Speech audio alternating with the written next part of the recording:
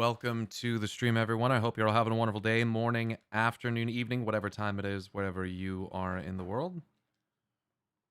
And thank you for being here. Happy Saturday. You never seen the intro before? Hey.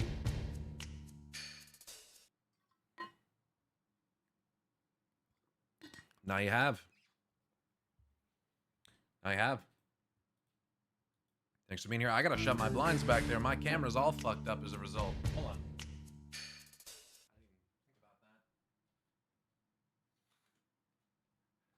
on.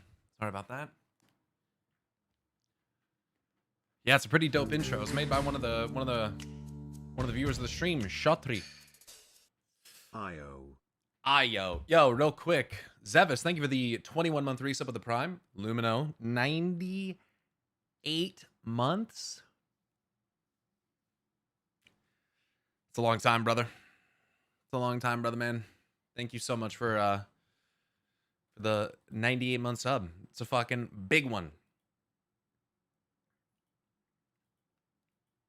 I haven't looked at any of it, Archborn. I gotta take a look at all of it. Gotta take a look at all of it. If you guys are curious, we are doing a little bit of sub action today with the lore tours when we get to that segment. Assuming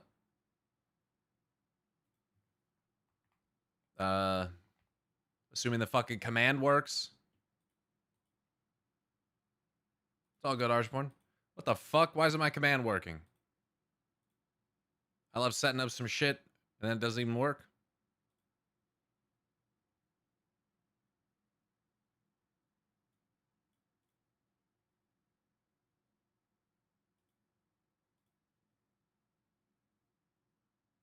Everyone, lore tour. What the fuck? There we go. There we go. I've fallen asleep while you were doing Arcadian. Did you finish it? No, I just did the second wing. Man, my fucking neck has been bothering me. I've been trying to nurse this shit. Some ice pack, some hot pack, some ice pack, some hot pack. What's up, Zargos? Thank you.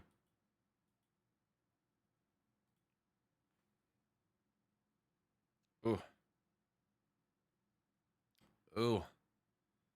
Just been bothering the fuck out of me. It like hurts when I talk, dude. Like right through here. Oh. I can like feel my muscles tweaking. Not used to you being live so early already, but time zones? I mean, relative. I'm starting at the same time I would have if I was on the West Coast.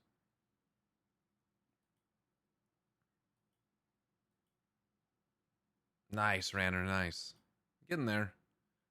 Also, Ranner, I missed yours. Thanks for the 29-month resub, sir.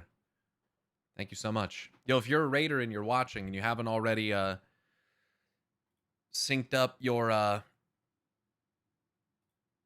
VNet with that website that I linked, please go ahead and put that shit in there. Get that set up.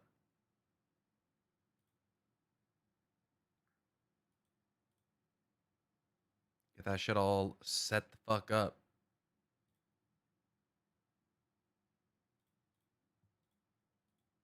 Trying to get people's alts added correctly, but I think some people have got to sync their stuff up again. For instance, I can't get Sour's Evoker to connect properly with his Demon Hunter.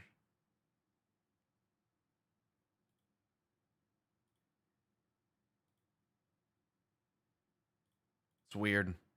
I don't get it. I don't get it. Pyro my goat, been a while. What's up, Samo? New setup or just a new angle? Oh yeah, new setup. I live in a totally different house, totally different state now. Yo, so one thing that I discovered, for those that were here when I was complaining about my power bill, I think that was yesterday, I realized that in the basement, there is a pretty big dehumidifier that had been set up by the previous owner that I'm pretty sure just runs all the fucking time. So, I turn that bitch off. And hopefully that will make a significant impact on our electricity usage. I fell out of my chair when I saw that stuff. Did you see all the things they were adding? The WoW D&D book, you mean? We'll get into that. We'll get into that. No spoils. Gotta keep the rack fresh. You know what I mean?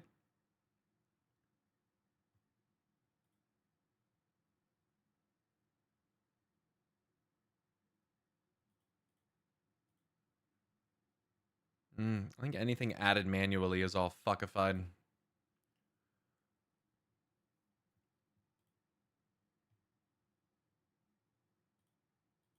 I'm excited to look at the D&D stuff, man. I haven't played that much D&D. I'm mostly excited for like the lore aspect of it. You know what I mean?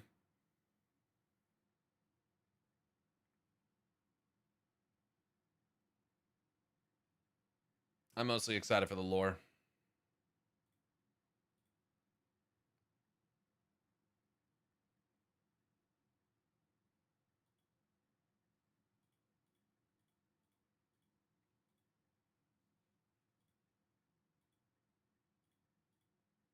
I always like to see, and who knows if it'll be canon, but I always like to see, you know, if they end up adding lore.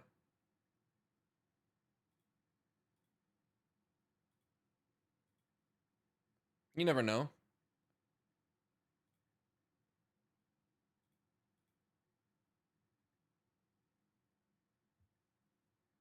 Your electric bill, do you live close to any data centers? No, I don't think so. Oh, now the slime monster's gonna regrow down there. Well, he could fucking figure that out. As an avid TTRPG player, I'm prepared to be disappointed they're trying to shove a lot into existing classes. Yeah, I was having a discussion with Lumino about it because he's really into that stuff as well. And he definitely is concerned about it not being great. Almost 1 year, let's go. Kind of not fitting the structure or rule set for 5e or 5.5e. And them just kind of capitalizing on the popularity of the Warcraft IP. Worry that it might be a bit soulless and lazy and not really doing justice to either thing. So we'll see. I don't know. Yo, Zadi, thanks for the 10-month resub. I just love the idea of playing a TTRPG version of WoW.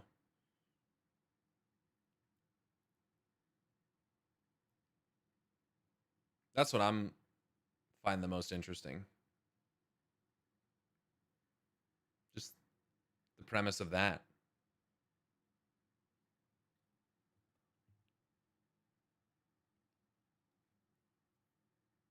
I'm pretty ambivalent on 5e in general, but DK, Demon Hunter, Shaman deserve their own classes. Yeah, I don't know how the classes are set up at all. I haven't actually looked at anything. You know, in terms of like any of the actual news from it.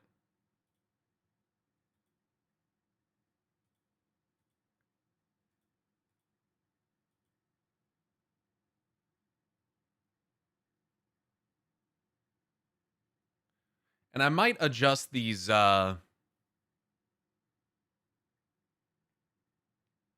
sub goals to be a bit I'm gonna switch it to 5 and maybe 10.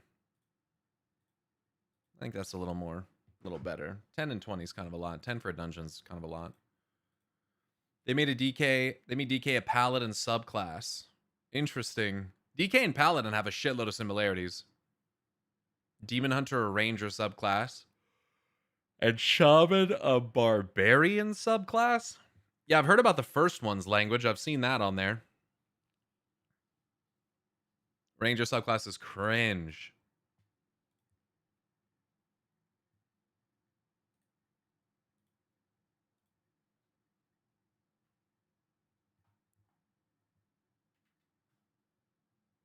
That's about what I expected. That's disappointing.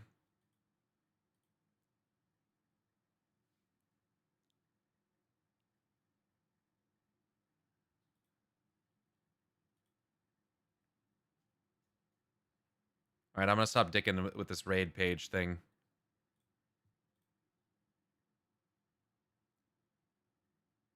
A bunch of people are apparently missing enchants on their gear.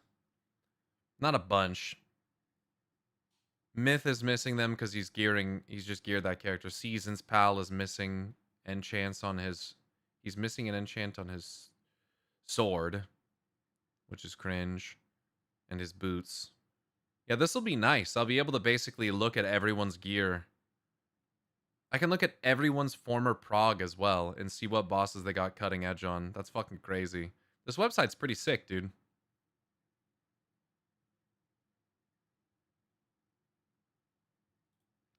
It kind of seems like Wizards of the Coast is in cash grab go mode after this Gen Con. Yeah, and that's what Lumino was saying with like the whole.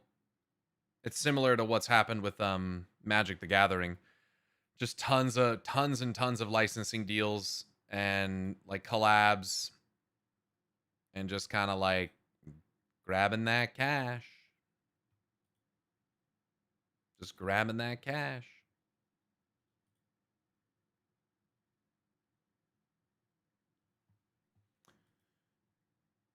But, you know, not trying to like, you know, make anyone not excited about it, of course. But just some, you know, just some concern. Most companies, to be fair. Yeah, that is most companies. That doesn't make it any better.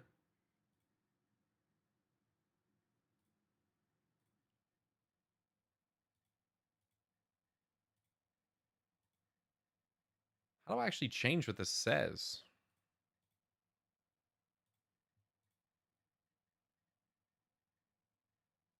Oh.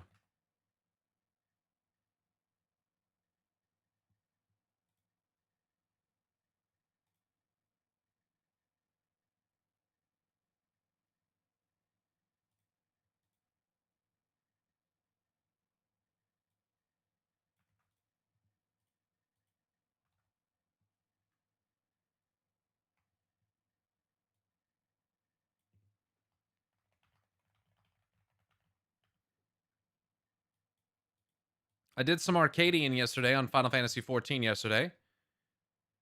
For anyone who didn't miss it.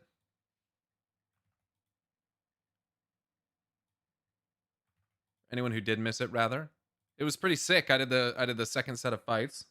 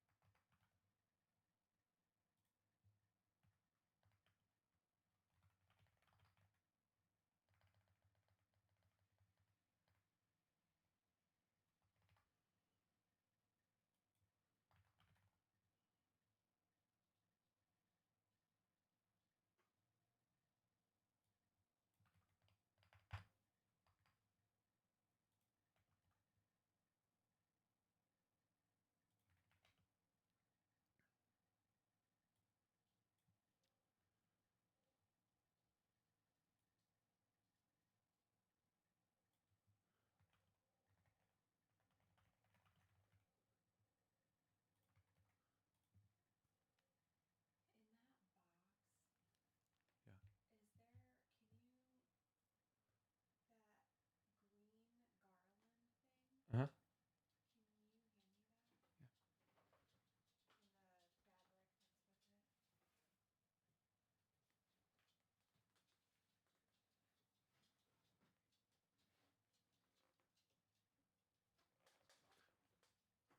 What's up, Tag?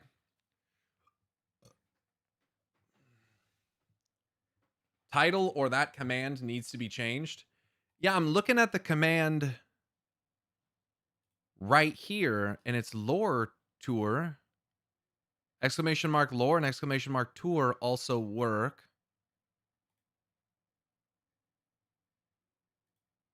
I'm confused why it's not working. Lore tour.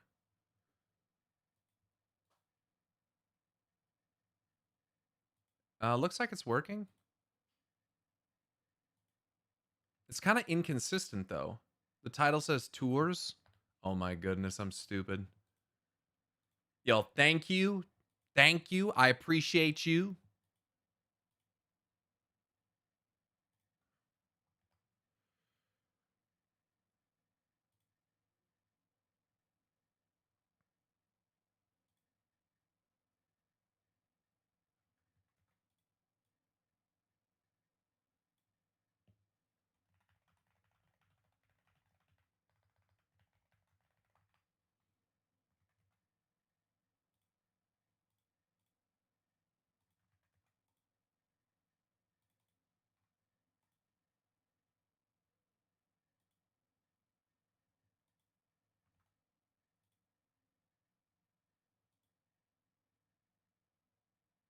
Errors found. Fuck do you mean errors found? Fuck. Was on Discord and Kitty's stream earlier, and she's discussing the Zandalari back of the foot toe and point out the Haranier have both options of the back toe and more traditional foot. Not sure where that places them before or after troll, but definitely a transitional species. Couldn't that just mean that they could evolve to have both? I mean, I'm sure that there's more for them to reveal about the Haranier. Yo, Fox, thank you so much for subbing for 51 months. Thank you. Bro, I cannot update this fucking page, bro. I cannot update our guild description. It just says errors found. What the fuck?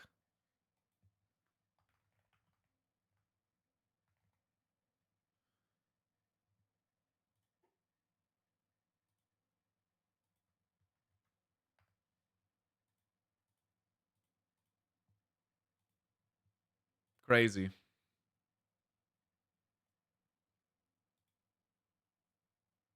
Still in the opinion, Haranier or their predecessors for the Great Hunters predates trolls?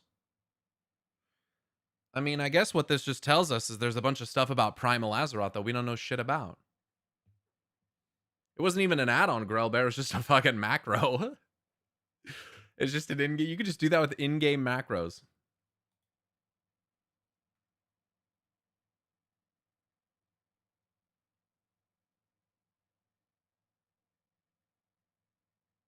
Arcadian was such a fun and memorable series. Not a single filler boss in that raid, which was nice. Yeah, I love all the music too, dude. The story's been interesting too.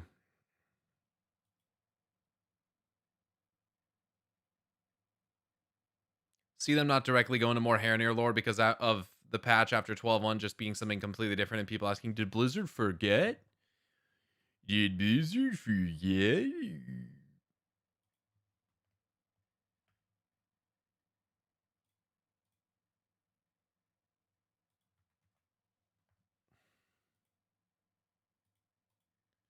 Blizzard retcon their own lore again. Blizzard can't stop retconning.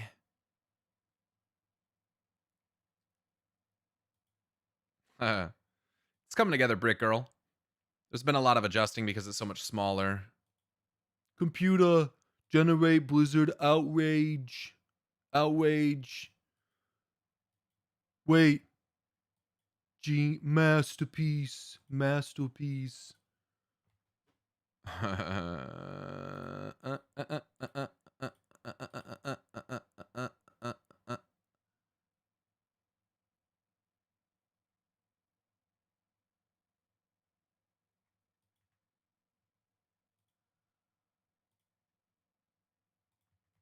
Masterpiece. Bro, what errors have been found? I'm fucking sick of this.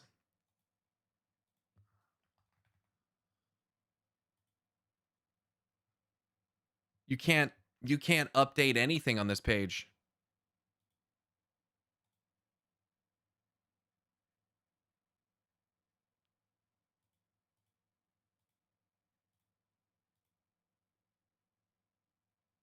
You can't update shit on this motherfucker.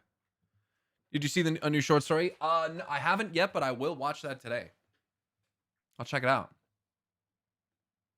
Blizzard hasn't mentioned something in 2 weeks, so they clearly forgot about it. I think more so that people's attention spans are so short and fucking broken.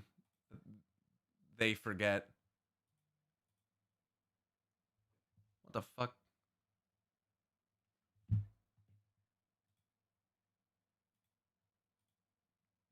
I find the whole elf troll thing to be very exhausting already. Kind of hate how Blizzard chose to do this. Yeah, I'm not really sure what the purpose of it is yet. I'm not really sure, like, why. Like, why?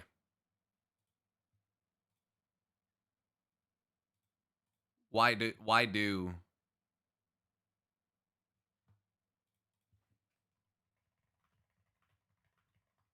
Room looks nice since last I saw. Thanks. Totally different room. They just need to show Subway Surfers footage above quest text. I have no context on what it is, but from an outside view, it seems to have spawned a lot of drama. Basically, Lumino, they've given an explicitly in-game perspective that the Haranir believe that they are the progenitor species to both trolls and elves. And based on their memories and what they believe is true, they show us a vision through their little memory magic stuff that depicts this. But immediately, there are characters in the game like Talanji, who's like, well, wait a second. In the Zandalari records, we have records of like the Dark Trolls and the first days of the Night Elves. So like, what?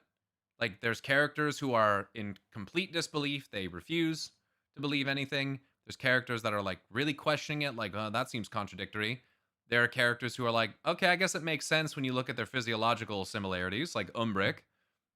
The characters are like us, right? So they're kind of showing that same type of discussion. I have an entire video about this actually uploaded that's coming out on Tuesday. I just need to make a thumbnail for it, but that's coming out on Tuesday. Of a really good discussion that we had here on stream.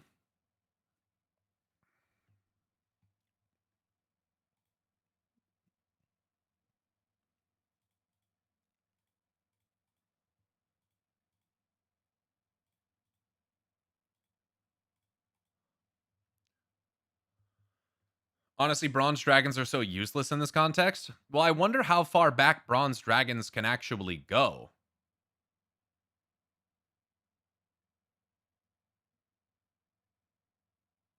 Because it could maybe the bronze dragons can't. I don't know. Can the bronze dragons go back to before they existed? Have we ever seen something like that? Have we ever seen bronze dragons go to or take us to a place before dragons existed? Dragons are old. The Black Empire incident in DF? Well, no, that's an alternate future where the Black Empire wins. So how do we know that that's not them? You know, it's them winning, but in the future. It's like an alternate timeline, but it's not in the it's not like 150,000 years in the past. Not before the dragons existed, but right when they were still proto drakes. I just wonder if there's a limit on how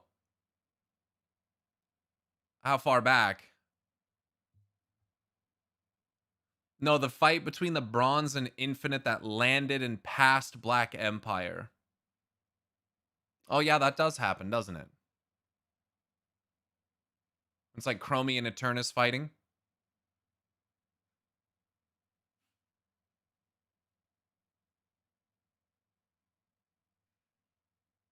Hmm.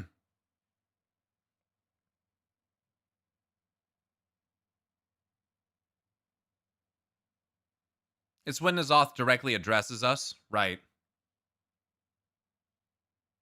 When he says like, I know who you are and what you will be, or some shit like that. Says something. It's like heavily paraphrased, but I think it's something like that. That's why I kind of hate time traveling.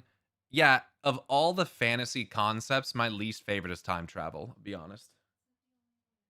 No, I think there's another one here.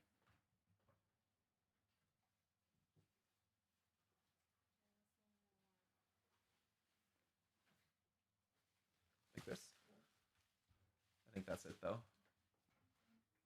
They introduced the concept, but they don't want to use it for trivial things. Loved your video about the Zaxxas post. Great stuff. Thanks. I hope I added enough. Like show progenitors.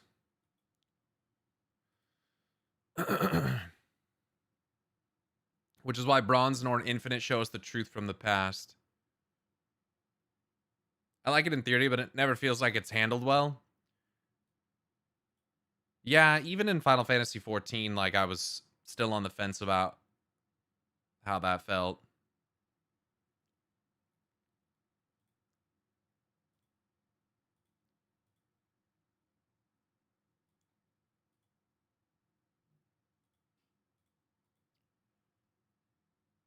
I know you, what you were, what you will be.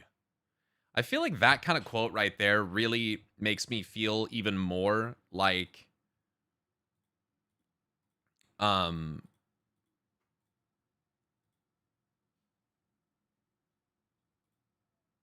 the old gods, at least Nazoth, sees things like doesn't see time linearly. Sees time as more like a circle.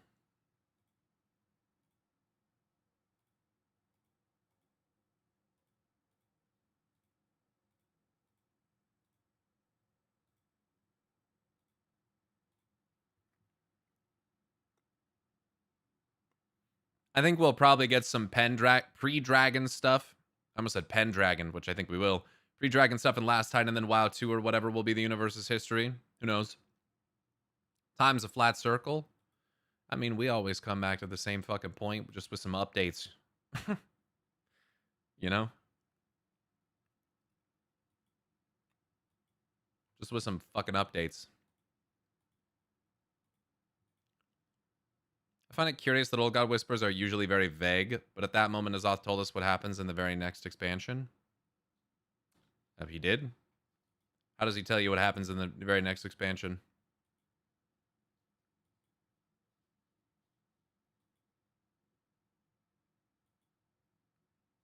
Here's the quest.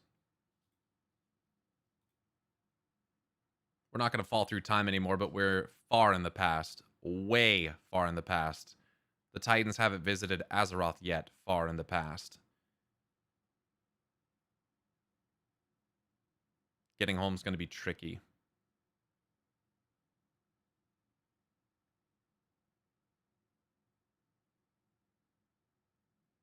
With many eyes they will see again. They will drink and be uplifted.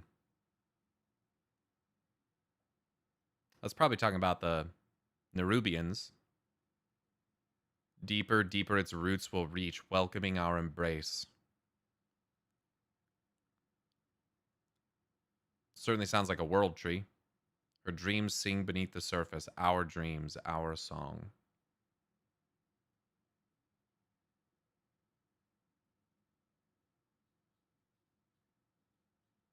And then there's a cutscene.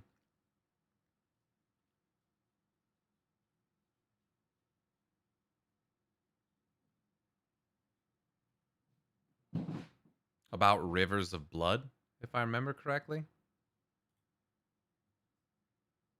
Oh yeah, Nazoth says, I know you, what you were, what you will be. You will follow him to the deep places. The dark waters will flow in his wake.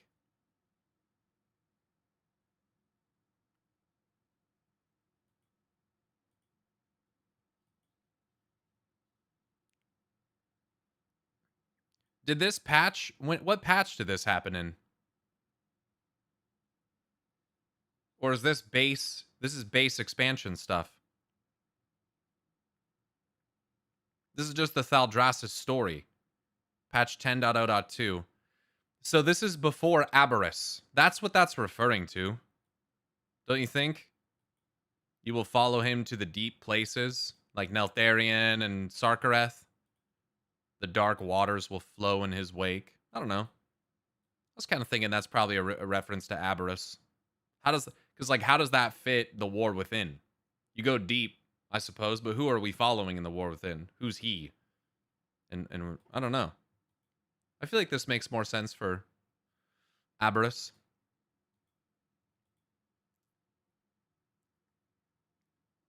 And yeah, the whole stuff about Ascension. Well, what stuff about Ascension?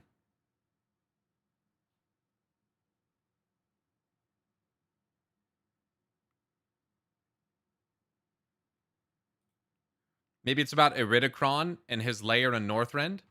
It's also possible, and I've said this about a million times, so time truly is a flat circle. It's possible that it's referring to multiple things at once. I feel like when you look at Old God Whispers, they're usually vague enough that that you can apply it to multiple situations. That's what's so interesting about them. Because exactly, Randerlol, they're like astrology for WoW players. They're like vague enough to where you can find situations to apply them to, but it's really hard to get like a very direct, straight answer on any of it. I think that's pretty funny.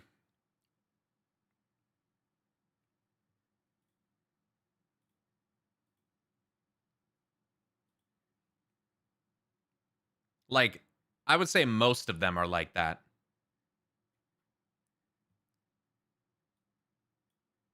There's a reason why, like, think about almost every there. Okay, I well, I want to try to pick out specific whispers that I think only apply to one thing, but when I think about them, I consider the possibilities that they could also apply to, and it ends up being that like I don't think they actually apply to just one thing. Like there was some, I think, from BFA or something that referred to the breaking of the Lich King's crown. The veil wanes or some shit. His crown will open the way, and like then we go to the Shadowlands after Sylvanas breaks the helmet. That feels like a pretty direct allusion to that like situation. But I also wonder if it could refer to anyone else's crown, you know? I don't know. Just something to think about, I suppose. But then Crown of Wills, and there's other characters who wear crowns. I mean,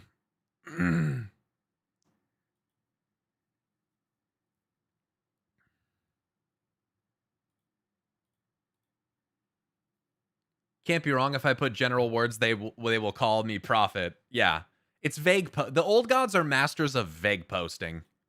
I think that's probably how the writers write old god dialogue. Yeah, I mean, what do you think? Nazoth came up with his own dialogue? Of course, it's the fucking writers that do it like that on purpose. Yeah, they write them with the intention, as you're saying, for people to be able to correlate them with a ton of different things, which is fitting because there's no one truth as far as the void is concerned, right? Everything's true.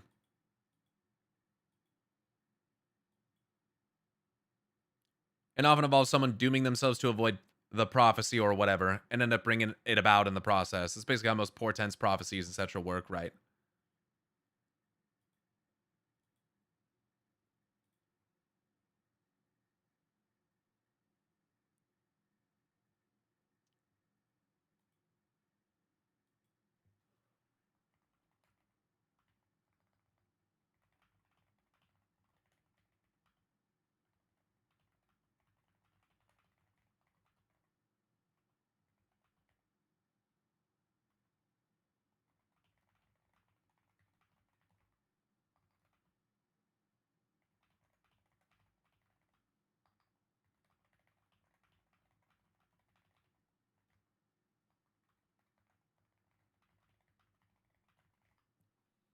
Nazoth would be the kind of guy to write his own dialogue, though. It's actually Darren DePaul writing Nazoth's dialogue so that he can perfectly read Nazoth's dialogue. Because the truth is that Darren DePaul actually is Nazoth in real life, and we've all been manipulated by an extremely talented eldritch entity. Thoughts?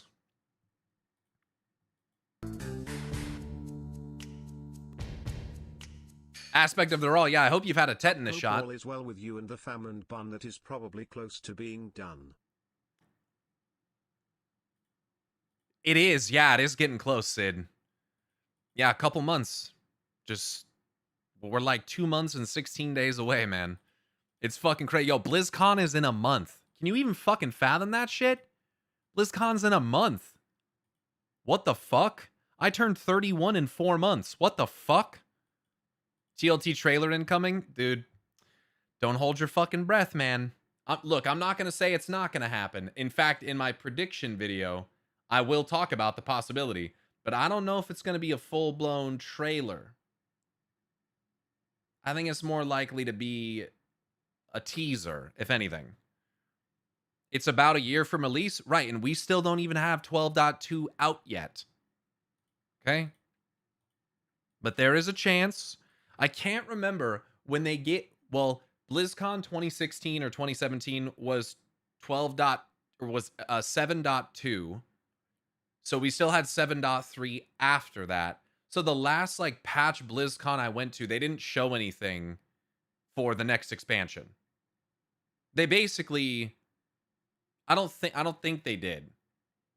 I don't think it's likely that a year out still that they will give us a trailer. I mean, when was the midnight trailer shown at Gamescom? What was the date? That was August 19th, 2025. At midnight came out in what? The end of February? So August, half of August, September, October, November, December, January, February. It was only 6 months before. You know what I mean? It was only 6 months before the expansion came out. Why would it happen in a year ahead of time? Don't you think that's a bit silly? We still have 12.1 that's just now coming out, and 12.2 which isn't going to be out for 2 months. So in my opinion, they're probably not going to show a full-blown trailer for TLT until like April of next year. That's just what I'm saying. That's all I think, dude. I'm just saying, if we go based on what they recently did, that's you know. How about this? When was the War Within trailer shown? That was at a BlizzCon, right? At BlizzCon. That was shown November 3rd, 2023. When did the War Within come out? August 26, 2024. So that's 8 months into the next year. That was 9 months later. So the most that they've done in the World Soul Saga is 9 months. The most. Okay? And you can almost say July, August. You can almost say September. So closer to 10 months. So would they go from 10 months to 6 months to 12 months? I don't think so.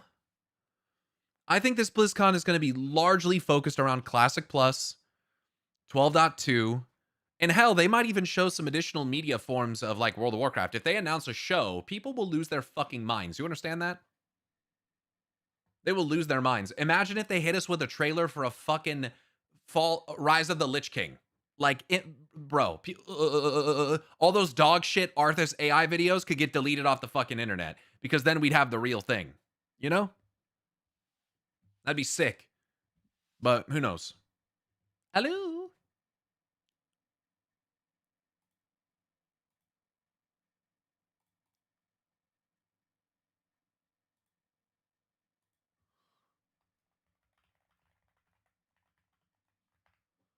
Hello?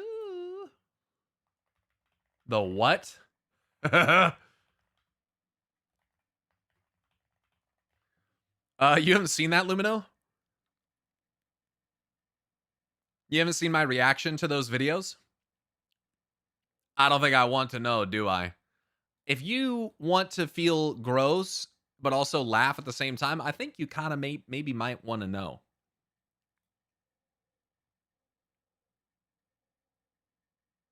I think you maybe kind of might want to know, dude.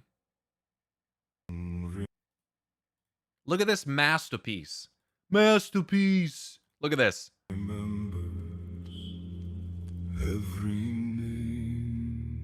Straight out of The Hobbit. That's literally a Hobbit character right there. Look. That's literally one of the dudes right there, bro. Masterpiece. Oh, it's so painful, dude. It's so painful. How about this sick action sequence? Painfully fucking bad. How about this sick action sequence? Hands that carved. That is crazy. Even the axes and shit that they're fighting with. Holy fucking shit. That's funny. I'm running out of laughs here.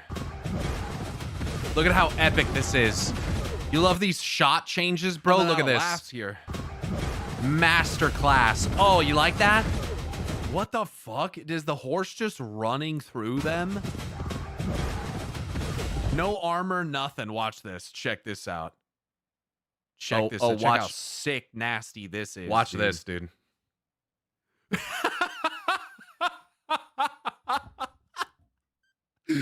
Oh, yeah. Oh, that one just fell down for no reason. Oh, yeah. His hammer just disappears through this one. Check this out. Hammer just disappears and then reappears. Check this out. Yo, where did Hammer go? Where's his weapon at, dog? Oh, there it is. There it is. It's back in that frame. Where? Oh.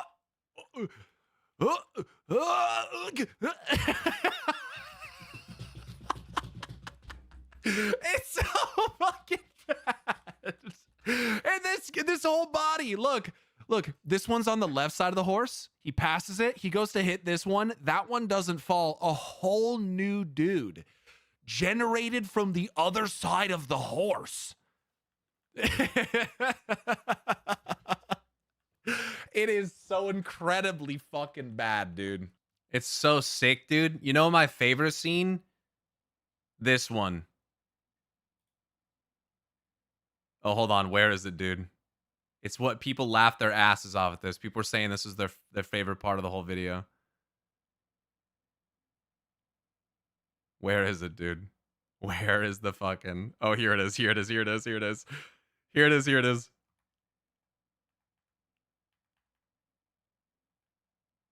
For the Horde! And Varrock Sourfang was just like... like, dude. Look at this, dude. What the fuck are we doing here?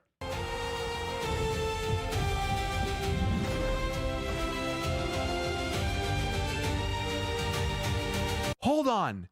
Does he have a boot in the braid of his beard?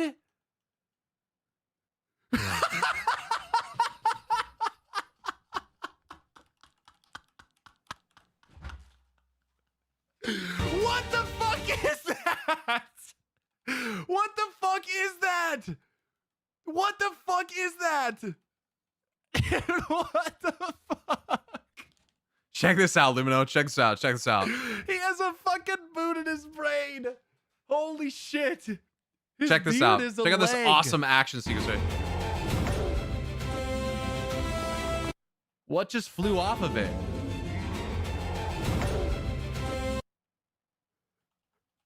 Is that its cleaver?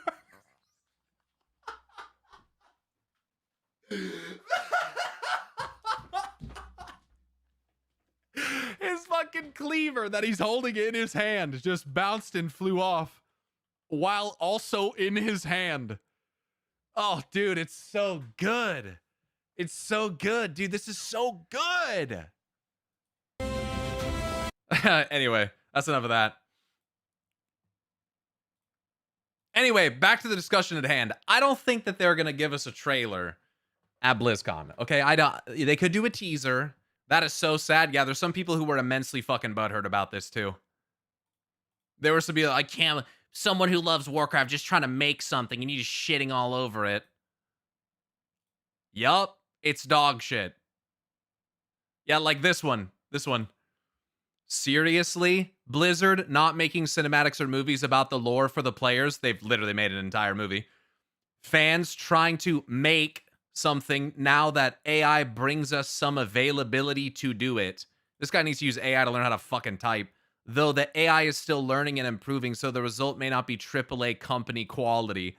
This dude in his comments, haha, it's so fucking bad. Dog fucking shit. Dog shit. Oh, he got big mad. I haven't seen this. That's why he averaged twice your average views. Oh, yes. With his fucking botted views and shit. Oh, yes. Imagine posting the same pile of shit content over and over. That's identical to other streamers. Damn. I didn't know my content was identical to other streamers. That's fucking news to me, bro. That's crazy.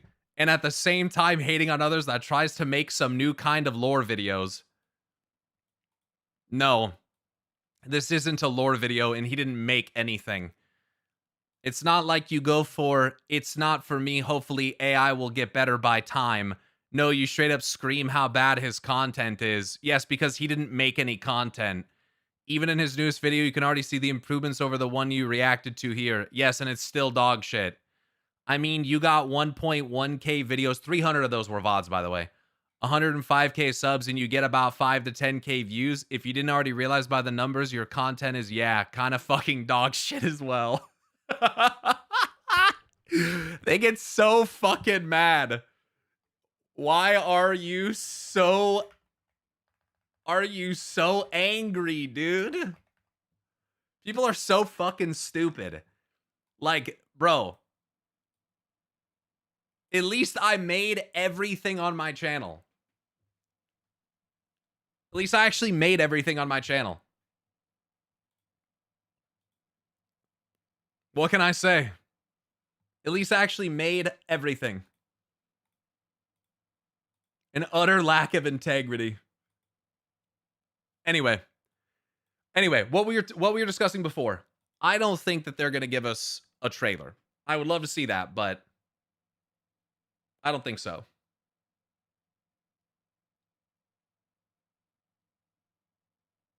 By that definition, every niche content is dog shit. Do you guys know about people like this don't understand creativity inherently? This is literally just the concept that just because something gets a lot of views that it must be good. Like, you know what I mean? It's like saying that Asmongold has good humanitarian takes because he gets a lot of views on his videos where he says horrible things about immigrant people. It's like, it doesn't, just because something gets a lot of views does not mean that it's good. At all. That's not what it means. McDonald's has the best hamburgers in the world. Generative AI made me believe in the human spirit. Yeah, what you also have to understand is that people that make AI shit, there is also a chance that they have a bunch of AI comments. The guy also removes any comments that are critical on the video whatsoever. Like, in any capacity. So,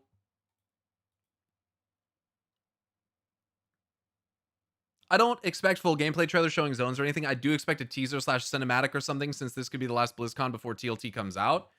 Well, based on the release schedule, it's possible that BlizzCon happens right before TLT next year, but they wouldn't give us like a full-blown trailer there. Imagine a better hype killer for 12.2 than the TLT cinematic. I'm telling you, we're not going to get a cinematic. I don't expect full gameplay trailer showing zones or anything. Of course not, but I don't think you should expect a cinematic either. If you expect a cinematic, just prepare to be fucking disappointed. And when it doesn't happen, I'm gonna fucking tell you that I told you so. Okay? And if it does happen, you can tell me that you told me so. But it's not gonna happen. Stoked for some more lore tours. Thanks, what that mean?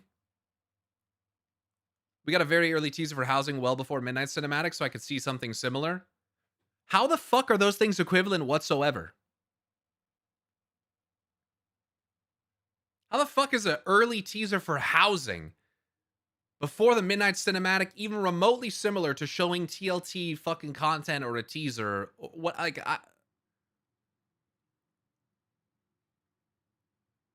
they're not even the same type of media, or nor do they serve the same purpose.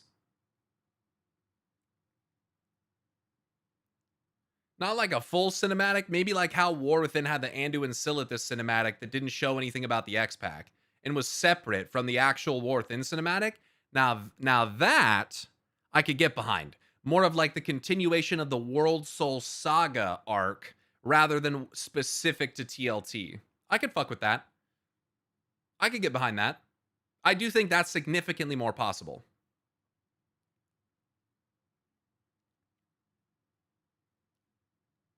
Because that at least makes sense in the grand scheme of the arc. Yo, what that mean? Thanks for the 33-month resub, sir. That's what you meant. Okay, I guess I'm too locked into thinking like the Midnight trailer. You know?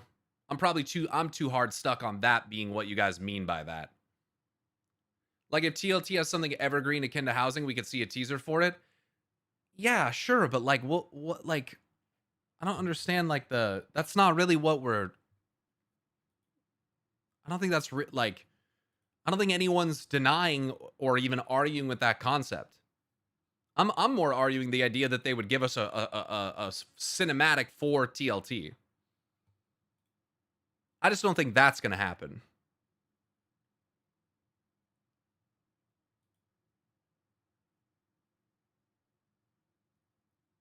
Ranner. My crackpot's the TLT's closer than we imagine. I don't believe this, but that's my crackpot theory. I was getting the vibe that we'd be getting a series of character-focused cinematics similar to Sourfang and BFA with Erathor. Erator is his name, but sorry to be that guy, but so many people say Erathor. Motherfucker's name is Erator. He's named after the Empire of Erathor, who the king of was King Thordan. To be clear.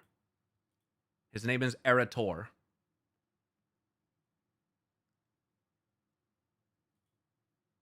I'm agreeing with you. Yeah, well, if you want to agree with me, we're going to have to fight over it.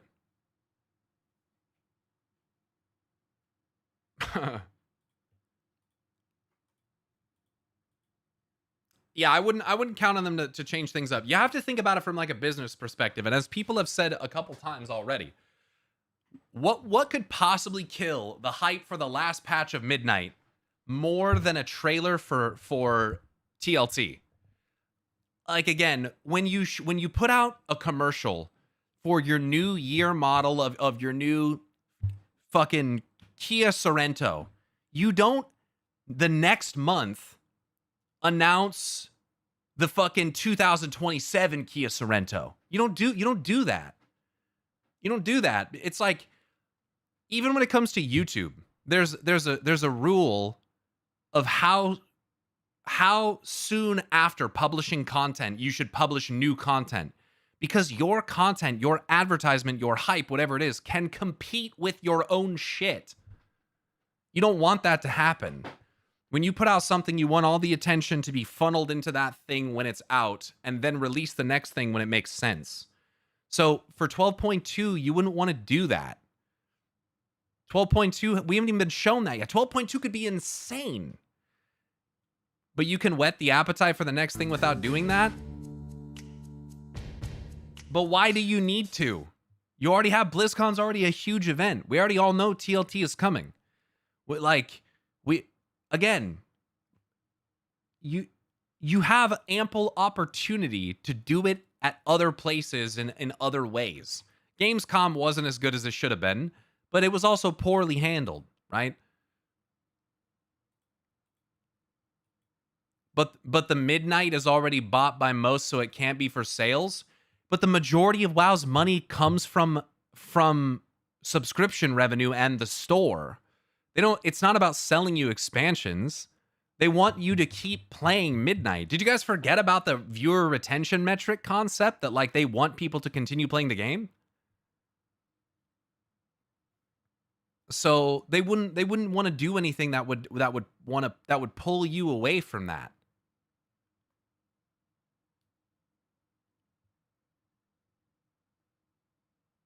You're going to buy the X Pack anyway.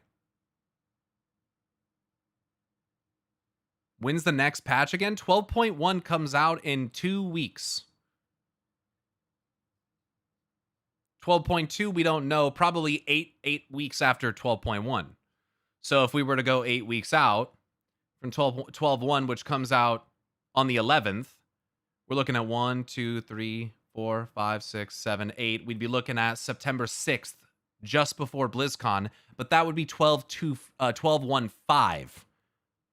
That'd be 12.1.5, and then 1, 2, 3, 4, 5, 6, 7, 8. 12.2 would come out October 3rd. Or 12.1.7 would come out October 3rd, excuse me. And then 1, 2, 3, 4, 5, 6, 7, 8. 12.2 would come out December 29th.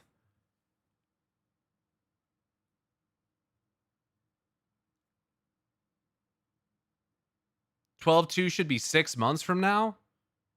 What? 12.2 it should be in December. If we go by the 8-week patch cadence, assuming they don't adjust it.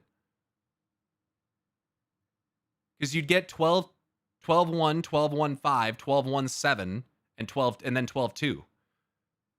12-2 will not be in 6 months from now. Blizzard does not release patches in that cadence anymore. This is not Miss Pandaria. It was 6 months between 12-0 and 12-1. I don't think that's correct. That's 6 months? What are you talking about? 12-1 comes out in 2 weeks. It's fucking August.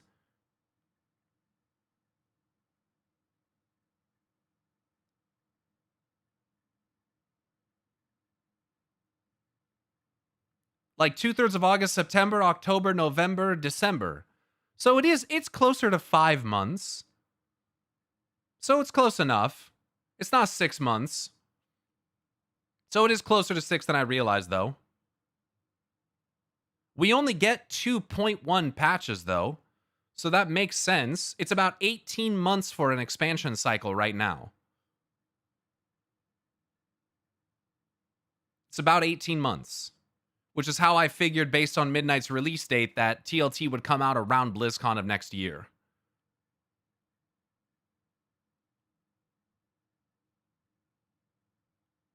I'm also thinking too simply because this next patch comes out 2 weeks into August, and then hypothetically 12.2 would come out almost in January. So I'm just thinking August to December. August, September, October, November, December. And even then, that's still 5 months. So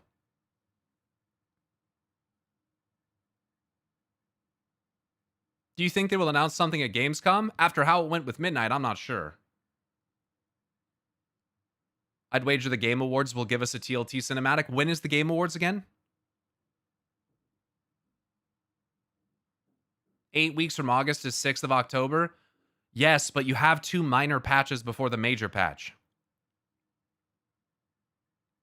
That's in December. I could see that. I think that's more realistic. I could see that. Actually, no, I still couldn't see that. Nah, I still can't see that because 12.2 won't even be out by then. I don't see it. I don't see it. That still puts it 10 months out. I just don't see it. Again, I think a continuation of some sort with that Anduin Thrall type cinematic, I could be okay with that. I think that's more realistic. Yo, Fallon, thanks for the Prime for 4 months, man. They normally don't release a .x patch around Christmas either. January is open season, though. Yeah, they could wait till the following week and do January 5th. Hi, Pure Answer. What's up, Bearless Crab? How's it going? I think people get really weirdly mad when you ask them to manage their expectations instead of just full hype ahead. I don't know if they're mad, but like I think they feel a sense of maybe, I don't know if rejection is the right word, but look, dude, I used to get so hyped about everything as soon as I could and be excited, and I'm just telling you, all that I ever was for the most part was let down. Okay, so I'm just trying to get people to manage their expectations, because I have done this before. You know, the whole Blizzard thing. Oh, it's going to be so sick. And then it isn't. So, you know, I'm just trying to... I'm not trying to piss in your Cheerios. I'm just trying to, you know...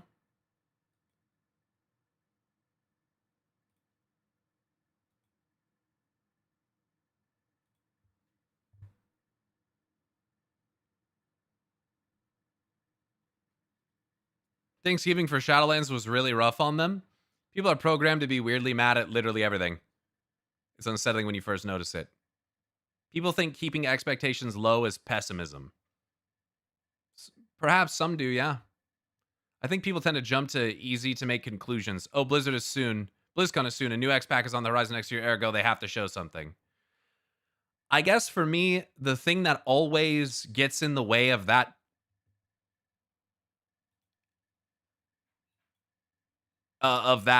is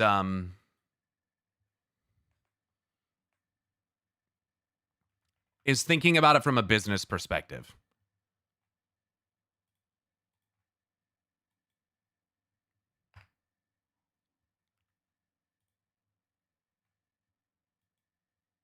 I just think from a business perspective, that's where, like, you just kind of always got to come back to that, because that's what they're going to do.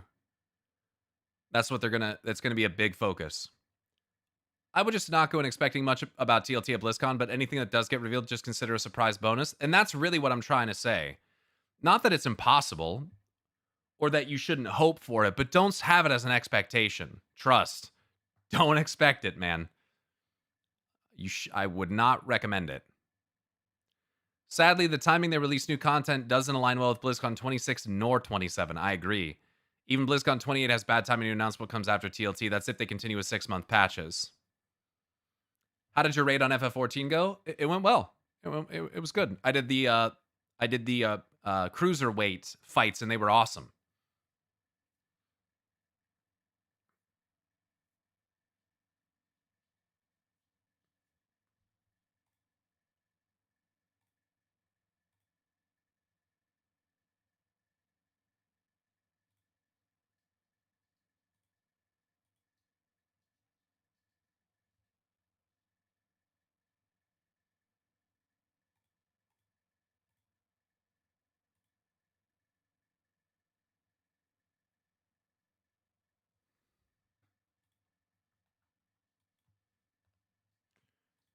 You got to see Sugar Riot, where 3 of my tattoos are from. Oh, nice. Yeah. It was a cool fight. Metzen was featured in a video a couple of days ago from his side company, Warchief Gaming. Dude looks skinny as fuck. I mean, I would say Metzen used to be a little overweight, but he's also getting old. Speaking of that, we could watch some of this shit. If we ever need to kill Skynet, just remember, AI can't say WWE without dying. What is this? It's 2 minutes long. Millions of fans are making right now. Can you afford it? Maybe. But do you feel like you have to be there? That's the question. What the fuck is this? What is this recommended video? Men went silent because of us. Feminist breaks down after seeing how deep the damage goes. What in the fuck is being recommended to me immediately off of clicking this video? Dude, what the fuck? Bro. What the fuck? Yo, WWE. Thanks for sharing. For a lot of people, the answer this year seems to be, not quite. The show will happen. The stadium will likely... John Cena's phone just disappeared out of his hands, bro. He actually is invisible. The stadium will likely... That's crazy. For a lot of people, the answer this year seems to be, not quite. The show will happen. Oh, that was someone else holding a phone up. I'm fucking tripping. The stadium will likely fill up one way or another. What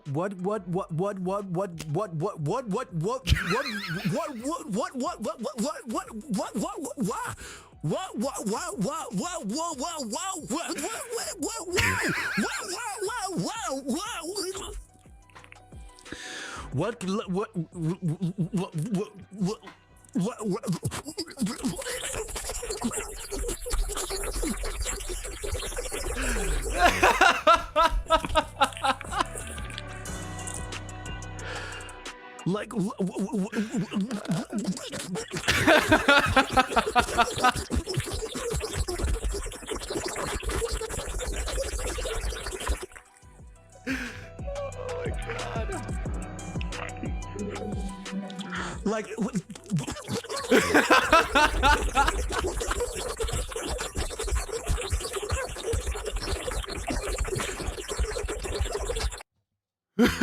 masterpiece.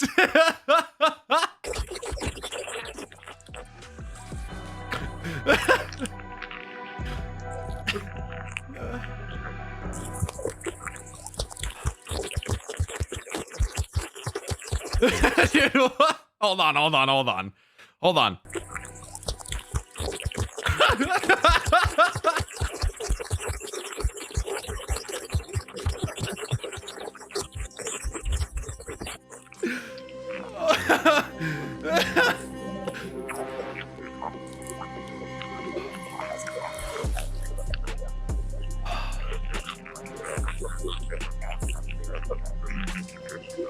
It's turning into an alien. Have you guys ever seen the grapefruit video? It sounds like that.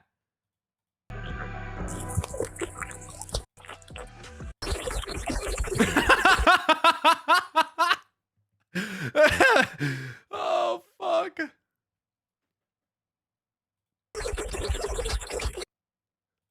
Like, like, oh my god, dude. That's hilarious. Thanks for sharing. That's actually fucking hilarious. Holy fuck, I did not expect for that to make me laugh that hard. That is crazy. Holy fuck. Whoo,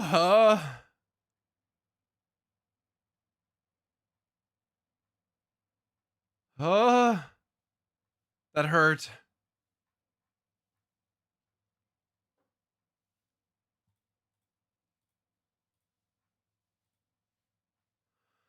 Oh, that hurt. What is this? FFXIV when I climb. But every last word is climb.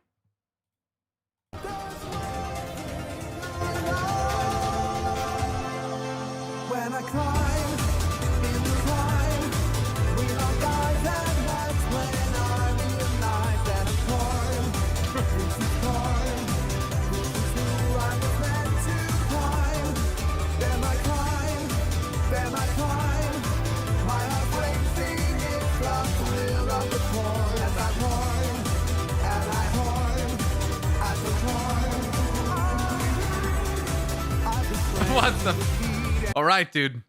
There's some XIV memes just don't land. Not for me. I don't get it.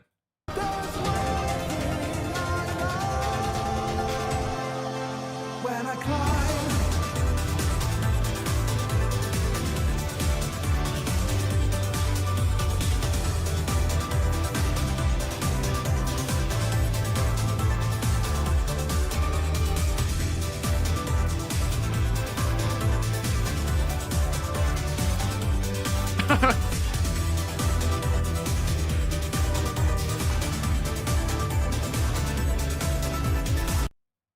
But cool, Jaja. Okay, at least that one was funnier. I like that one.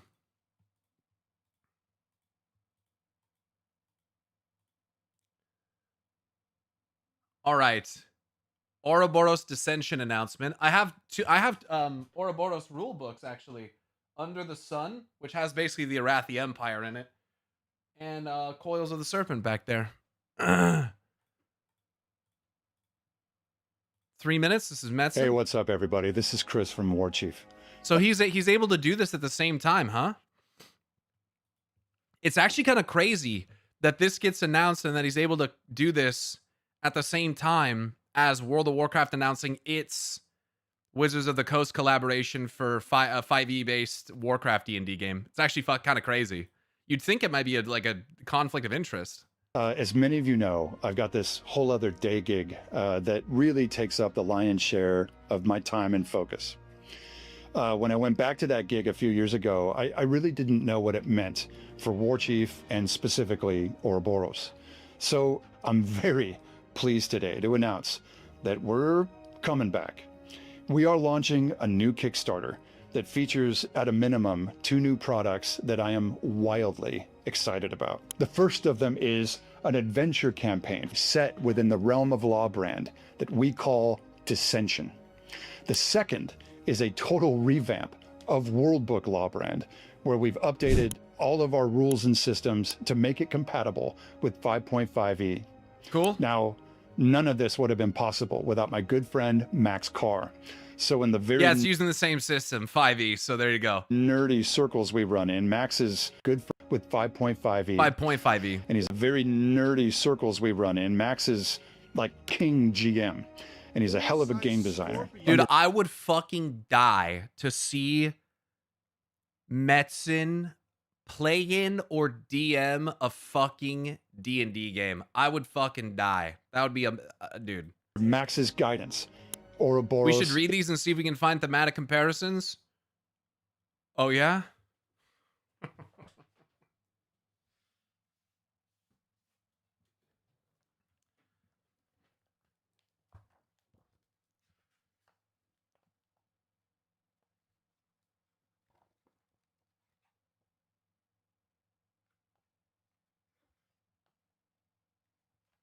Oh, I had the wrong book. Excuse me.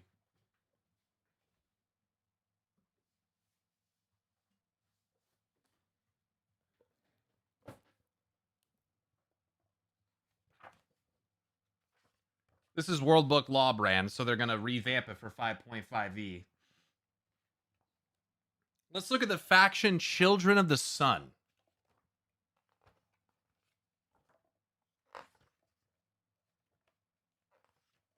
So first of all, here's the faction icon for the Children of the Sun.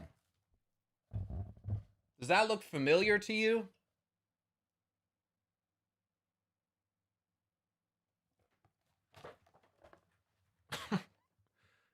Recall the Arathi symbol?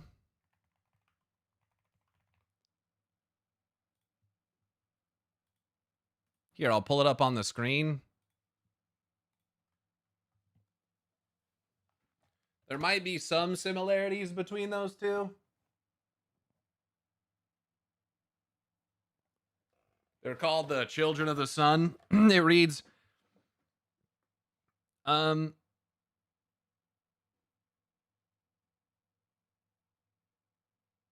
let's see. Everyone in the trade cities. Okay, so first of all, the prophet Tikkanen of the Children of the Sun, the faithful and the zealous, his quote is, "Belief sets hearts aflame." And it says, everyone in the trade cities has seen the vagrant missionaries in the streets proclaiming the dawn of a new era. There's a fiery intensity in their eyes and a fierce passion in their words. They speak of a time when Lawbrand's common folk will cast off the shackles of corrupt authority and rise to meet their true potential. They speak of an innate power that stirs in mortal souls, a power capable of miracles. And they speak of a paradise that lies at the heart of the desert, a utopia of equality and freedom for all. Most of the populace doesn't pay much mind to the Children of the Sun's impassioned missionaries. Even the Solarian Church considers them more of a nuisance than a real threat to their power. After all, who would ever believe the words of raving vagrants? But some do. The exploited and the forgotten, the factory workers and the street dwellers, these are fucking literally common folk, man. Enticed by the promise of a better future, they pledge themselves to the Children of the Sun and renounce their ties to society. Family, friends, the church, they leave it all behind to venture boldly into the blazing heart of the Tanarok Desert. What they find there is even greater than what the ragged street preachers had promised. Nestled around the ruins of an ancient temple complex known as Tanasrael lies an oasis of verdant farmlands and ever-flowing canals. The Children of the Sun hold that their reclusive leader, the prophet Tikkanen, transformed the land with his own inner will. The abundance of life in such an inhospitable place only strengthens the conviction of new adherents. If the prophet performed these miracles, they believe they can too. With zeal, they embrace the faith's mystical rites, a blend of sun-focused mythologies borrowed from Tanarok's ancient desert tribes. Adherents believe that the sun holds great power to awaken the soul and reveal profound inner truth. Members adorn their clothes with sacred symbols of light rays and flames. They burn them into their flesh as well. Ritual brandings are commonplace. The faith holds that only fire can cleanse the spirit and reveal one's true will. As the elders teach, momentary pain is a small price to pay for everlasting empowerment. They hold the same sentiment for Lawbrand itself. In the great meeting tents around Tanasrael, the elders prepare their followers for the day when they will burn away the tyrannical Solarian Church and its corrupt trade guilds. So literally the corrupted fucking the corrupt authority that is the church and the trade guilds. It's bro, and people, I don't understand how people don't clock Metzen as someone who's always been fucking woke. Like, when you have factions and shit like this in games, especially the one related to the sun and fire and all this fucking shit, and their goal is to burn away the Solarian Church and the corrupt monetarists, like, what the fuck?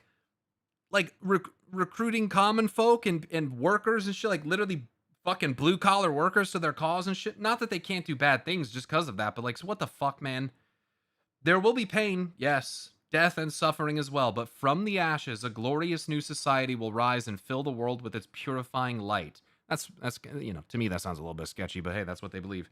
With every fiery sermon, the devout become more radicalized, and they are radical, and more numerous. The movement's ranks are growing. The faithful come not just from the dregs of society, but increasingly from all walks of life. Perhaps out of arrogance or hubris, things that are common in the authorities, Lawbrand's authorities have yet to recognize the Children of the Sun as the existential threat it is. One day they will, but by then, it may be too late. So, no overt and obvious ties to the Arathi besides the light, flame, sun worshipping shit, their sigil, and I would say maybe some of their morality of their community. They're definitely zealous, and want to dismantle corruption, especially corrupt authorities, and live in a place in the desert. It's like a fucking oasis, apparently. So how much that could end up tying to the Arathi, I don't know. But I just thought thematically there was probably some similarities between them. So I don't know, just something to think about. Just as one example. And then I have the book Under the Sun, which I'm pretty sure is centralized around the Children of the Sun. But there is a stat block from one of these faction members who have artwork showing them looking charred, similar to Sargeras. Yeah, there's probably no similarities, though. It's probably not related, even though the same fucking guy made it. Is thundering to new life. To give you a deeper look at both Dissension and World Book Lawbrand, I want to hand it off to Max. Oh my gosh, there is a ton to... By the way, page 211 has some interesting shapes.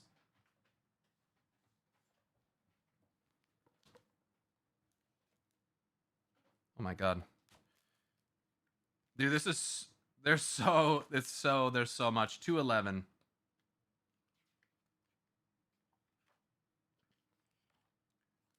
Sigil forms.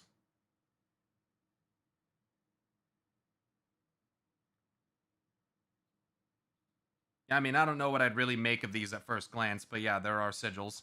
There's also a description here. What is the Ouroboros? I think you should probably hear this.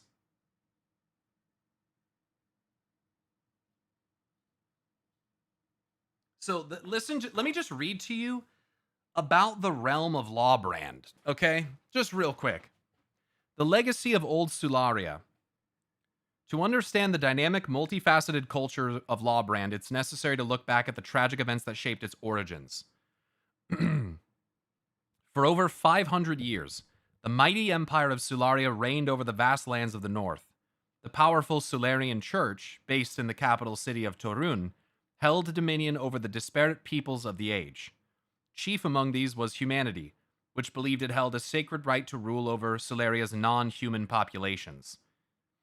Sularia's human lords and high priests consolidated their power by driving the non-humans out of their shining cities and into impoverished enclaves. There is no allegory here.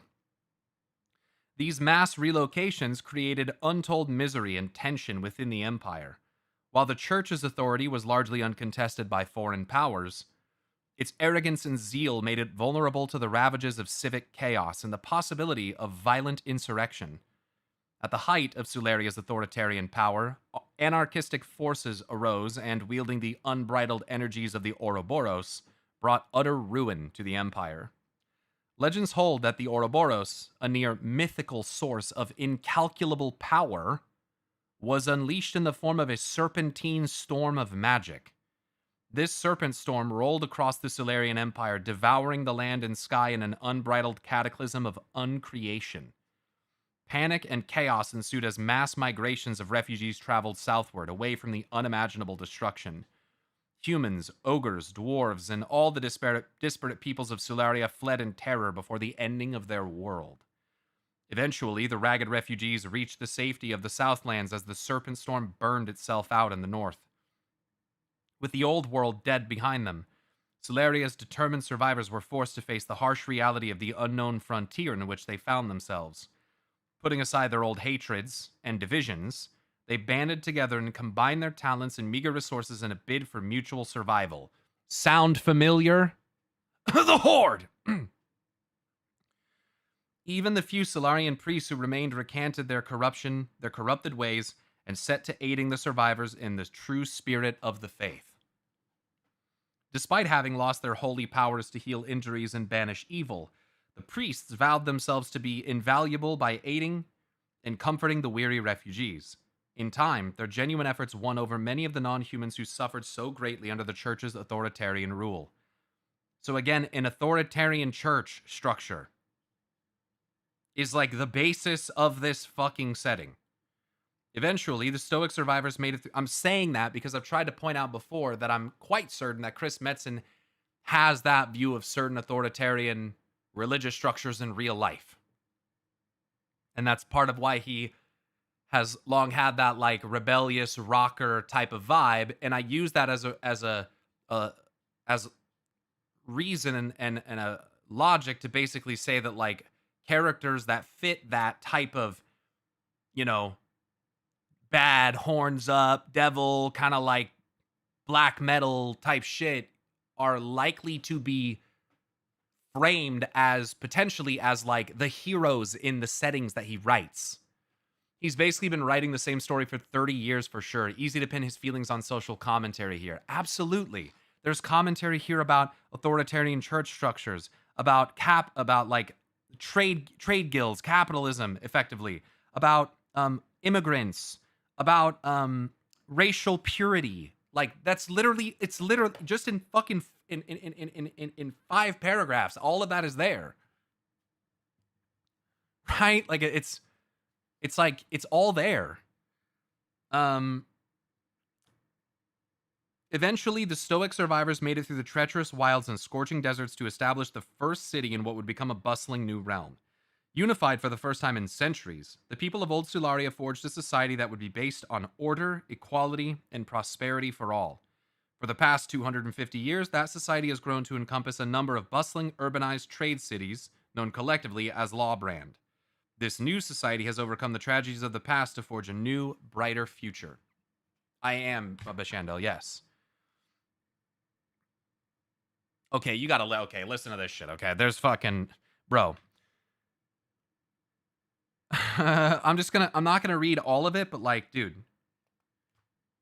There's so much good shit here, dude. Knight Paladins, Arcanimus, Knight Paladins. Dude, the church's order militant. The church has a militant force that it commands. Like, what the fucking fuck?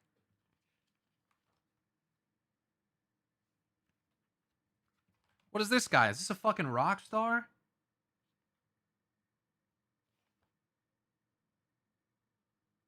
Unbelievable. All right.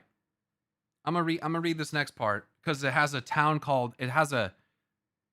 place called Sargrad. That's probably a coincidence. Sargrad? Are you fucking serious? What is that? It's one of the...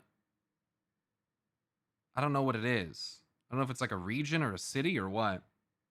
Anyway, I wanted to read you what the Ouroboros is. Let me see if I can find this shit. This is really important because the Ouroboros in this is effectively Azeroth, okay? Is everyone listening right now?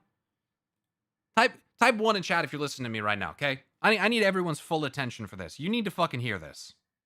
You need to hear this. This is actually insane. Like, think about this in the context of World of Warcraft and Azeroth, okay? All right, listen. The wellspring of primordial power. Though rare and scarcely seen by the vast majority of Lawbrand citizens, many forms of powerful magic exist in the world. For as many forms as there are, at least as many theories exist about their origination and how they're expressed in practical terms. A small number of scholars believe that the different currents of magic all flow from a single wellspring of power, the Ouroboros. Some legends refer to the Ouroboros as the World Serpent, a primordial force that coils throughout all creation, symbolized by a serpent devouring its own tail. Evidenced in the folklore and written histories of the world's earliest civilizations, it is held that all moments in time and all mortal souls are reflected in the serpent's scales. The elves claimed that their ancient forebears, the Aldan Thay, had mastered the Ouroboros' limitless power. By harnessing it in its purest form, they shaded the world around them to their liking and built a civilization of wonders. But ultimately, the serpent's power proved far too volatile, and the Aldan Thay's temple cities were consumed in an apocalyptic firestorm. Yet, the radical theory that all magics fundamentally derives from the Ouroboros itself is not widely held by modern scholars. Most of them cleave to the traditions established by the elves at the height of their power. The brilliant sorcerers of long-lost Erethiel made an intense study of magic in all of its forms. They divided the magic they observed into explicit schools, each with its own rules and methodologies. This is exactly how it works in WoW. By codifying magic in this way, the elves gave anyone with the means and talent enough to practice it a path to mastery. They ushered in their own age of wonders. It's much how the cosmology chart functions. Present-day Lawbrand is a far cry from those heady times. In any of its incarnations, magic is a rarity. Most citizens will live their whole lives without ever seeing a spell cast, scarcely believing that magic is even real. In the modern era, wonders are not wrought with spells, but with the powers of reason, inventiveness, and ambition. But there are those who still practice the arcane arts. Due to social taboos and laws forbidding the overt use of magic, most magi keep their activities a secret, so it's like fucking Demacia. The forms of magic they pursue, however, are still based on the schools established by the elves in ancient times. An obscure, ancient form of magic that's made a resurgence in recent years is known as sigil craft. This is the art of transferring magic through enchanted tattoos, basically like runes, which was first mastered by the high elven artisans of the Tirasar. When tattooed onto mortal flesh, sigils retain their properties over time. Should remind you of like demon hunters as well, granting their bearer a wide array of benefits such as magical protection, increased strength, and even the ability to influence others' thoughts. Given their lasting utility, and that they can be discreetly hidden under clothing, sigils are highly sought after by the realm's mercenaries and outlaw adventurers.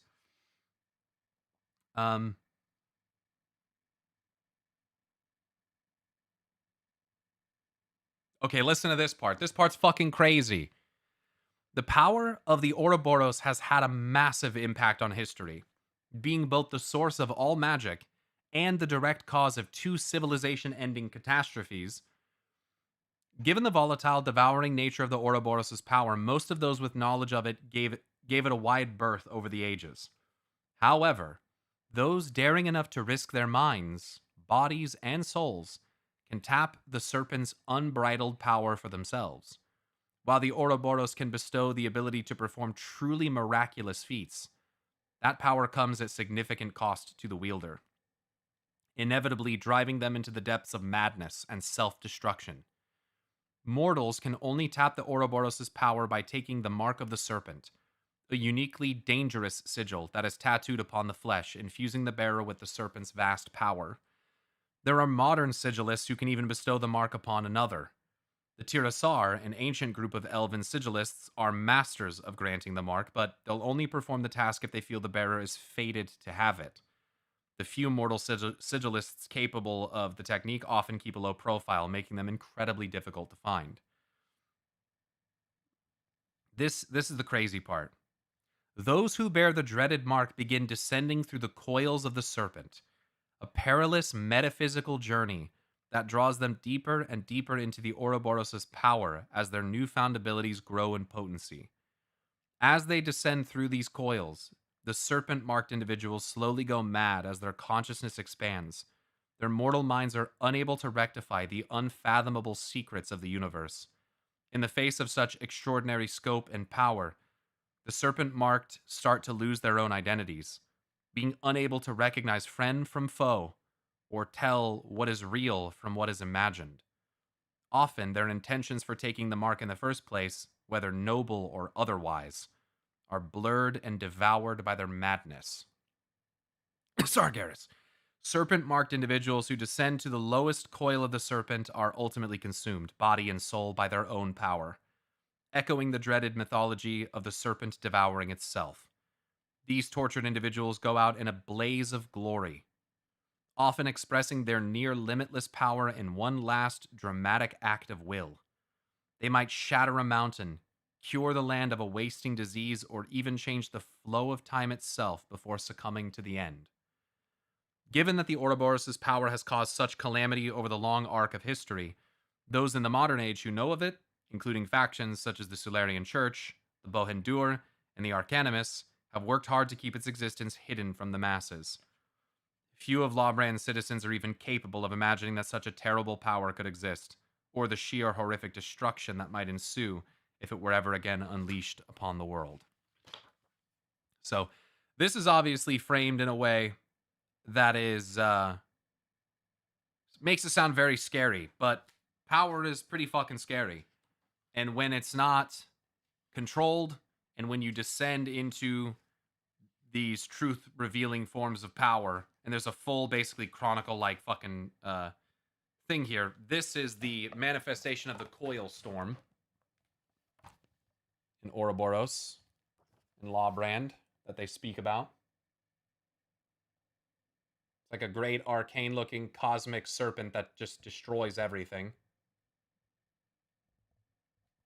Big ol' snack. He's essentially describing the cycle of light and void, the two halves of the soul, creation and destruction. Yeah. Yeah, and they're all parts of the same, they're parts of the same thing. So anyway, I just wanted to read you that because I think that in World of Warcraft, Azeroth is the beginning and the end. The Ouroboros, the serpent eating its own tail, the light and the void, creation and destruction. Like the way that the Ouroboros is described in this other setting, largely crafted by Metzen and others, I just can't help but feel like there are some similarities. And there will inherently be similarities between different media just because that's how the shit works. But when it's coming from like the same primary like world builder, it's kind of it's part of it's why it shows you the Children of the Sun. Because although it's not like they're a one-to-one copy, there certainly appear to be some similarities. So when I'm reading this, and I read about the certain groups wanting to keep the power of the Ouroboros secret, basically so they can use it for themselves, it makes me think about, like, the Titans. Or anyone else who's tried to go after the World Soul's power and kind of, you know... I don't think the Titans really planned or necessarily wanted everyone to know that there was a fucking World Soul on the planet. Because that's something that was like kind of a revelation for the characters in the game in Legion. And not everyone knows that still. That's still like not common knowledge by any means. So anyway, I just thought that was kind of an interesting thing since someone mentioned it. Some, you know, look for similarities. It's important to know when a writer has specific themes that are their bread and butter. A lot of my favorite writers are writing the same ideas in different forms over and over again to explore different angles. Exactly. And this is I mean, it's Metzen. So when you like, this is why I was trying to outline those themes in the first 5 paragraph description of Lawbrand itself, because a lot of those themes are just very clear. And when I think about World of Warcraft, when I think about authoritarian powers, if you're not thinking of the Titans and Naru like Zira, then you're not recognizing the authoritarian powers that exist in WoW. Even like the Legion. Their authority is just exerted through eradicating you if you choose not to join them. My headset is a Bayer Dynamic HD 1990 Pro. Or DT 1990 Pro, excuse me. I don't know how anyone could miss that with the Naru after Legion. Well, the thing is that I don't know if it's every Naru, but it was definitely at least Zira. Even the Scarlet Crusade. Yeah, I mean, there's plenty of different authoritarian groups. It's what I'm concerned about with the Arathi. I'm concerned about there being some Lord of the Rings fractals where we basically have like a regent lord or a corrupt, you know, Emperor of Man type guy whose intention is to basically pursue and harness the fucking Holy Grail to become immortal, so that there never is another Arathi Emperor besides him. Because that would be a nice inversion of what happened to the Numenorians in the Silmarillion, where they're granted exceptionally long life, and eventually it becomes shorter and shorter and shorter. In WoW, I would love if they took that, because I do think the Arathi are not only inspired by Avalon and the Arthurian mythology, but also the Numenorians from the Silmarillion. There were huge, like key aspects about them that I noticed when reading the Silmarillion that made me think of them. And I would love it if it turned out that it was an inversion, because think about this. The reason why the Numenorians had an extended life is because they aided the Noldor, or whatever the fuck they're called, the elves and the other forces, to fight back against the forces of Sauron. And from the Valar, they were gifted extended life, right? So the gods effectively gave them extended life, okay? But in time, though, that began to wane. It would be the opposite in WoW, because they were man, and then what happened to them? They crossbred more and more and more with elves, such that it extended their lifespan. So their lifespans in WoW, if inspired by Numenorians, are getting longer. So I love the idea that, inspired also by King Arthur and Arthurian myth, the pursuit of the Holy Grail and finding such an object is the main purpose of the current Arathi Emperor, and that they are seeking to extend their lives even further. And then you can pull in more Lord of the Rings stuff with, like, the corrupt regent lord who was sitting on the throne in the White City of Minas Tirith and all that stuff, who doesn't want to abdicate the throne because he wants to remain in power, or a corrupted king with, like, your whatever the guy's name, fucking, I always want to call him Worm Tongue, or whatever the fuck his name is, the guy that's, like, whispering the words of Sauron into the ear of King King Theoden, like, come on, there's some fucking Denethor. Yeah, but the poisoning his mind, and so I'd love to see WoW bring some of that in, where, like, maybe the current emperor is behaving this way because he has someone whispering poison into his ear, something along those lines. Or, like, I just think that they can take the Silmarillion and Lord of the Rings, and I think that they can take the Arathi and Avalon, which Avaloran is blatantly inspired by, and Arthurian myth, and tie it all together for something fucking badass. In WoW terms, what would be the equivalent to the Grail? Beledar. And those crystals. They are effectively a mode of immortality. That's how I see them. They're mass crystals of power that can be harnessed to light forge, to make light undead. I do believe that they're effectively, the Emperor's vision is an expedition. They sent the expedition to find the Emperor's vision because the Emperor is seeking immortality. That's what I think.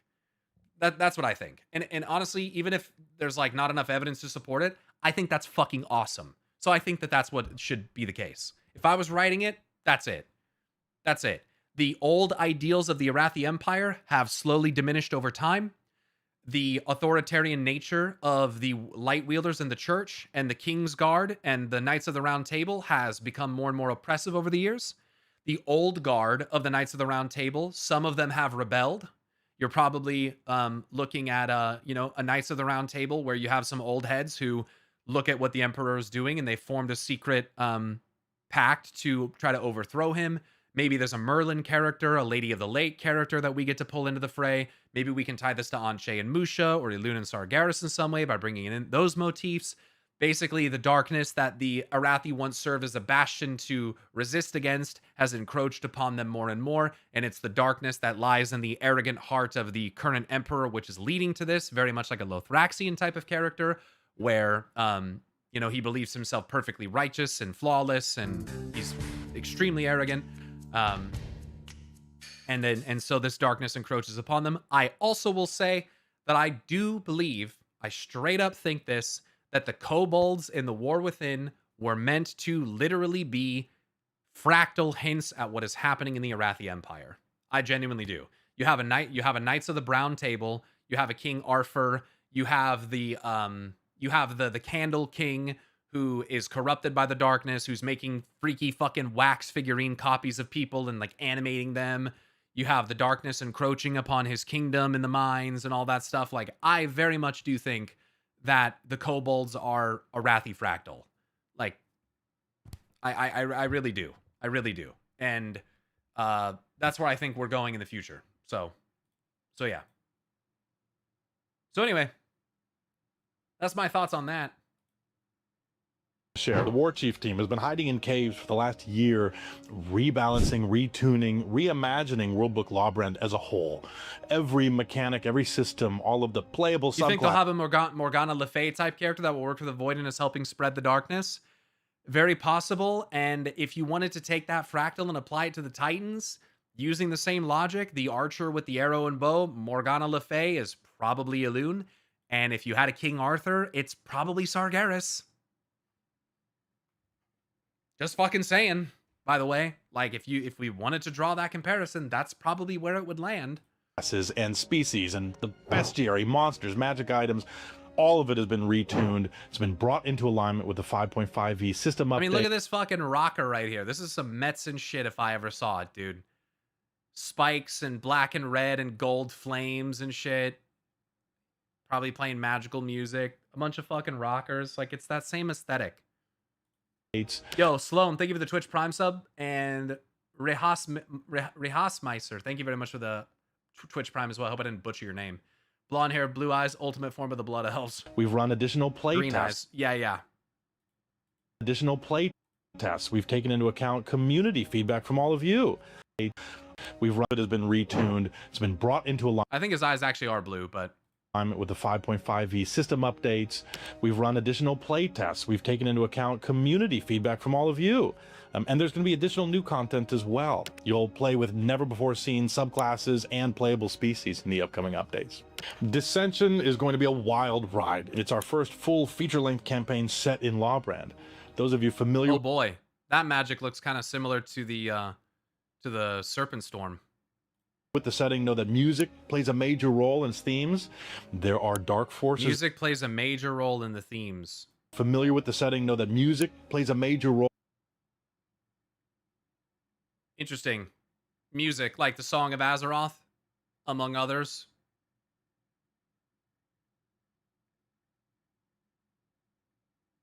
Role in its themes. She's fucking playing that with her tongue, bro. Look, hear me out. Hear me out. They got gnolls. There are dark forces at work willing to weaponize music itself as they try to sow discord and civil unrest, And it's green. Love it.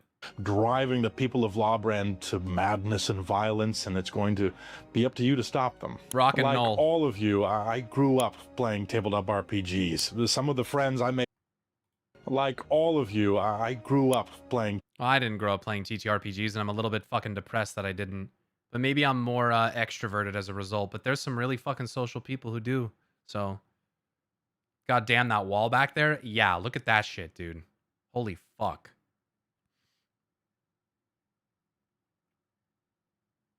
Pretty sure this is also the Blizzard Sword and Shield that you get to take a picture with, or that you get after like 20 years of service or some shit. I might be wrong though. Tabletop RPGs. Some of the friends I made around the table, those are relationships that I hold dear to this day. The people who were at my wedding, people who know our families, right? And all fomenting over many decades around shared storytelling. It's a powerful thing to get together at the table with dear friends or strangers and share in an epic adventure. You know what makes me kind of sad? Right before we were about to move from our last house, I noticed as I was like packing some stuff up one day, the neighbor came home with like several friends, and they were carrying like snacks and like what looked like a bunch of D&D stuff up into his house, and made me so fucking sad that I never went over and met my neighbor and like maybe got into that a little bit, like played some D&D with the fucking neighbors next door. It just made me sad that like I didn't know them, and like it just made me think about like I don't know, having that kind of, I don't know, that would be cool to be able to like actually physically hang out with people and play something like that. Like one of the reasons that Lumino is always trying to get me to get into D&D stuff, one of the reasons I don't do it is because I don't know, I just don't know how much I like the digital D&D stuff, you know? Like for me, if I'm going to play something like D&D, I want to be at the table with people, you know? I want to fucking roll the dice on the table with other people. I don't know. I guess for me, like that's what I want out of the TTRPG experience. So if I can't have that, I like don't want to do it. It like doesn't entice me. But if Lumino lived here and was like, hey, D&D session this fucking Thursday, 8 o'clock, you gonna be there? I'd be like, fuck yeah. Fuck yeah, I'm there. You know what I mean? I'd for sure go. That'd be awesome. It'd be fucking sick. but that's just not how it goes. No, you'd be a solid DM, maybe. Being at the table does make a difference, to be honest. But I've also done digital TTRPG, and it's cool too. If I did digital TTRPG, I would just want it to be with like people that I know well on the internet. Like Lumino is an obvious number one. Farah, I would love to play with Farah. I'm pretty sure he's like super into it. Like Shinzai, I would assume that you're pretty familiar with it. Like, but I don't really know. You know, I'd want it to be with people that I'm comfortable with, because I think for me, part of what like makes me a little bit nervous about D&D and playing a TTRPG is like really getting into character and like being yourself. And I think that for me, there's maybe a little bit of I think for everyone, there's probably a little bit of difficulty like doing that, especially with people that you don't really know very well. So it's like, it's kind of hard because, yeah, to me, just getting into the vibe's a big part of it. Yeah, I don't like embarrass myself, or like I would want to be able to like, I don't know. I don't know. Took me a few sessions to really open up. Yeah. I have a friend who will only play as a paladin kobold, so I'll have to find a loophole. What class would you like to play? See, that's the thing. I don't even know all the classes. Let's get some people together and give it a try then. I mean, yeah, my first and initial knee-jerk kind of reaction to it is that I don't know if not that I don't have time. I have time. I just don't know if I should commit the time that I have to something like that, because I already spend so much fucking time at my computer. And I need to be like present for like my wife and my daughter when she is here. So I'm always worried about the time that I would have to commit to things, and I don't know. I already and the thing is, I already have raid, you know? I already get to do extra in that I raid. And so to add a D&D session on top of that is like, I just don't know. Everything is time. So I don't know. I'll have to think about it. Yeah. We've seen that enthusiasm as you have all sent in fan art, videos, music, actual play. You can just do a one-shot or two to start. I've done a one-shot before. That enthusiasm from the community that is driving us into this next era, and we're excited to be here for the journey. So I hope you're all excited about what you've heard so far. I think this next phase of the journey is going to be amazing. Thank you all for being part of this adventure with us and being along for the ride. And I'll see you all in Lawbrand.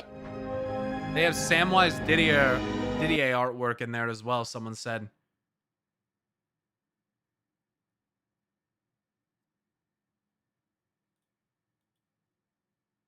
Yeah, I agree. I think he looks healthier and happier. He lost a lot of weight, hopefully in a healthy way. May the Great Spirit guide your path, Chris. Then you get people like this, man. Depressed from destroying WoW lore. You mean his lore? Like, what? Your sycophancy is embarrassing. It's crazy to me how much ownership and authority fans of something can take over something that they literally did not create. It's so off-putting, dude. It's so fucking off-putting to like be the person that makes someone and have some fucking like anonymous jerk off, Greg OFC 3529, like say this type of shit. Like, what the fuck is wrong with people? I always find it hilarious when fans tell an author they're wrong about something. They're just fucking, I don't know, dude. Like, I've been mad before with like the whole Steve the Newser thing, you know what I mean? But I've walked a lot of those takes back. People are just very fucking some people are just so cringe. Anyway, that was fun to look at and go over. Ooh, the YouTube audience did not like when I started reading Ouroboros stuff. I'll tell you that much right now, dude. What the fuck? Oh, never mind. That was a glitch. That was strange. It said we hit down to 15. Damn, bro. I was like, holy shit, they did not fucking like that. All right, let's watch this Legacy of Rage cinematic, huh? This is a new one. 6 minutes, huh? Let me get a snacky. It's a motion comic, dude. And let's check this out, huh?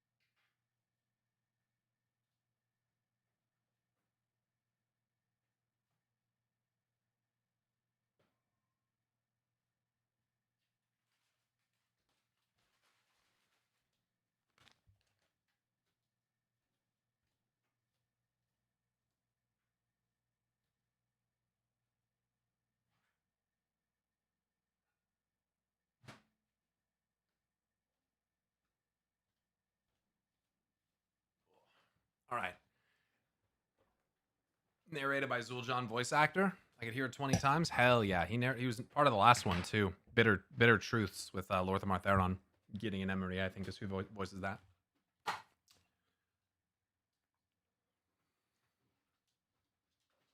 Is it bad that since the moment we met Zul'Jan, I found him a bit dumb?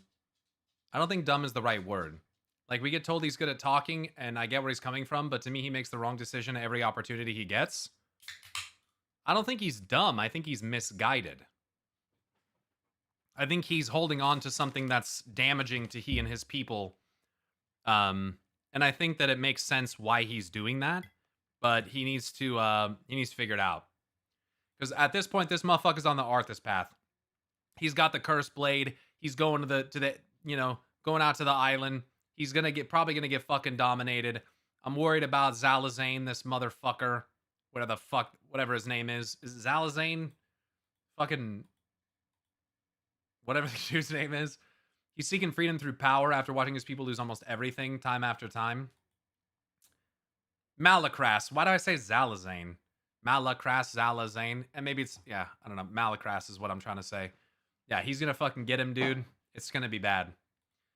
Zalacras. Zul'Jan holding to that tradition of trolls being humiliated in wars. No, I mean dumb. As in, he does not see the consequences of his actions, and that even if he keep that misguided point of view, he could go about it in a much better way. I don't think we agree on what dumb means.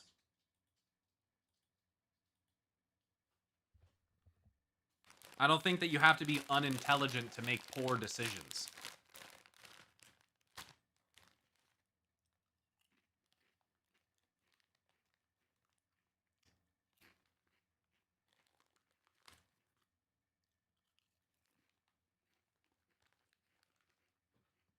He's dumb.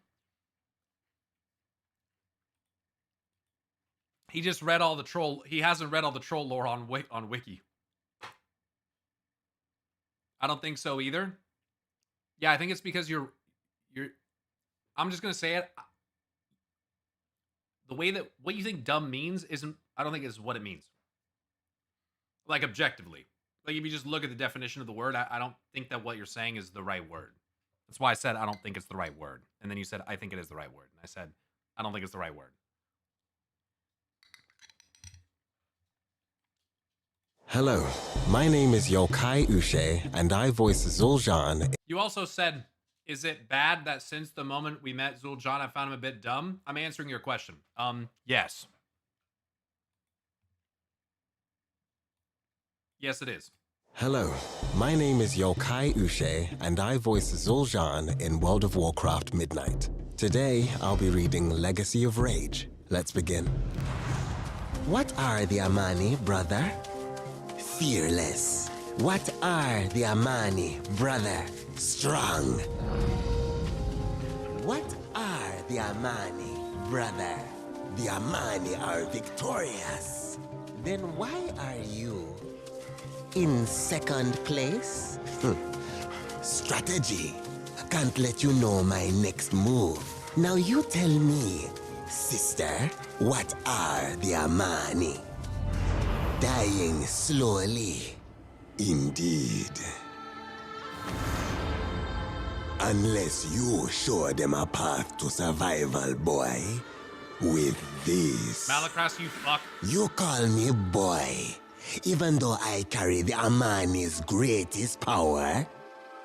You carry nothing but the burden of the Amani's future. Focus. Tell me what you feel. I feel grasping on my soul. This power will cast. Bro. Yes. But think of your sisters. It's fucking just like Frostmourne. That's crazy. Way. She will admirably, dutifully, honorably see you all reduced to ash. The shrine to our extinct people will be beautiful and quickly forgotten. But how can I succeed where even my grandfather failed? Zul'Jin understood a great truth, that the lower take more than they give, that without us, they are nothing, that without them, we could be anything. Yikes. You avoid my question. My grandfather failed. He died. I know. I was at his side. Atalaman was our great fortress, our great plan, and the first step toward even greater power. Ulatek, yes. And was Ulatek his plan? Or yours? Clever. So much like your grandfather. We both knew a little back then. Only that a hidden power had been sealed away at the dawn of the Amani Empire. A frightful creature. An irresistible force. She with an aura so dark it might swallow the sun whole. Fuck. Ulatek secured the Amani Empire for generations. They sealed her away until her power was needed again. I came to him before his final fight with the Horde. Zul'Jin, it is time. Ulatek will help us raise our new empire. He refused to go unaided, without the might to tame this dark power. I wonder if Ulatek, like, consumed the Cathraxi. It's not, like, dead and like, imprisoned in there. It's, like, inside or something like that. That'd be fucked up. So, he turned to Atalaman to ask the Loa for their true blessings. To be made Hashe. I thought a short delay would not harm us, so I joined the gambit at Atalaman. Tell me again how he died. he died a legend. The Loa denied him Hashe, so we took their power ourselves. Alas, it wasn't enough. To the Loa, we are not enough. If you wish to trust them again, join your sister. However, if you wish to change the Amani's fate, you have the key to Ulatek, to an empire reborn. Yikes. No victory comes without risk. Are you ready to finish what my grandfather started? Yes. You have the strength, the fearlessness, and the key. And what are the Amani, sister? Stronger together. That's your answer? That's the truth. The Amani haven't fallen yet. Grandfather thought so. What do you think? Such a sad story. Big Amani Empire to tiny Amani villages. But we're still here. Still Amani. Still decaying. Still ourselves. And still able to rise again. To new heights. Together. Hey! What are the Amani, brother? I already answered. What are the Amani, brother? Ready. Ready to rise again. I like the cut Ready back to to the reclaim past. our rightful place. Ready Wow, to it's too finally right what the Loa have wronged. No matter the cost. The Amani will rise again. Thank you for joining me today.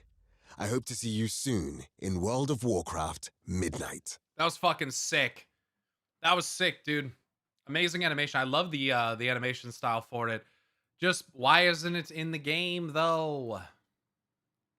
The voice acting's so good. Justice of Zul'Jan.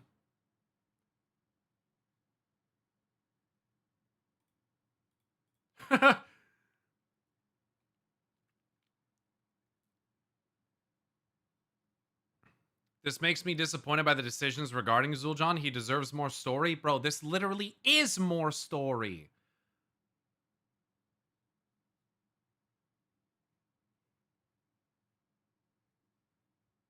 This is like the same exact thing that I talked about last time. It's not about the character not having story. It's about you not liking what the story of the character is.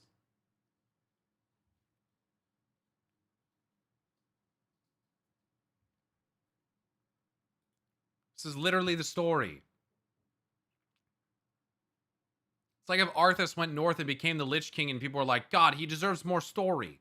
Like, what? But that was really good. I enjoyed that. Sorry that I was eating the whole time. This gives, yeah, it's huge Arthas Lich King vibes, bro. With the Cursed Blade, Malakras whispering to him. It's much like Mal'Ganis. Mal'Ganis. It would not surprise me if Ulatek devoured Kithix. That'd be fucking sick. And Malakras is very cunning. He's very manipulative. He knows exactly what Zul'Jan wants, and he's playing right into it. And obviously tricking him. So Malakras has his own ulterior motives, obviously, and it's going to be bad. Are you And he does look significantly more Zandalari than Amani. Was Malakras not an Amani troll? It's kind of, that's the impression I was under, so it's kind of weird that he looks like this. He's got the stonework like on his shoulder. His ears look more Zandalari. He was shown in here. That's what I thought. It showed he and Zul'Jin. Right? Right here. They're all green. Amani Empire? Really interesting mural. Let me see this again. These look like rays of the sun coming down. And this looks like fire. We both knew a little back then. Only that a hidden power had been sealed away at the dawn of the Amani Empire. A frightful creature, an irresistible This looks very old gaudy. force. She with an aura so dark it might swallow the sun whole. An aura so dark it might swallow the sun whole. He was a Witherbark, but for some reason the spirit of him both in-game and in the comic uses a Zandalari model. When they show him alive, he has the bulky Hunch Forest Troll model. Weird. I could understand if it was like maybe they're just doing it for continuity, I guess, between the two settings, but the two formats, but like I could understand it being some kind of weird limitation in the game, but to illustrate it that way as well is a strange decision. Ulatek secured the Amani Empire. You know the craziest shit to me about all this? First of all, it looks like a lot more eyes going on here than just the two, does it not? This is huge Old God vibes, dude. We're gonna discover a link between Ulatek and Old Gods and Loa, and I think it's really gonna change how we perceive what the Old Gods are. Because this, green and blue serpent, like that's a lot like Esharaj. Now, I understand that she has more heads. I know what Ulatek looks like. But still, like it looks like a bunch of, it's obviously coiled serpent and scales and all that stuff. But like I'm saying, there's, visual and similarities between that tendrils, roots, a serpent, like, they're probably some kind of link between them. I hope there's a link between that Venom and Fel as well, because the fucking green fire in the raid sure looks like Fel. He sealed her away until her power was needed again. I came to him before he... They sealed her away until the power was needed again, so they intended to be able to release her if necessary. But the dawn of the Amani Empire is them referring to the battle between where they summoned Ulatek and fought against Kithix. Also, these like necromantic color palette, the spirits literally flowing off the sword. It's got a gem in it too. I didn't even realize it's got a gem. Also, this guy's wearing a fucking mask that's got a gem on it that looks a lot like the fucking crown of the fucking helmet of domination. Bro, this motherfucker's literally wielding Frostmourne and Malakras is the Lich King. What the fuck? It's got a fucking gem right in the center of the fucking eyes. And he's holding the fucking Mournblade. This is one of the most obvious Lich King fucking Arthas Menethil parallels I've ever seen. Malakras is gonna fucking dominate this guy.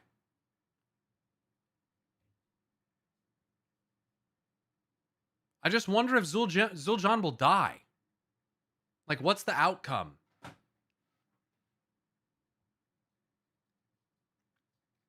Green Arthas. Again, the faces and names change, but the tale does not. The cycle continues, but with just different characters. The same base pattern and structure underlies everything. It just got different coats of paint. This is literally the same thing, but with a different coat of paint. You avoid my question. My grandfather failed. He died. Glad you could make it, Zuljara. This whole Atal must be purged. I know. I was at his side. Blizzard said, y'all want Arthas so bad and think he was right. Here's his story from a troll. Do you still feel the same? It's very similar, but I do think Zul'Jin and Arthas's motivations are different. It's I don't really know. Again, we talked about this. Arthas is hell-bent on stopping Mal'Ganis and saving his people. He's willing to bear any curse to make it happen, and this leads him into a trap. Zul'Jin is hell-bent on saving his people and bringing the Amani to glory again, and is hell-bent on doing anything to accomplish it, including bearing a cursed blade. They both seek out a weapon, even if they didn't know that that's what they were after initially. They're both led there by a guy whose name starts with M and has 3 syllables. wasn't this the kind of thing that Sylvanas was trying to break? The ordered constant wheel of this? It is what she, in her heart of hearts, was sought to break, but with the wrong methods. And I think it's probably what characters like Sargeras and others, Zoval, also sought to break, but with the wrong methods. They don't seem to be able to identify their contribution to the cycle of suffering. And instead of being able to recognize it and overcome it, they contribute more to it. It's very fucking fucked up in that way. That's why I think Mournblades are such an insanely fucked up mechanism. Because by breaking people's souls, you almost like inherently blind them to the possibility of them accomplishing something like that. Like, I will fucking break your soul and ruin your ability to like perceive things from a certain perspective and damn you to repeating the cycle. Like, what the fuck? It's so insane. And I truly believe it's a metaphor or allegory for like cycles of trauma. And I don't know. It's so fucked up, dude. It's also just deeply human. The whole most people become their parents thing.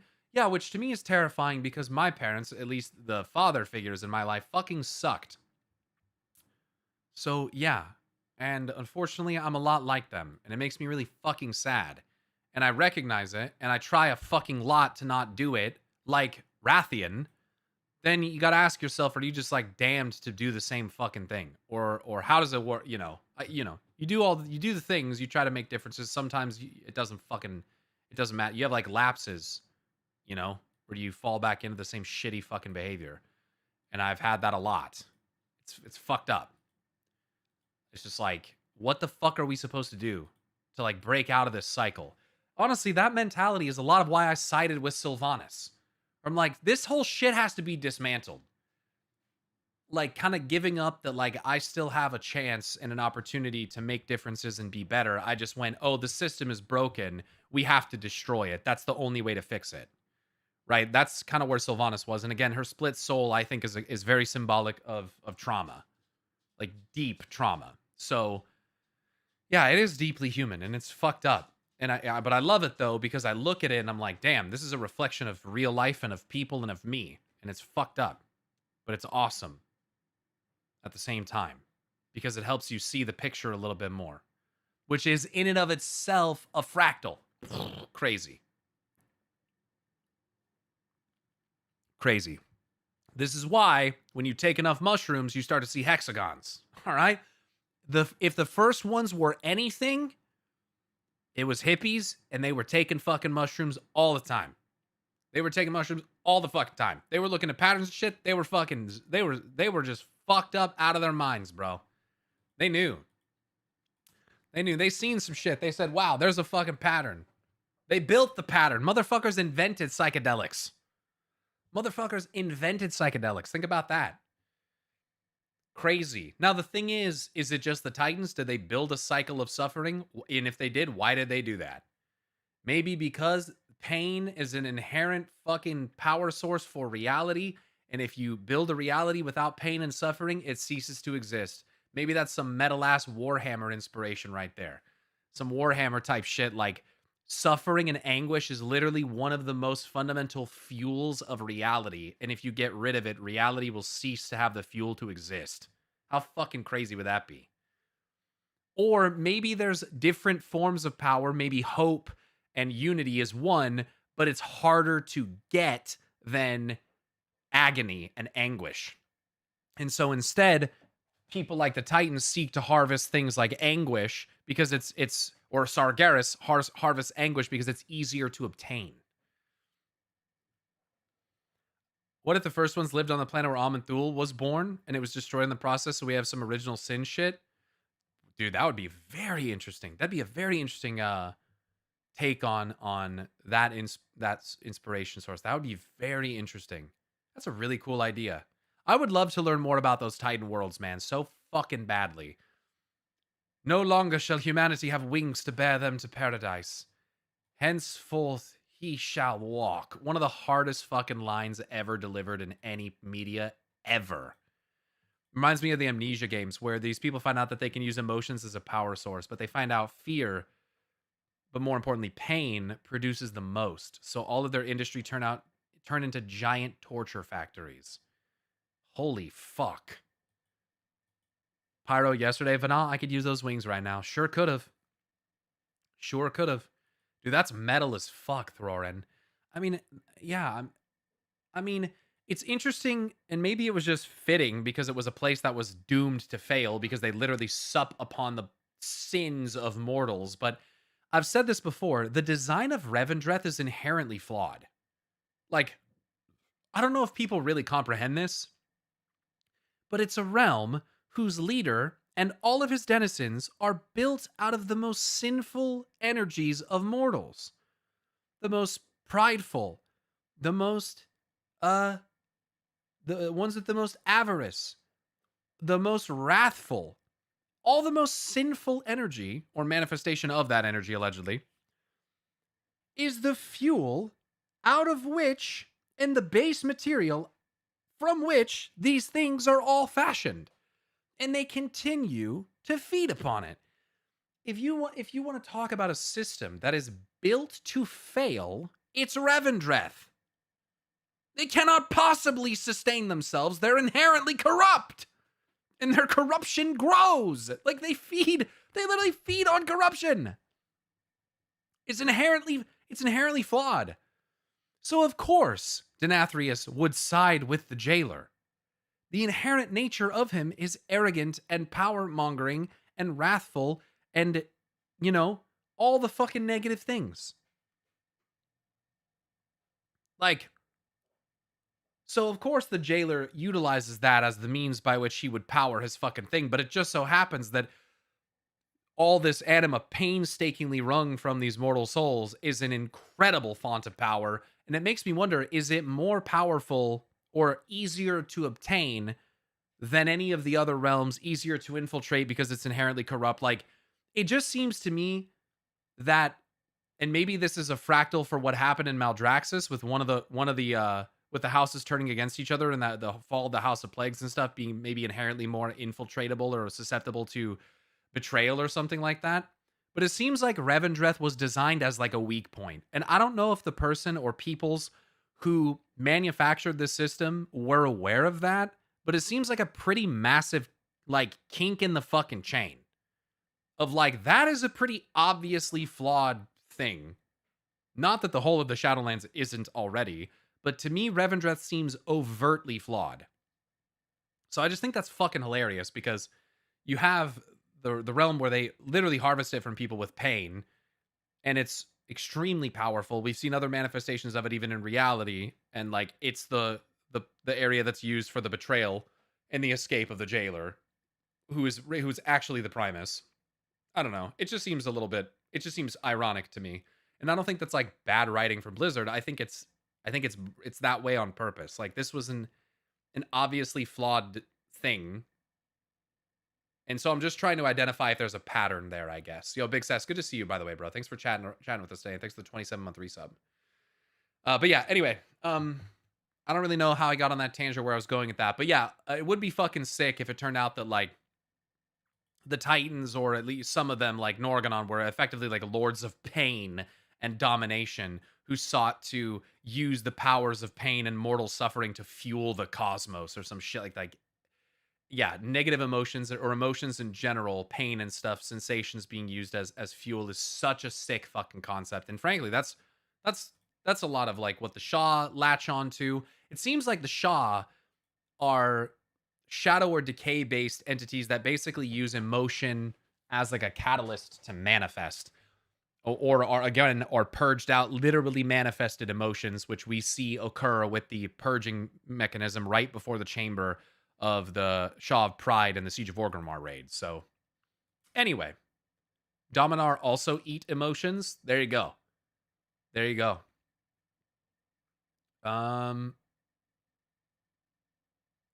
We have some developer interviews about the D&D stuff if you guys are interested in seeing that. You guys interested in that at all? We got the Dungeons and Dragons D&D Vision keynote. Keynote starts at 1447. WoW specifically starts at 5318 and goes till 5740. 5318.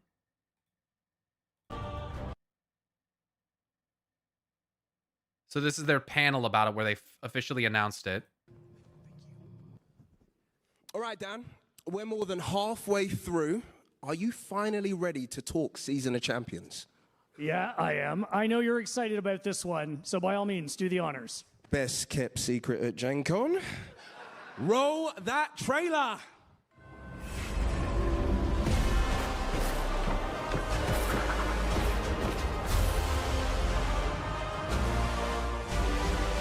Oh yeah, you can see trailer cuts in there. Oh wow.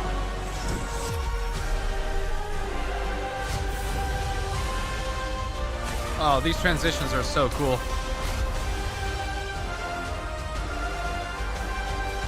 Still one of the best cutscenes ever. I don't care what anyone says. The BFA cinematic is top 3 cutscenes. In my opinion, dude, if I had to pick a top 3 cutscenes for WoW, Warlords of Draenor, BFA, and probably Legion. Those are probably my top 3. They're insane. Fucking cool, right? Gen Con, please help me welcome to the stage Blizzard Entertainment's executive producer of World of Warcraft, Holly Longdale. Don't get me wrong. There's some other really good ones. Wrath is really good.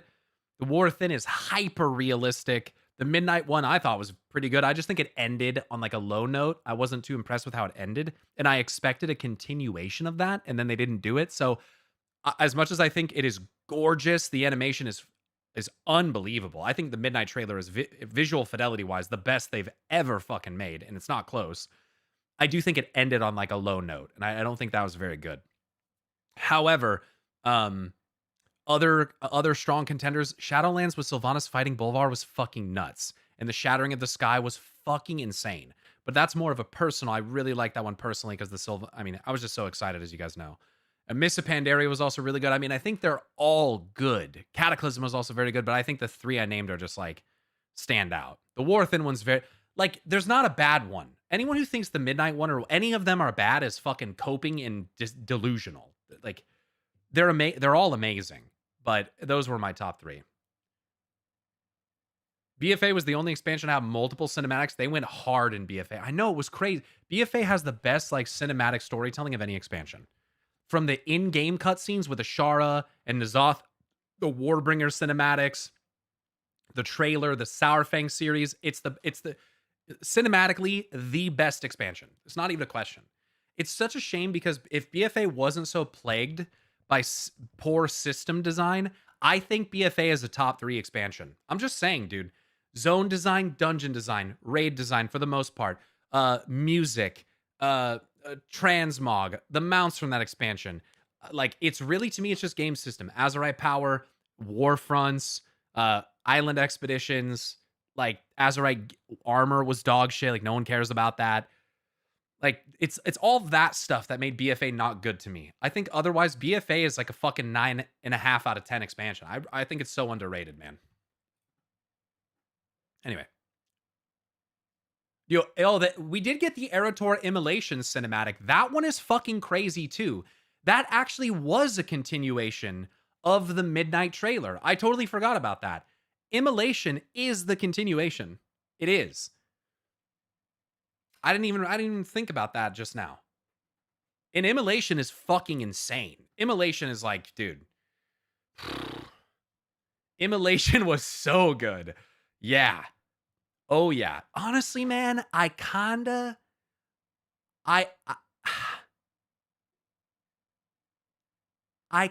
wish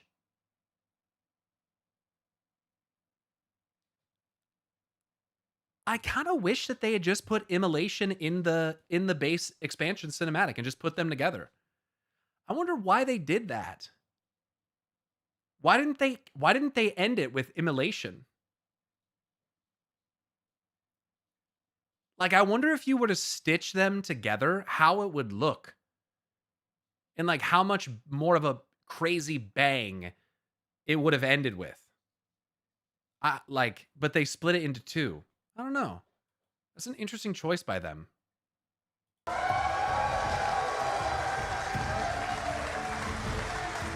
Too long, maybe? Yeah, it might have been. Yeah. I'm just gonna do this to start. Can I hear who's for the Alliance? And Dan? For the Horde? Told you. The enthusiasm for the Horde was significantly higher there, Holly. Okay, I'm gonna have to ask you to try to even that out a little bit when you do the Alliance one.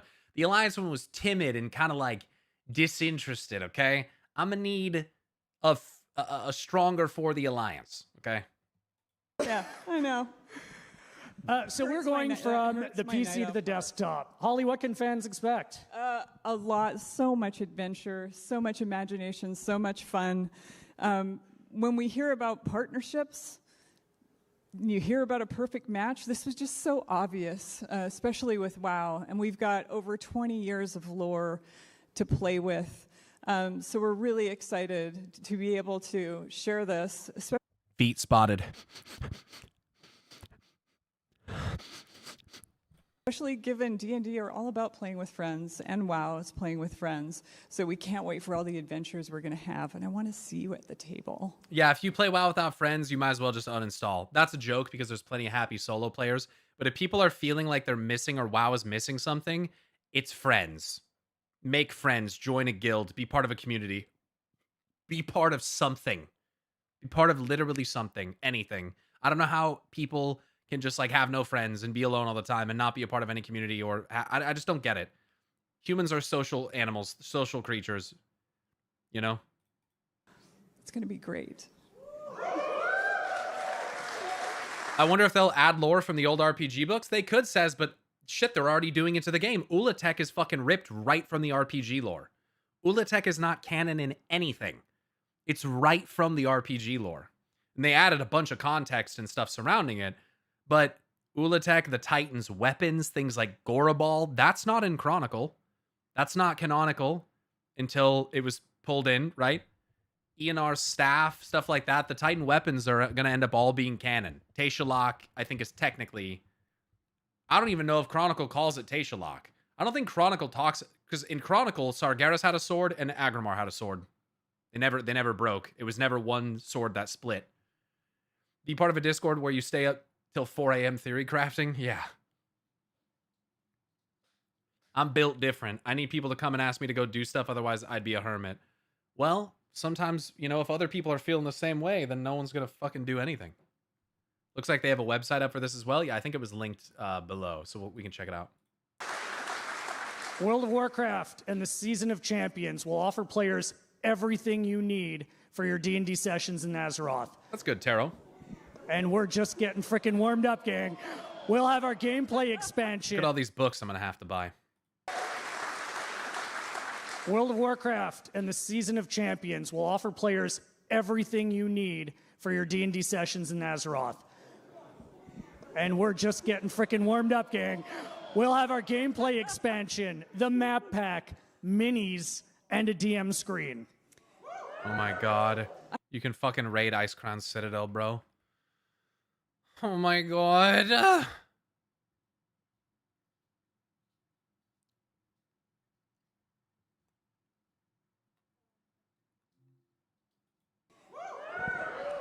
Those are all the same book, just alt covers and slip covers. Oh. No, right? Stop yelling, Alexa. Fucking idiot, stop yelling. Interesting art of Icecrown Citadel there. Looks like there's a big ass tree behind Thunder Bluff. That's curious. No, right? We can promise you're going to see a lot of familiar faces. There's been a lot of stuff that's come from the RPG lore that's turned out to be canon. I will also say there's things in the RPG lore that were turned into, like, look at these minis, by the way. Holy shit. That were turned into, is that a Lich King mini? Yes. And an Illidan mini. That were turned canon, or turned into in-game lore books as well. The RPG lore is basically just placeholder that isn't finalized, but the irony of it is that some details from the RPG lore, like the reason for Sargeras' crusade, ended up being put into in-game books that still exist. They're still in the fucking game. You can read about how Sargeras started the crusade because he thought the Titans' ordering was the reason for the corruption of the cosmos, and that their unnatural ordering was fucking things up. That's still in the game. That's from the RPG lore, and frankly, that's probably still the actual reason. And then at one point on stage, Chris Messin was like, should I make the old gods the reason Sargeras went crazy? And people were like, oh, or the Void Lords or some shit. And then they did that in Chronicle. It's like, okay, that's weird. But here we are. Faces. Does anyone here know Illidan's catchphrase? You are not prepared. Oh my God, that's amazing. All right, yeah. So lots of favorite locations and everything you need to recreate your main character or roll a new alt. That's sick. Or maybe even try something new. New combinations like a Demon Hunter Tauren. That's ridiculous. I'm thinking more like Undead Paladin for me.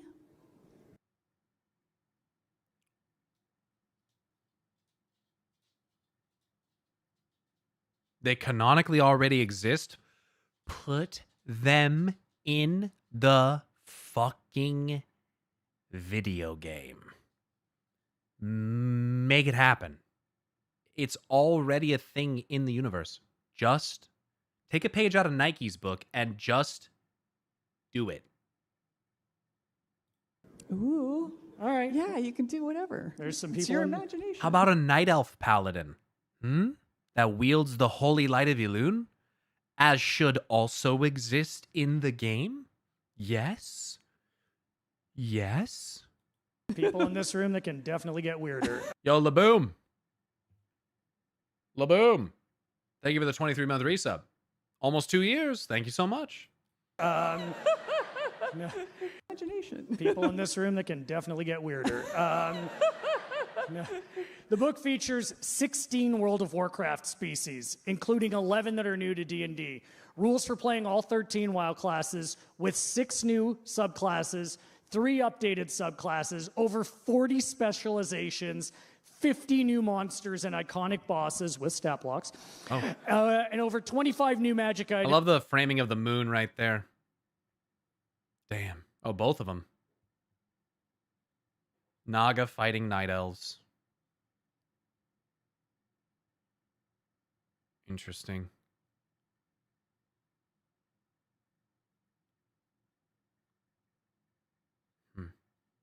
New magic items, dungeons, mounts, companions, and more. Yes! And the best part is it'll be in your hands this November. I even hear that there might be a display with everything we showed here around and some other surprises at the Hasbro booth on the Gen Con floor. So go check that out. Oh, and by the way, you can frickin' pre-order right now. Orders are live this moment. Really? For the Alliance. For the Horde! She even says it like Sylvanas. Holly, thank you so much for joining us. Gen Con, let's give Holly some love. Thank you. Love you!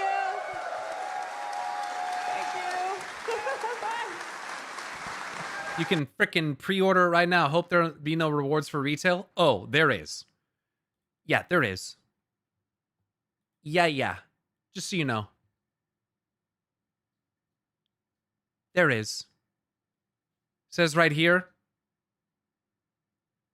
A code for World of Warcraft in-game items on a card insert in the book.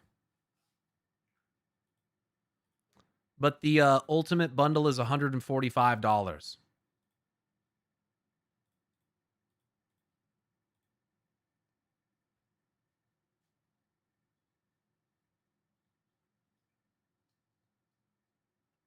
Yeah. Now, you don't have to get that one. You don't have to. But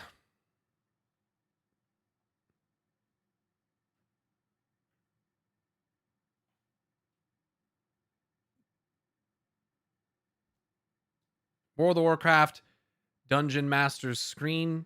I don't know what that is. $25. It's just to shield your thing. World of Warcraft, D&D, World of Warcraft gameplay expansion, $40. World of Warcraft Ultimate Bundle, $125, $155 for collectors. Yeah, I can do that. Digital core rulebooks for $90 in all is not bad for 3 books.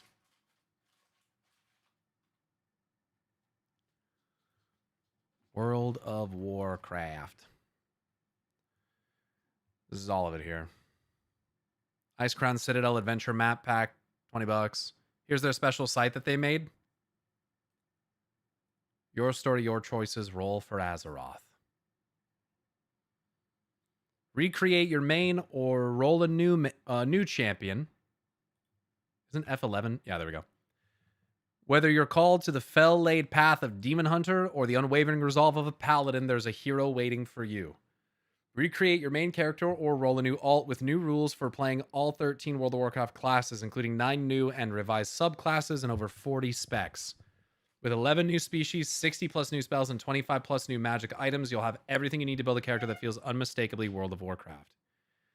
The Azeroth you love. What incredible adventures await in Azeroth? That's for you to decide. Journey across Azeroth's most iconic eras and descend into 7 legendary dungeons, each complete with adventure hooks to launch your party's next quest. Azul Narub, Black Fathom Deeps, Dead Mines, Dire Maul, Onyxia's Lair, Scarlet Monastery, and Shadowfang Keep. Wow, they really went for the nostalgia with those, didn't they? Jesus Christ. Then gather your raid group for the end game. The Ice Crown Citadel Adventure Map Pack, purchased separately, carries your party from the lower spire to the frozen throne where the Lich King awaits. And then Deadly Foes. Face Azeroth's deadliest foes, from cunning satyrs and relentless murlocs to terrifying voidwalkers and legendary dungeon bosses. Azeroth's greatest threats come to life for your table. With 50 plus monsters and 30 dungeon boss stat blocks, every encounter brings your party face to face with WoW's most iconic enemies. Starting September 23rd, Dungeon Masters returns for a new campaign set in Azeroth using materials from D&D, World of Warcraft. Okay. It's like a series. Tune in every Wednesday at 6:30 p.m. on D&D's YouTube channel for a weekly sneak peek at the new subclasses, spells, monsters, factions, and magic items waiting for you. I am actually curious about this. I'll sub to this just so I can be made aware of that.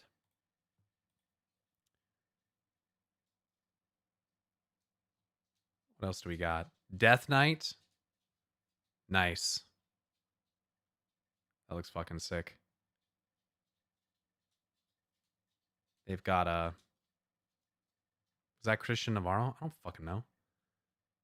They've got a... Nazgrim, Illidan for Demon Hunter, Druid, Evoker.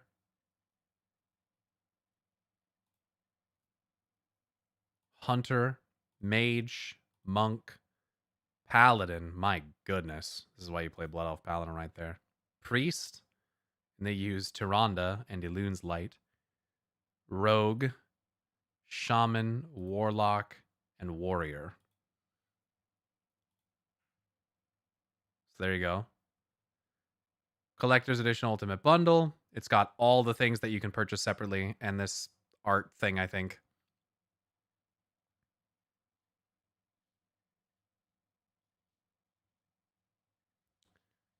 Step into the world of Azeroth. Then there's the regular Ultimate Bundle.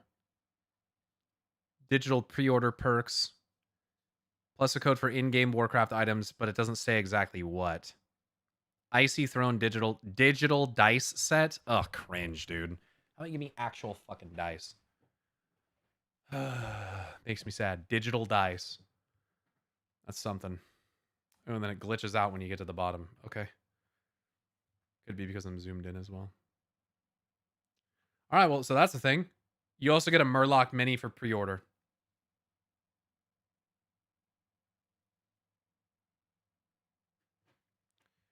They have an alternate cover version. It's all Murlocs. Yeah, I saw. Black Dragon Mount is all it gives away. D&D mechanics just don't feel like WoW classes, only superficially, really. Yeah, that's one of the concerns of like Lumino, for instance. Well, that's cool. Really wish to see what it looks like before buying, not gonna lie. Yeah, considering it's a pre-order bonus, you won't be able to. It's fucking lame.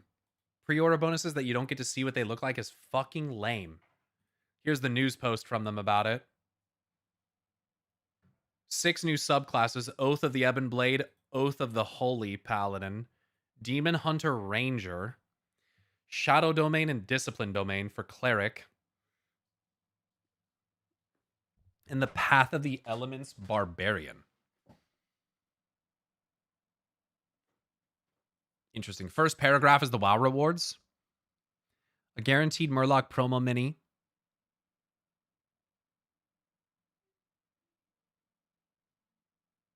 That's all it says. Well, it's a mini, that's not a pet, that's a mini. More digital pre-order rewards. It doesn't tell you what the actual rewards are. Oh, it does right here.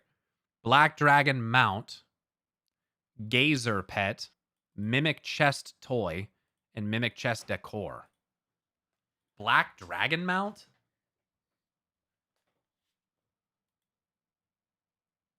What? A D&D style Black Dragon? D&D Black Dragon. That breaks my immersion. I mean, they look the fucking same. Look, it's fucking Onyxia. They look real similar. They have a scarier face, though. Yeah, they have almost like a skeleton face. That's fucking freaky. Yeah, okay, that's pretty fucking... Don't these, like, spit acid or something? They don't even breathe fire. Don't they, like, spit acid?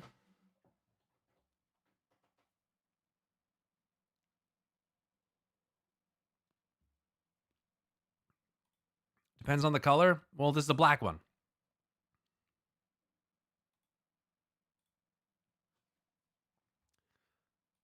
"16 species straight from Azeroth. Drakthir, Draenei, Earthen, Forsaken, Heronir, Mechanon, Pandaren, Tauren, Troll, Volpera, and Worgen.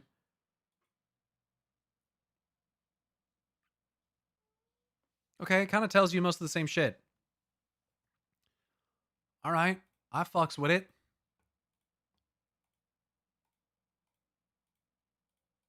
And then there's like a sit down here. Much more interesting questions and answers than this interview. D&D WoW Chat with Holly Longdale and Dan Ayub. I am here. Okay. Do you recommend I just watch the second one? If it has more interesting questions and answers? This one's only 10 minutes.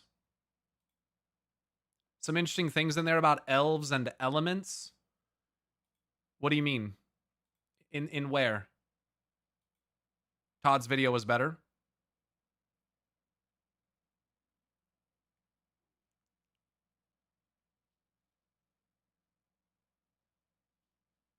Arkaran, what are you referring to?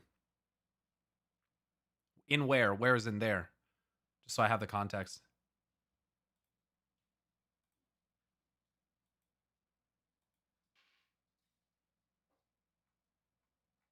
Let me check and see who has linked their stuff on here. Yo, some of y'all got some poor quality enchants on your main. Pharaoh, what's your shoulder enchant, huh? Oh, I'm just playing. Let me take a look, though. I'll find the blurb 1 sec. Okay. Some people still need to link their BNet. This character has multiple non-alt characters on the roster. Oh, yeah, I'll put that as his alt.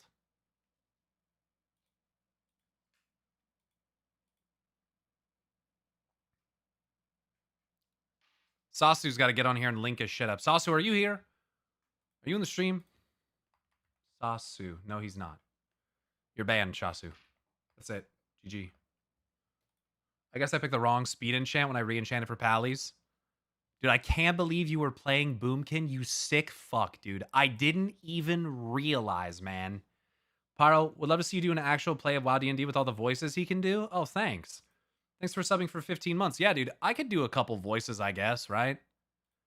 I could do a couple voices. I mean, shit. Couple here or there, couple few. Yeah, I need to probably leverage that talent. I would say it's a talent. Skill, talent. I don't know how you define that. When did this motherfucker start pressing rip, rake, starfire? When did this motherfucker start hitting fucking Star Surge? Let me see this shit. Let me see what the damage looked like. Were you... Okay, unironically, Farah, were you actually using one-button rotation?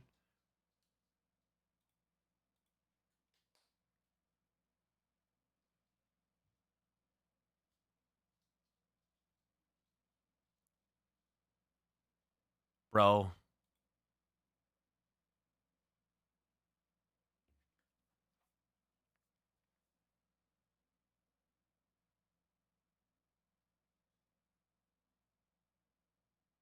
That's tough scenes right there. That's tough scenes for our other boomkin. That's tough scenes for Unaloon. We gonna have to figure that out. We gonna have to figure that out because if you're doing one button and fucking doing more damage than him, that's not good. Balance is one of the best one button specs, to be fair. No, I'm just saying, bro, this can't be. If we're manually pressing buttons, this cannot be. That's all I'm trying to say. Has nothing to do with you. Has nothing to do with you. That's crazy. You did 150k with a one button spec. That's fucking. That's. But if you weren't one button, you'd probably be up here, bro. Dude, if you could Feral, I know you don't want to. I know you want to play Feral, but God, please, dude. You learn to play Boomkin and fucking shred the damage meters, please. Not with shred though, but with both, you know, Starfall. I don't know if I can link stuff, but this is from an article. Wizard of the Coast has said that every WoW race will be included. In total, there are 11 new species, including Dry. I read all that. There will also be class options like Orcs and Elves. Classic options like Orcs and Elves, with the latter specifically getting new elemental lineages to reflect the 5 distinct elf types found across Azeroth. Oh, is that like a game mechanic thing then? Maybe one day. I was mostly doing it to get used to moving as ranged. Dude, sometimes moving as ranged is way easier, but it depends on the class and the fight. Well, now I have balance listed as one of your off specs, so GG, bro. You exposed yourself. You exposed yourself. That sounds like the replacement for High Elves, Wood Elf, Dark Elf, etc. Right. I don't think it'll actually have an impact on the lore of World of Warcraft. All right, here we go. What was most important to capture with WoW? And I feel like that's such an easy IP to convert because the inspiration came from D&D in so many ways. But like, what's the most flavor thing that you wanted to grab? Easy and also challenging because you have to curate. And so, you know, we have 30 years of Warcraft lore and trying to pick like not just for fan service, the greatest hits, but also what will work really well for building stories. I think that was the most challenging part is like, what do we distill it down to for this, given that it includes everything up to our current timeline. Yeah. So I think that was the biggest challenge. And then on the you're right here. On the D&D side. You're also here. I was going to point you we were talking yeah, about Wings of Sardis. I'm interested to see that. Yeah, I subscribed to the channel so I could see that. Oh, wow. I can go get a drink or something. Well, I'm sure it's a good interview and everything, but if there's one thing, dude, that tilts me, it's a fucking crooked camera, dude. Oh my God, bro. So many cameras have a fucking thing on them that will show you if it's a level or not. So to not have a level camera makes me sad.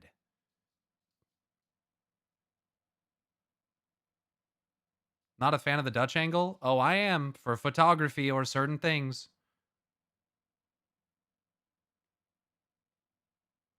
What if it's the room? It's not the room. Let me tell you, as someone who works with a camera quite often, it's not the room.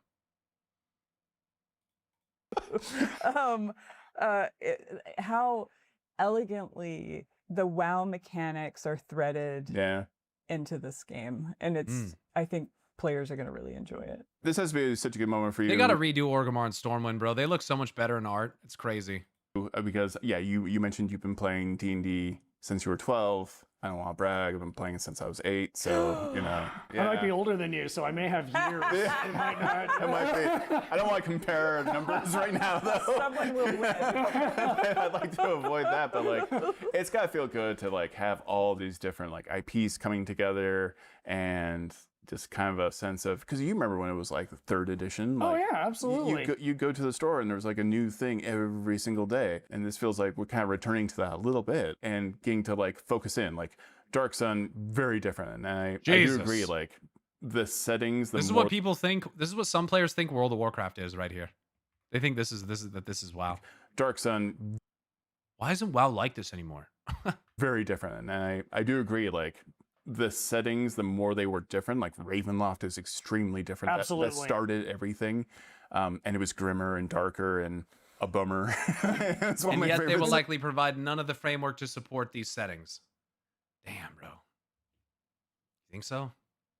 Not a shiny, happy place. But I think that's where like What's up, D&D Skag? excelled, was like the extreme differences. We kind of lost that a little bit, right? Over the years, I think, just my personal take from the outside Whoa. before moving into the job, it just started to feel like those universes started to become a little more similar, right? Like everything was kind of getting genericized. So like one of the things we really wanted to do this year, Dark Sun, it is Dark Sun, right? It is brutal. It is about survival, and just start to give some uniqueness back to these different worlds. And yet, to your point, I could not sleep the night before, right? Like I was just so excited again / terrified, which just seems to be my go-to mode in this job. But yeah, it was kind of 12-year-old me looking up like, oh my God, like I can't believe we're actually doing this. And you get so much of this is just like I'm a kid in a candy store, right? I get to hang out with my heroes growing up who shaped and inspired me. And we get to really just start to go big again on D&D, and the roadmap kind of shows that, and we're just getting started.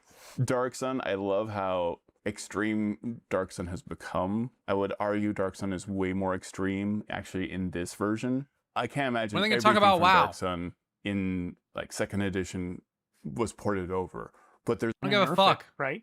Yeah. And do a kinder, gentler Dark Sun, and it was fun for me. I was kind of like peeking. Damn, that architecture is crazy. And clearly we didn't go the nerf route. What has the process been for you to watch the conversion of WoW into D&D? Like you're seeing the subclasses and the classes get made, because I like helped work on subclasses for like the Runeterra thing.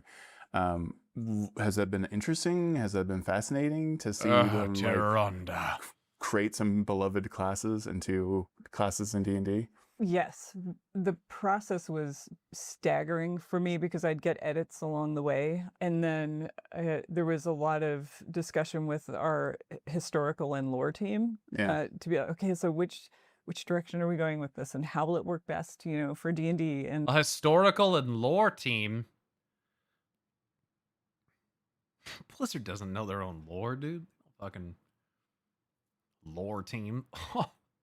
it's very intricate. And then working on the D&D side, just the mastery of the crew at D&D to be able to thread it all together. So I want to be on the Blizzard lore team. We were sort of curating on the content side and making sure that any accuracy or background or detail that might help the process and the system. I saw this picture posted on Twitter with like the retweet, like more tension in this than the entire Midnight Story. And I'm like, dude, did you fucking play the fucking... Shut the fuck up. Shut the fuck up. Like, just fucking shut up. Like, you either didn't play it or you're just rage baiting. Like, shut the fuck up. Systems. I learned more about WoW and Warcraft just in the process, because there's some stuff in there that's, steep. Yeah. Steep, man. Yeah.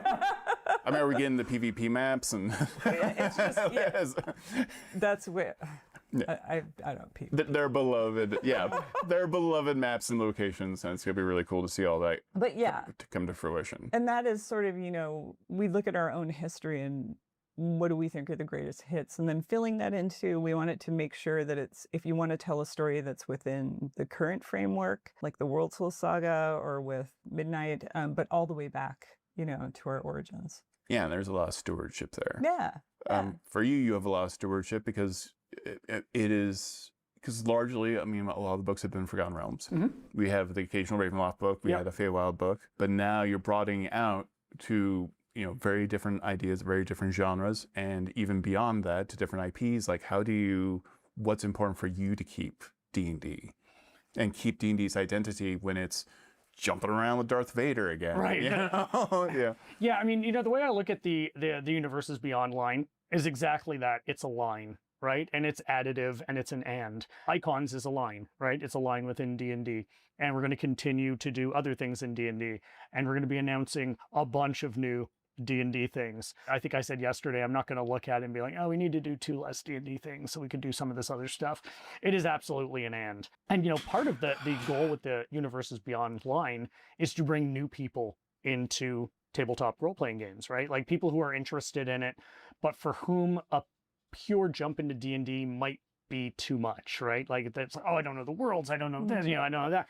It's like okay, well, Yeah, here's the a world familiarity you know. of characters, here's a universe classes, stuff like here's that, Warcraft, the right? setting. You've played the game, or here's Star Wars. You've seen the movies, the characters, you know the conflict that's going on and the sides. Then why are there no dungeons that aren't part of the classic to Wrath era? Where are the parts from future eras of the franchise? Yeah, it seems very much like they're trying to appeal to a certain group. And that would be basically anyone who played from vanilla to Wrath of the Lich King. And then they have some Dragonflight thrown in there with the Evokers. That's kind of how it appears to me right now. All those dungeons that they listed, that's why I said they're really trying to hit the nostalgia there. Because nostalgia sells. Like you said, it's all nostalgia. That's really where I get excited about that is like, can this be an on-ramp into this fantastic pastime that is role-playing game? It's been really cool because I've been on the inside. In other words, how do we convert World of Warcraft players into actual D&D players? Suddenly outside looking in, but having to keep my mouth shut this whole time of everything. So as every announcement comes out, I'm like, I worked on that. But it's really cool to see all that stuff coming out. What is the thing that you are currently the most? I think the business move is also a lot of tabletop players don't play MMOs, but Wrath of the Lich King era WoW is when WoW is at the peak of its cultural dominance. Easiest thing to sell. Yeah. Type 4. And what's maybe a fan concern that you want to not quell? That sounds terrible. Address? Address. There you go. Well, if we're playing Dark Sun, quell. I'll just go into Dark Sun mode. Yeah. No, I mean, I have certainly heard and seen, since the announcement. That's true, Stormageddon. You don't have to use like the outline about a universe beyond line. I entirely understand that, and I mean, I get it. And actions are going to speak louder than words on that one, right? So, I mean, what I can do today is say, heck no, it's not going to mean less D&D. In fact, like when we're here again at Gen Con next year, I mean, if this one blew your mind, the stuff we're working on but not ready to talk about is just like people are going to go nuts. So, for now I can say, think of it as a line, and it's connected to that whole statement of, we can't make every release be for everyone.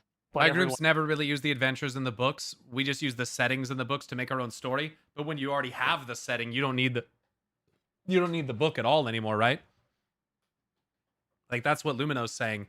Kind of defeats the purpose of buying a setting book, because if you don't need the setting, because the setting already exists in a digital format, via the game, like you don't really need it, I suppose. At that point, you just homebrew and like just have fun.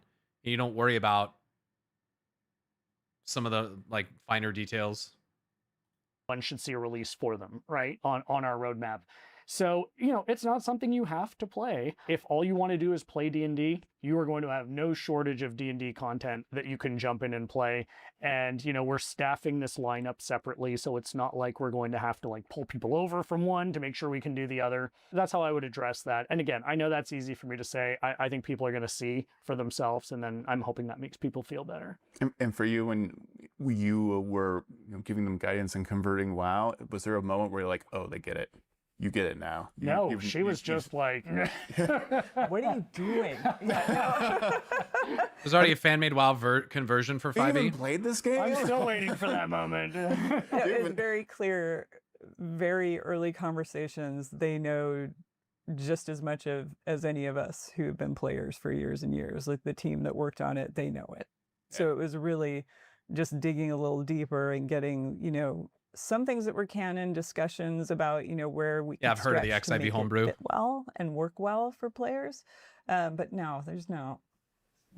Well, we don't have enough time. I would love hanging out with both of you all day. That was a nice short little interview.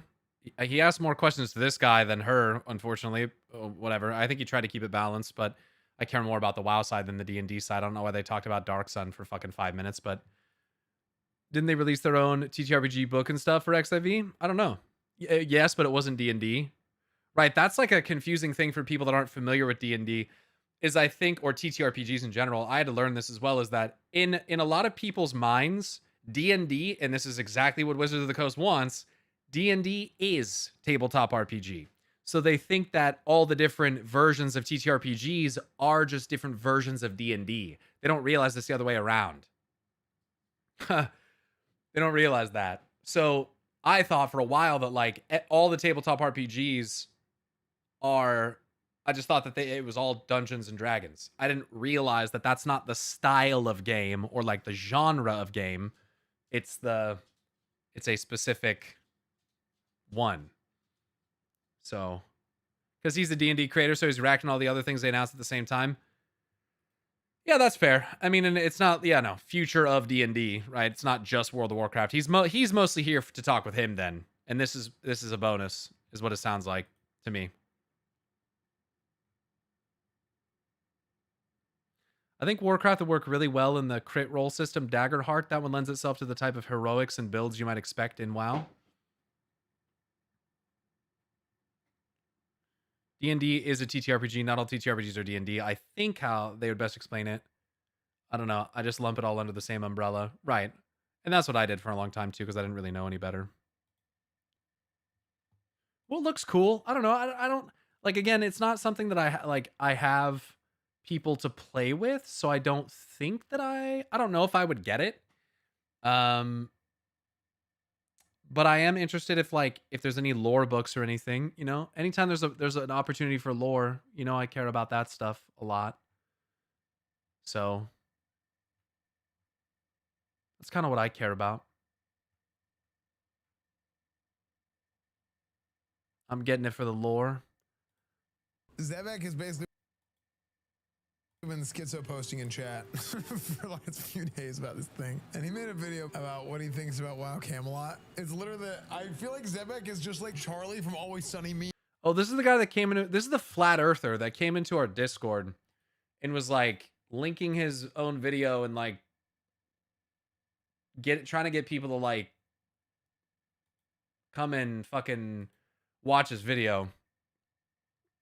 And then I banned him, and I banned him on Twitch, and his unban request was him telling me his theory.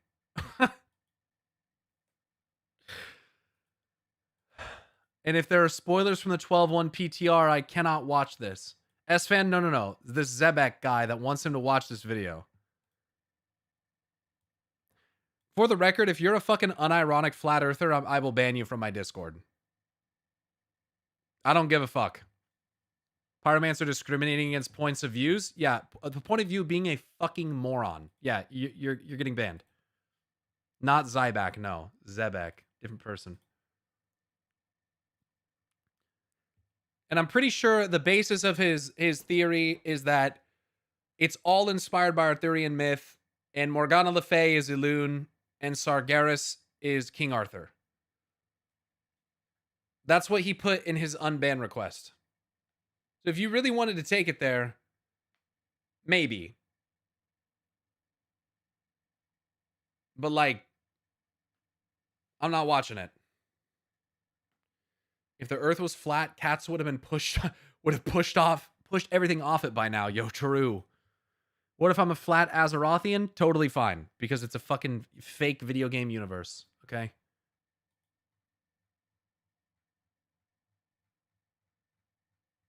Totally fine. Hell, I might be a flat Azerother. I might be. Shit, I don't know. It's not flat. It's a dodecahedron. This video is 48 minutes long, bro. What the fuck? The war crimes of the World of Warcraft community? 48 fucking minutes?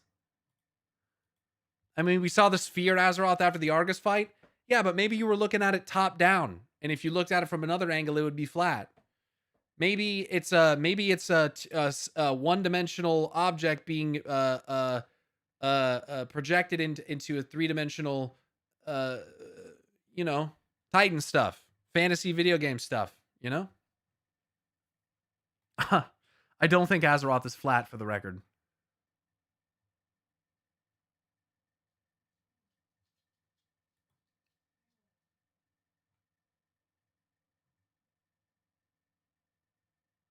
If flat, why thick?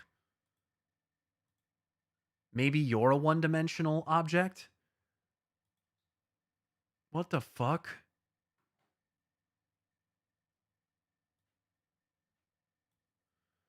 Can I ask, because I don't actually know, when did Holly Longdale become a key figure in Blizzard, or am I cooked? I think Holly Longdale's been like a key figure at Blizzard since like Dragonflight. In like her current position, I think. Maybe Shadowlands? I don't know.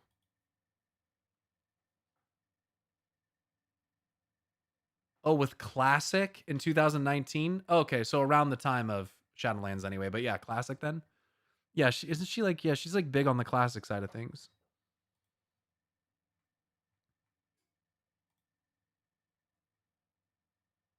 Yeah, I agree, Taro. Seems like she actually cares. Executive producer since the other guy left? Yeah, Steve Denuser or whatever. Oh, John Haidt. Yeah, Steve Denuser was a narrative designer, not executive producer. Isn't John Haidt working at... Is he working at Riot now? What's he doing? I don't remember. I think so. Crazy. Wizards of the Coast, no? Maybe that's the case. I remember seeing his name come up recently. That would make sense if it was Wizards, because all of this whole news cycle, right? The GM cheating situation is insane. So I know about this, but I don't really know any of the details. So we're going to watch Max react to this and hear his opinions on this guy who worked at Blizzard, who there was like a plus 23 dungeon being done. And apparently he like death touched a mob and instantly killed it using dev tools to help this group time this key, which is crazy. We're doing the key, and we killed the last boss, and I'm like, oh my god, we're missing percent. Like, how? This route looked fine. And I'm thinking, I'm like, oh my god, he probably forgot the Arcanist on pull 1. Bro, I have to do this shit again. And then I'm like, I go to my GM friend, I'm like, bro, please, can you do me a solid and just like, look, this thing has 20 mil, bro. Can you please just one shot? Bro, there ain't no way For you the one asked time, to for the do it. one time. Bro. Look, I meant no harm from it. Yeah, I mean, so I guess... Bro, it wasn't something that happened like... Okay, the context is pretty important here. This fucking guy... Dude, you're not... Dude, let me put it this way, man. You're not a real Look, okay? You're not a fucking real gamer, first of all. Do it again, you fucking pussy. Just do it again. And second of all, you're not a real friend if you ever put your fucking friend in this position. You know, and they know, and both of you know that this is a fucking dumb thing to do. Why would you say this on your stream, by the way? Like, what a self-reporting fucking moron. What the fuck? Why is this even recorded? Rat behavior, rat brain. I mean, his fucking PNG tuber is a cat with a waffle thing on its head. Like, what the fuck? Bro, please, can you It's not his stream. Growl got him to agree to an interview. Oh, he's not the cat. Okay, context is important. Me a solid and just like, look, this thing has 20 mil, bro. Can you please just one shot? Bro, there ain't no way you asked. So the guy saying no way is the cat. For the one time. Bro. Look, I meant no harm from it. Yeah, I mean, so... I meant no harm from it. I just was cheating. What the fuck? I guess how he maybe wants this to be perceived is he was just saying, oh, bro, wouldn't it be funny if, like, you fucking killed this mob and then this guy's already getting fired, so you can throw him under the bus, no problem, right? There's literally, again, zero... I know now we know he got fired, but, like, even at this exact moment, there is no fucking way he was not getting fired. So you already know that. That guy knows that, too. So, like, why not throw him under the bus? Like, sorry, I made this guy out to be an idiot because his PNG is a cat with a waffle on its head. Mostly, I thought he was an idiot because of what he said. I just thought that compounded on top of it. So, no offense to this streamer. I feel bad. Cool cat or whatever. Like, whatever. oh, bro, just kill this mob for me, dog. You know? Just give me something. Wouldn't that be a funny meme if you just killed this boss for me? And then he does. And he's like, whoa, bro, I didn't know you were going to do that. What? Like, dude, come on. There's no fucking shot. But the fact that okay, one thing that does make From what I've read, the GM used developer spells, which are heavily restricted and rarely used. Yeah, I mean, area death test. It literally says test on it. Kind of believable is The only scenario in which it wouldn't have been a like one-off thing, if it was just a casual conversation, like, bro, we're gonna fail this key, like kill this mob for me. Then they've absolutely done it before, which again, Blizzard will find out in the investigation they do for it. But at least if it was on this GM's same account, right? Which I assume he only has one. So again, what he's saying doesn't matter too much. I will say this guy that is we're Its talking. spell ID is below 100. It's one of the first spells ever made. I get it would have to be. Yeah. To right now, I'm gonna guess has really bad impulse control, because can you imagine if you're ever hitting your GM friend to like kill a mob for you, bro? You're gonna do it on a key where you can't even gain IO or like a new resil. It's just like a fucking homework key, and you're like calling out to your GM to insta kill, risk his job and risk your account to kill to like save 30 minutes of time. Like holy shit, that is like with a. That's like, bro, there's probably a time to pull that card that makes a lot more sense than when you'd used it, which is why I think they had maybe done this before, because like, why would you? You were not the only one. Lots of people saw this clip thought the same. Bro had the title a few clips saying I was not the cheater. Gotcha. Random pug tank logged it. Unfortunate, dude.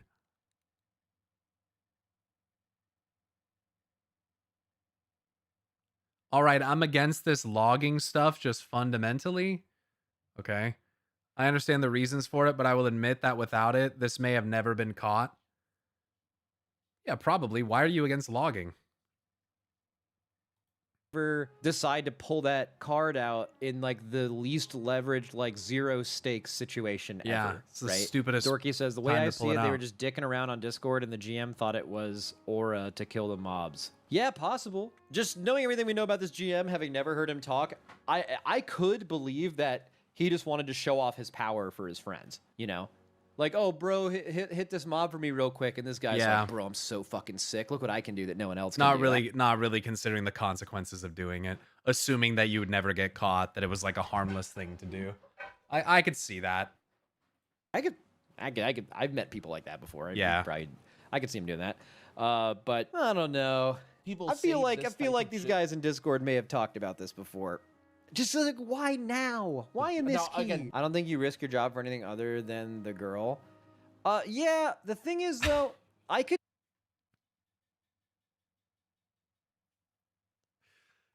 see more of the like he did it for the girl angle. I mean, I could just believe that in general. Just because So there's a girl in the group too. That's part of this whole thing. That people think that he was trying to do it to like impress the girl or whatever. Holy fuck, dude. These people have a distorted fucking perception of what you do to impress women. Maybe this is the case with this person. I don't know. Maybe Discord Kitten made me do it. A female streamer. Who is it? Bro, I'm so impressed, bro. Dude, it's what the fuck, dude. Oh my god, this is some desperate nerd shit. I've seen people harass female streamers because of this now. People are dumb. Bro, newsflash, females, not just female streamers, get harassed in online gaming spaces all the fucking time. All these people need is another excuse to do it. Like, the fuck? They do it constantly anyway. Damn, girl, watch me lose my job real quick. Really cool, huh? Yara, high-end Mythic Plus player. Okay, yeah, I'm not too familiar with the high-end with Mythic Plus players. We get harassed anyways. Yeah. Yara Bite in Yeezus is the dude explaining what they did. I think these men are confused. That's not the type of button clicking that impresses girls. Shut the fuck up, dude. Shut the fuck up. Because I have seen guys Shut on the the internet fuck up. That's just do completely ridiculous shit to try to impress a girl they've never met, or to try to get them because they like didn't have those social experiences in high school. Like I've seen everything you can see. So I believe it, dude. I believe it. Like I could believe that, but also I think if that was the case, it would be in a higher key. Like I think it's more likely She's in the title percent without this, and it's her alt, so she didn't need this at all. Personal opinion, I think it breeds an elitist behavior across the game, creating more and more hurdles and clicks among players, fundamentally restricting access that doesn't always reflect player ability or playtime. I've also seen the idiots that play and end up ruining runs, so I don't like it, but I get it, and I just don't interact with it. nor do I attempt to give people flack for it. Gotcha. Yeah, I mean, if I look at your logs and you're gray Parson, you're not coming to my fucking group, bottom line. That's just the way that it is. If you're 290, I'm sorry. If we're Zerg stratting Chimeras and I pull up your damage and you can't do more than 100k on any boss, your ass ain't coming to the fucking group. If you want to call that elitist or clicky or fundamentally restricting access, I don't give a shit. I'll let you pull the boss, and then when you do fucking dog tier damage, I'm kicking you out of the group anyways, and now you've wasted your time. So I get it, but at the same time, like, nah. I'm more against Raider IO than I am against logs personally, but that's just how I see it. We'll never know, but like maybe he wasn't trying to impress the girl; he was trying to impress the boys. Right? This is like a lot of presumption that's happening here. Def was trying to impress Yara. Glad he got dismissed though. Can't be doing like shit like that ever. How can you say he was definitely trying to do like, dude? I'm gonna just say it like this: people like you that like just automatically ascribe intent to people with absolutely no proof of it are so fucking annoying. That is so insanely fucking annoying. You don't know that. Why the fuck do you talk about it like you know this guy, like you fucking talked to him and that he told you that? You don't fucking know that. Is it possible? Yes. But to be like, he was definitely fucking trying to do it to a like, dude, oh my God. It's assuming intent is one of the most fucking toxic things ever. It's like, it's so like, what the fuck? What are we doing? Wizards, but he's resigning in September. You're way behind, Lisp. We had the admission in his clip that it was the other dude that did it. Famously, men and women can't just be friends with each other, apparently. Oh, there's certain groups out there that will tell you that. Yeah, manosphere, motherfuckers. It's more likely to be that scenario if he's like helping her achieve something, but he didn't help her achieve anything in this key. This is literally, I guess, 30 minutes of her time, right? But it's not like, babe, you want to get rank 1? It's not that, you know. Well, I guess you could guess that like maybe he was trying to impress her or something. And I mean, maybe, but I mean, no reason to believe that other than like he could have. These are just his friends, yeah. Yeah, there's literally no reason to believe it at all. It's the equivalent of a conspiracy theory. You just nobody knows. It's not even worth bringing up. Stop fucking dismissing it. It's cheating. Me? Are you talking to the guy in the interview?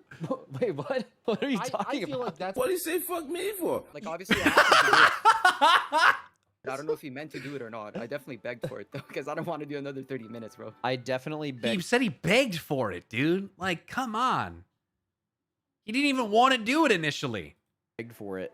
Bro, this guy is an idiot. Please, I don't want to do this homework key again. Dude, like, imagine how much more worth it would be if it was a key. Definitely the funniest part of it is that the pug logged it. That's the fucking most hilarious part of it. That is fucking hilarious. Also, wasn't this whole thing originally found from some random Redditor that so happened to be looking at logs on a lunch break? Definitely seems like some backhanded shit from someone they know. Yeah, you think they told someone, because I'm sure they don't keep their fucking mouth shut about it. He probably told someone, and then his friend was like, okay, fuck that. And then a random Redditor found it. The tank was the snitch. The tank didn't know until he was told. I think the Redditor was the pug. That he was the snitch that posted it on Reddit. It's actually hard to find. Literally got one guide. Yeah, you have to be going through looking at spell cast for the entire fight to find this. For the entire dungeon. Plot twist, the Redditor was the tank. Got one guide. Yo, Kelly, thanks for something for 2 years, brother. Thank you. Didn't even think you could time, but other people have time, so it would fly under the radar and no one would check it. Please, I don't want to die. This guy's an idiot. My favorite comment in this interview is take back the key or title. I don't care. Just don't ban me because I'm addicted. Wait, he says those exact words? I heard the first part earlier. I mean, he's probably going to get banned. I mean, see, the thing is it's going to be really hard for them to actually ban for this because do you ban everyone involved in the key? It seems like the DK and the pug tank were not complicit in this. We don't know, but it seems like that's the case, right? So like, do you ban everyone in the key? No. Okay, well now you know that the GM was friends with, had previously posted things on Twitter about, and was in a Discord call with the streamer, this dude, and the GM, right? Those 3 people were in a call. Obviously, the guy was going to get fired from the very beginning, but as far as like banning people, I mean, I don't know if Blizzard, like how far Blizzard goes outside of like just what happens inside of World of Warcraft to determine punishments, but like if they ever saw this VOD, I feel like you have to ban the DH at least because he's the one asking for it.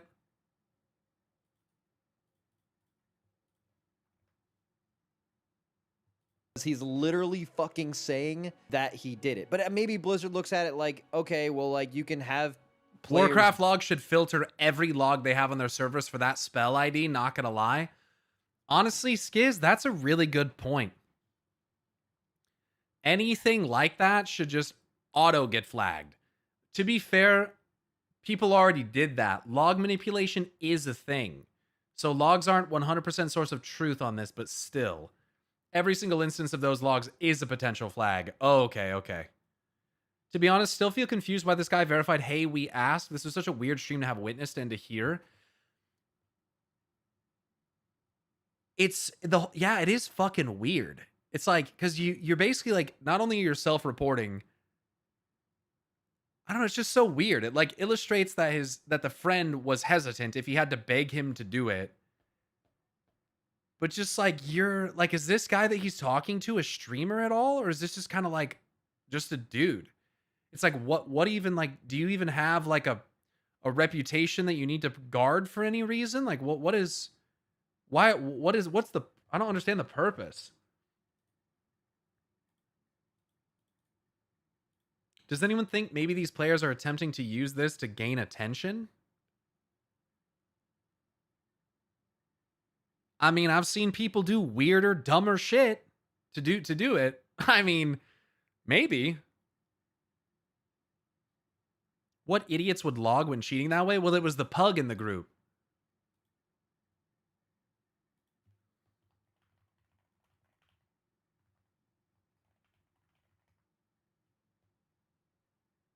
Kellyath, are you fucking trolling me? You asked me on stream for rating. I said no. I posted in the Discord, no raid today, but please use this link. And you fucking immediately respond, are we raiding today? Bro, are you trolling me? Are you fucking trolling me, dude?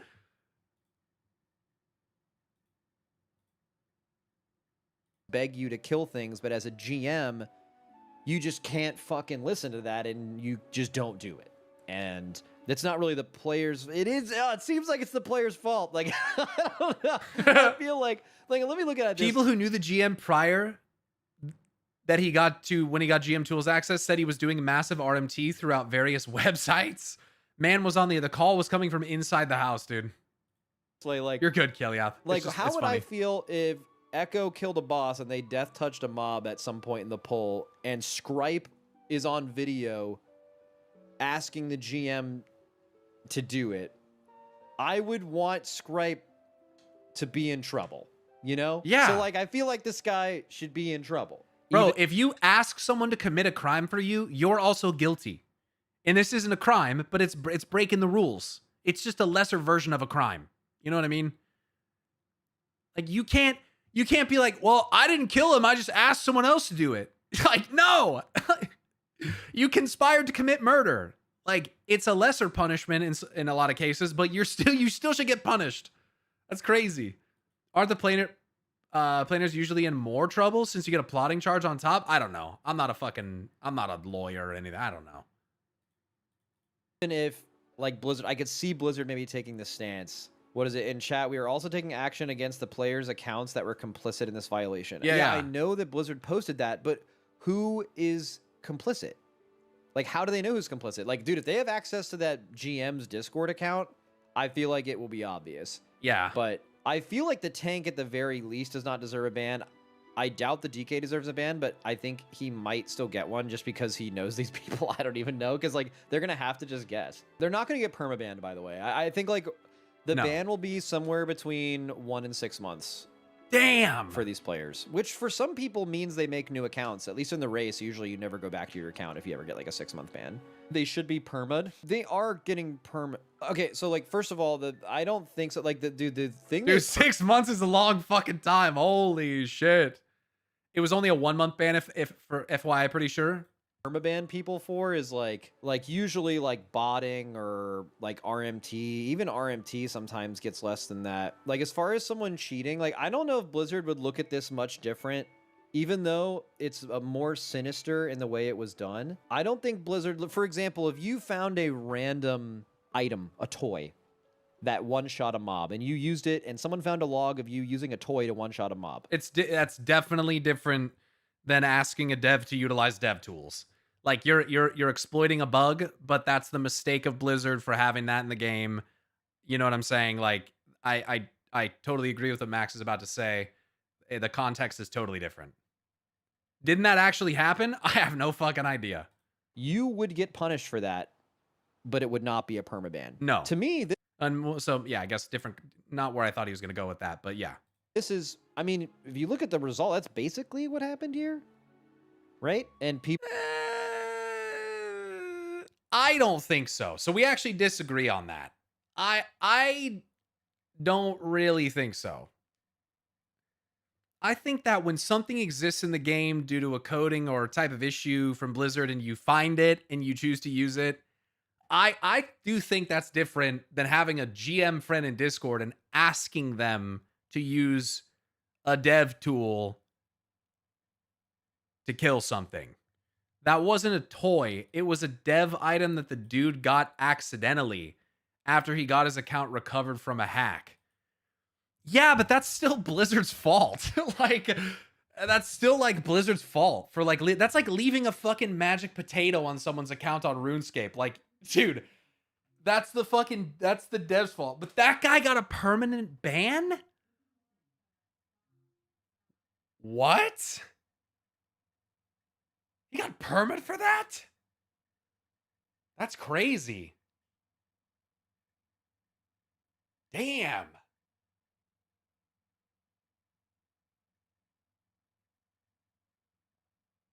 A magic potato is an inventory item that devs have in RuneScape that gives them access to the dev commands. So like you can use it to kill something instantly, to spawn an item, to spawn a boss, to do like almost anything. So there's been things before where someone has tricked a dev to coming into a certain area where they could like, I think they could pickpocket them, and they stole the fucking potato out of their inventory and used it. Yeah, and it took the devs a little while to figure out that they had it. And then they got banned. But it was hilarious. I guess he got permit for using the item instead of reporting to the GM that he got it by accident. I don't know, dude. Getting permit for that is fucking lame, dude. Like, you fucked up. You're the one that goofed up. I shouldn't even have this item. Like, I don't know. That's silly to me. That's silly to me. It is different than a toy, but still, like, come on, dude. A permanent ban for that? That's fucking crazy.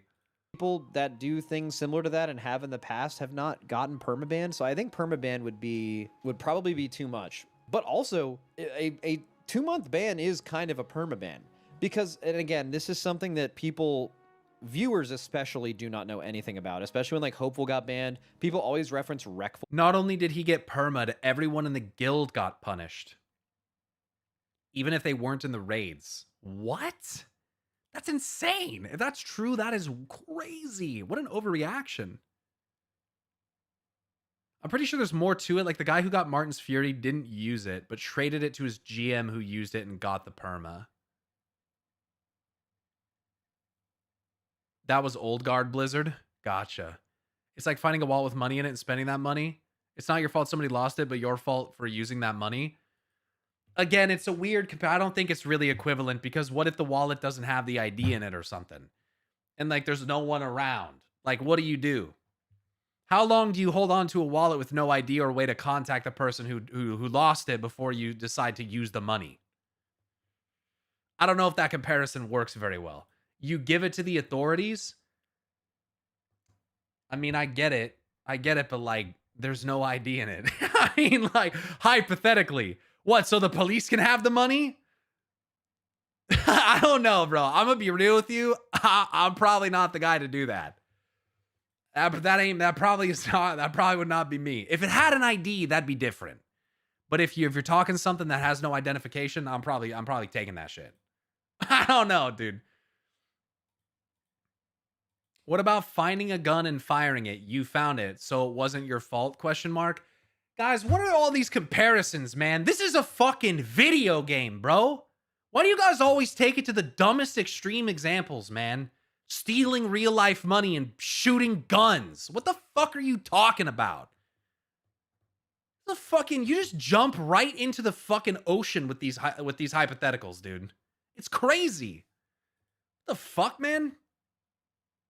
Apparently, the dude with Martin Fury item cleared every raid in the current tier 14 times. He got permitted. Everyone else in the guild got 24-hour bans. GG. What about finding a burger and eating it? Why are you guys comparing it to stealing someone's property?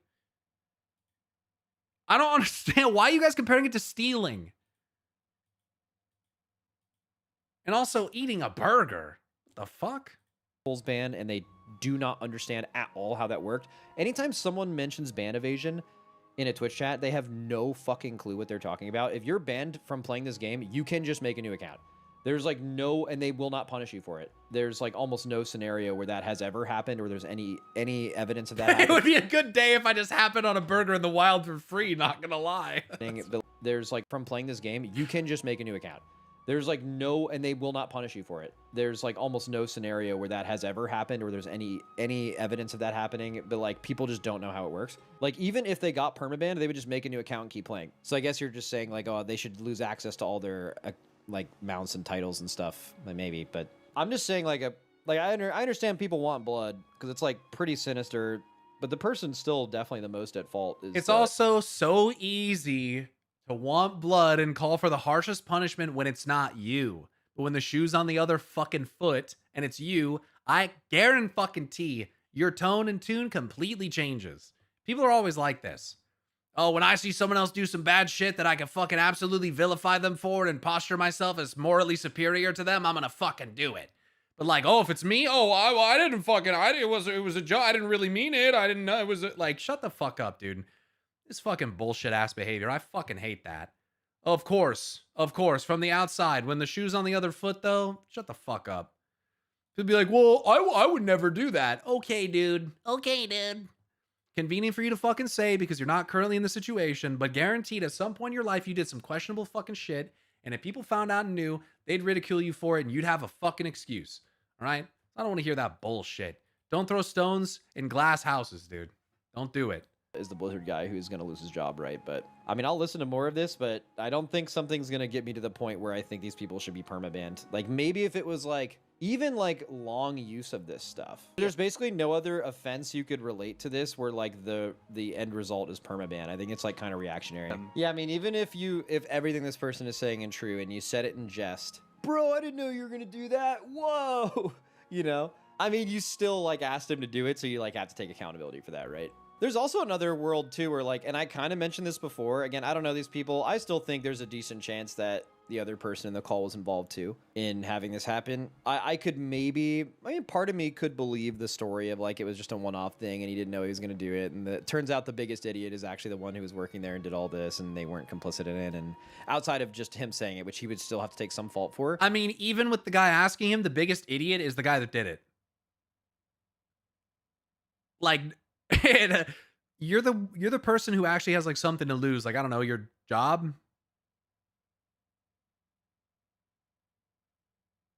The GM that did it is still the biggest idiot, no matter the context.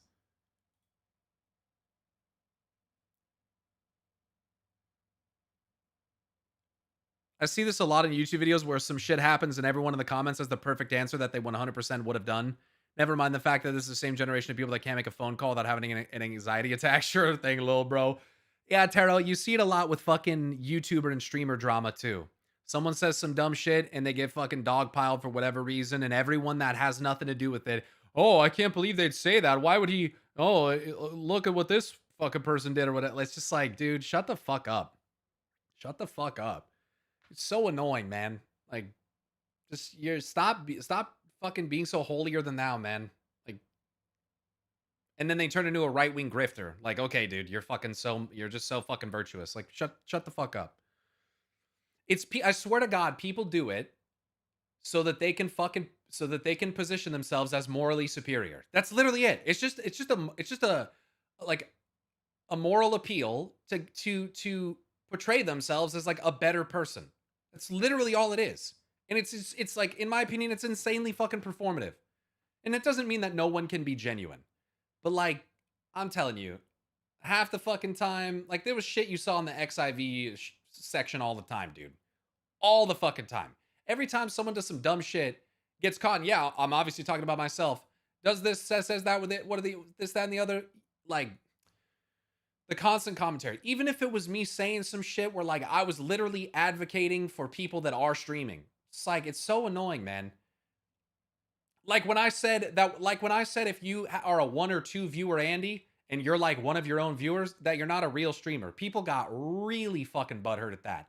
But they're not trying to meet me in the middle at all to hear what I'm trying to say. Like if I'm not actively pursuing it in order to make it my income, or even like, you know, I guess what I was trying to say is like, if you fucking turn on a stream twice a month and stream the nobody, like, I just don't think, why would you call yourself a streamer? It's like, I don't know, man. I don't know. I just think maybe the difference is professional streamer or whatever. Maybe you got to use the term partnered streamer or whatever. But like, there was people that took that and they're like, oh, what a fucking asshole. And it's like, bro, you're not like listening to what I'm trying to say. Like, just because you paint a picture doesn't mean that you're a fucking painter, okay? Just because you wrote a fucking paragraph of fanfic about how you want to fuck Alex Straza doesn't make you a writer, okay? Like, I guess to me, there is some degree, some semblance of consistency, desire to make it, like, it doesn't even necessarily have to be professional. You can be a hobbyist streamer. But like, I don't know, dude. I don't know. There's a reason that there's partners and that there's affiliates and that there's unpartnered and unaffiliated. I don't know, dude. I just don't think that someone who streams full time for hundreds or thousands of people, or even like dozens of people, and someone who turns a fucking stream on and streams to nobody and doesn't really take it seriously and just kind of gives up or whatever. It's not like an important thing to them. I just don't think that that's the same fucking thing. So just being like, oh, everyone's a streamer. Like, people got so butthurt at me for that. So fucking butthurt. It was like when I said again on Twitter, I got in an argument with someone who was openly bragging about using ad block on a stream. And I was like, look, you want to use ad block, you can do that shit, that's fine. But don't come to people's stream and tell other people to use ad block. Like, it's kind of one of those don't ask, don't tell kind of things where like, you want to use ad block, fine, but just shut the fuck up about it, okay? Because ads are part of how streamers pay their fucking bills, right? So I don't care. If you want to use it, fine. But like, don't be a blatant asshole about it, right? And this guy gets in an argument with me and he's like, oh, you fucking this, that, and the what? I don't even remember what he said.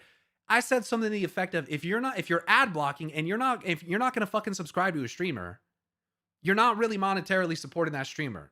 You might as well not even watch. I said that shit because I was fucking mad. And because the guy's bragging about using ad block. So then everyone looks at that and is like, oh, look at fucking Pyro fucking saying if you're not subscribing to the stream, you're not even fucking supporting the stream. I would add context now, or I would say that every viewer counts. Every viewer is important in terms of the popularity of the stream in the category, right? There's no question about that, right? So I would walk that back and I would add that context to say that like there is value there. But I was going at a guy who was publicly bragging about how he didn't want to support streamers, about how he wanted to use ad block, and about how, I'm not going to sub, I'm not going to, it's like, dude, then fine, do all of those things, but don't be a fucking douche and tell other people to do it or brag about it. It's just so fucking annoying. And then you get other streamers who take that thing and they make it a meme on their stream, or they make it a talking point for when they want to pull up videos and talk shit about me for an hour and a half straight. Like, it's just, it's that same, let me show you how despicable this other person is so that I can make myself look better bullshit. And I've seen so much of it. It's just insanely fucking cringe and annoying. It's the same shit that Asmongold's fucking editors did when I lost it at that guy who was dead naming fucking people, trans people, in my stream and arguing this fucking straw man hypothetical about his child, which no one even knows if this is even true, because 95% of the people who form these arguments are literally just straw manning arguments where they're like, oh, I wouldn't want my fucking daughter to get beat up by a dude in sports. And I'm like sitting there like, oh my fucking God, bro. First of all, it was already heated. Second of all, no one here can even verify if what you're saying is even fucking true. Second of all, thirdly, have you ever actually experienced that? Fourthly, people can't seem to comprehend that when you go into it saying it like that, you're already fucking dead naming them, saying that they're just a dude, they're just a guy, right? So you're automatically just denying any form of trans identity, right? That's why I was so angry at that guy, because there's not even any room for discussion. There's none of it, right? So then they clip all of that fucking context out. Everything that he said before in the video just portrays me as a guy losing his mind against someone who is being positioned as like, oh, I just want to protect children and I want like sports to be fair. None of the additional context of it is there at all.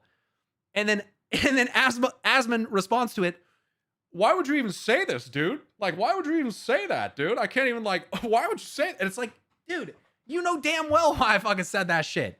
But your editors took all of that out. You removed all the context. Like,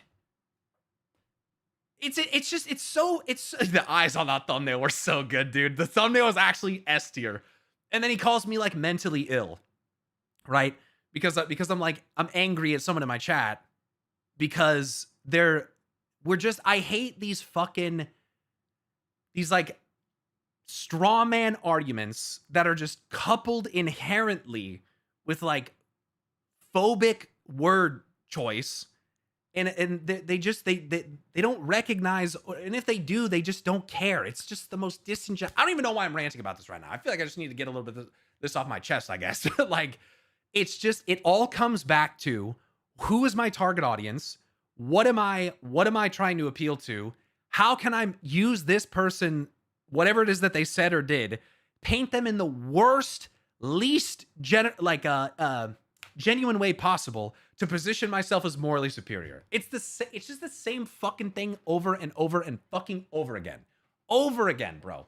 It's like, and all of them want to ignore stats, dude. I could rant about the trans sports argument over and over and over, dude. There's literally fake stories about trans athletes winning competitions. They're literally not even, that aren't actually even trans. Like, they're just more masculine looking women.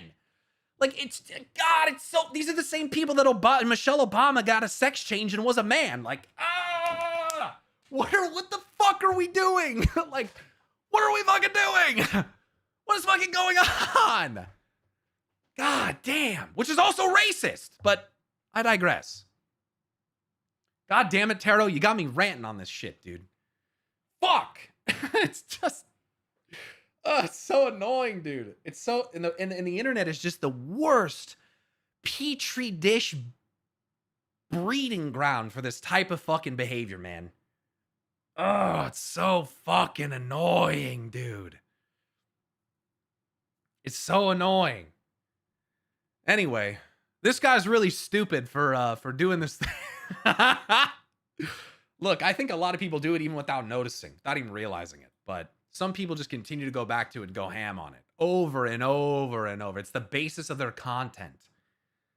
Like fucking Keemstar. Not to mention those people that think trans people are winning the Olympics are like trans people are wildly underrepresented in the Olympics. If anything, look at the numbers, bro. Trans people have been allowed in the Olympics since in the 1970s. You know how many gold medalists there are that are trans? I'm pretty sure literally fucking zero. Literally fucking zero. There is no plague of trans women dominating sports. That's not a fucking thing. Even if you look at the collegiate level of sports, it's like 0.001% of all athletes. I think it's less than like 24 of all collegiate athletes are trans. And then It's always positioned as, oh, we got to protect women. So now we're going to start harassing women and checking their genitals so they can go in the bathroom. Bro, let me tell you something. If someone wants to sexually harass, assault, or rape somebody, they don't have to pretend to look like anybody else to do that. They're going to try to do it either fucking way. God damn it, dude. It's so fucking dumb. The protection that they're trying to get for women out of it is literally just fucking harming women even more. It's insane. So again, it always goes back to the moral like superiority argument. Oh, this guy fucking hates America and doesn't care about the fairness of kids sports. Again, brother, where are your statistics about this supposed problem of trans kids in sports, dude? Where is it? And even if you can pull up 3 examples, 3 in the whole fucking country, that is not a significant issue. I'm sorry. I'm fucking sorry. It's just fucking not. I just don't think it is. I don't think it's a significant issue. I just fucking don't. It's like the people like, oh, they bring it over there. They're immigrants. They're rapists. They're murderers. And then you look at the fucking the crime rate per capita for immigrants versus like people that live in the country, and you'll notice that people that live in the country, especially white men, are significantly more likely and do commit crimes at a higher rate than immigrants. What the fuck are we talking about? What the fuck are we talking about? What is happening? What the fuck is happening? What, like, anyway, sorry. I'm gonna stop.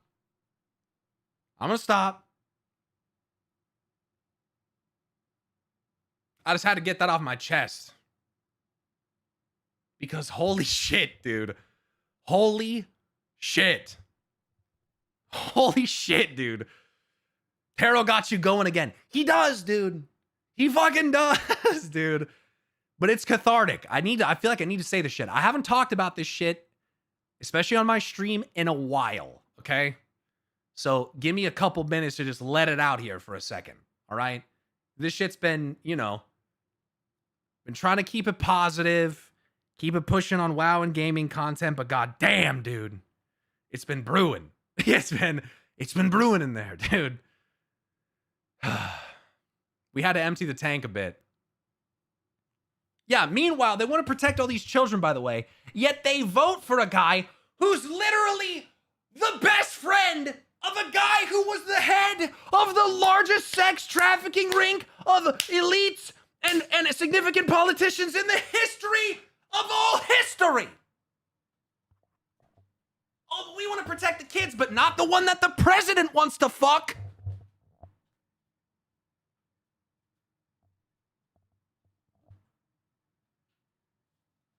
Fuck!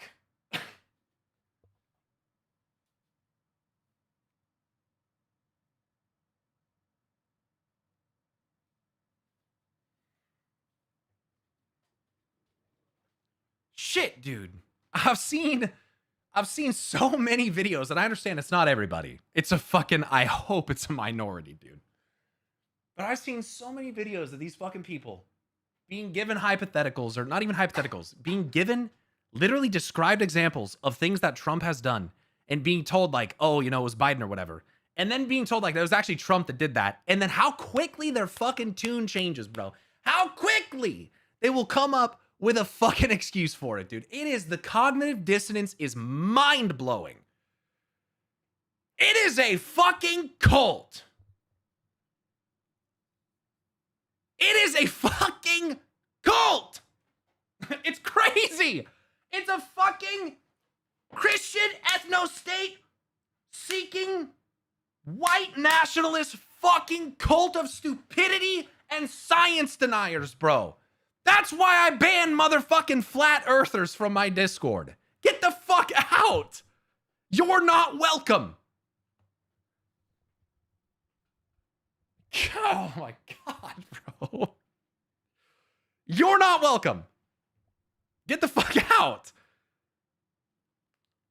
And you can live in this country and you can be wherever you could do. You have freedom of speech.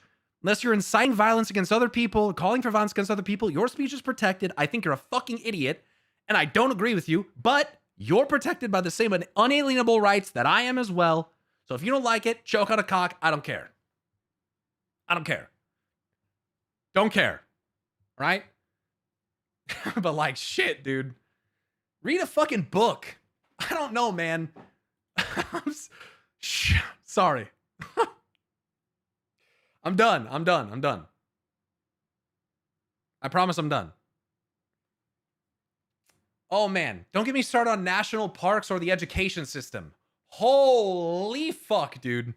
Or the resurgence of fucking diseases like fucking measles, bro. How? Dude, literally how? How? And the water crisis. Dude, what is fucking going on? Oh my God. Completely understandable to get this stuff off your chest from time to time. The current climate absolutely fucking requires it. Otherwise, you'd explode.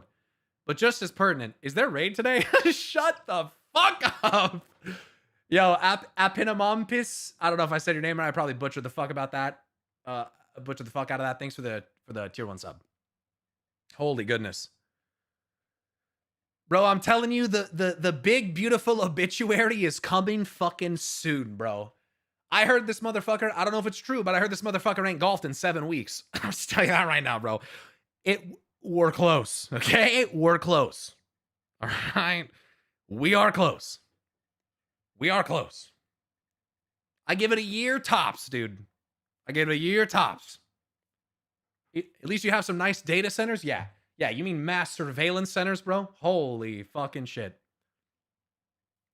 Slashing food regulations. Oh, look at all those recalls. How weird. Oh, you mean a fucking foodborne illness being spread through lettuce that gives you fucking explosive diarrhea? So strange how that and like other mass disease outbreaks are occurring at the same time. It must be the fucking liberals.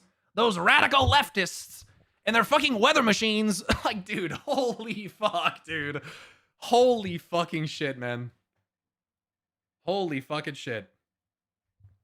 When Europeans look at Americans, we see Asmongold literally. Yeah, I know. But remember, there's fucking 380 million of us. And at least 40% did not vote for Trump. Okay? At least of the voting population. Right? So like, don't convince yourself of this. And let me be clear. Just because they didn't vote for Trump doesn't mean they're not a fucking idiot. That's not how that works. But trust me, there's a lot of brilliant, fucking caring, passionate, educated at varying levels people who are not that what you think Americans are. I promise you. I promise you. There are people in this country to be hopeful for and to, you know, that you could align with. I promise you. It's not what it looks like from the outside. I promise you. Hard to find, though? No, they're really not that hard to find. Media just has a good way of polarizing the narrative to make it seem like they're hard to find. They're not hard to find. They're not. I would say most people are pretty fucking normal. But like when you're fed highly polarized algorithm feeding fucking content, it's gonna make it look the craziest that it possibly can. And that goes in all directions. That's why I always say there's good Republicans too. There's misled MAGA supporters. I don't know how at this point you can still support Trump, but holy fuck, man. Like, holy fuck. But yeah, there's, you know, bad apple spoils the bunch, as they say. It's something, man. It's something. Not gonna lie, I've got no sympathy for Trump voters. I've also got no sympathy for people who didn't vote. I have all the sympathy in the world for those that voted and didn't vote Trump. Voting is a civic duty. Not voting is not performing your duty as a citizen. Yeah, I mean, everyone's got to get out there and vote, dude. Everyone's got to get out there and vote, especially in the midterms, man, because this motherfucker, I mean, you don't need me to say, but these motherfuckers are coming for elections, man. They already, I don't know. I don't know if I believe, but I would not be surprised. I mean, there's already been reports published that oh, let's not even get into the fucking voting manipulation, bro. Yeah, the pot calling the kettle fucking black, dude. Oh man, let's not even get into that shit. Oh, all this voter fraud. Okay, bro, yeah. Okay. Don't even get me started on fucking Elon Musk and all this shit, dude. they're coming for the integrity of elections. They already have been. They've already been setting the narrative forever. You go after the media, you go after the education system, you go after you devalue the idea of free and fair elections so that you can take control of it and rig it to actually not be free and fair. Like, it's crazy, dude. It's crazy. It's textbook fascism shit, dude. It's fucking textbook fascism. Anyway, that's enough of that. It's enough of that. It's enough of that. All right, vote in November. Right, make sure you get out and vote for the midterms if you're an American.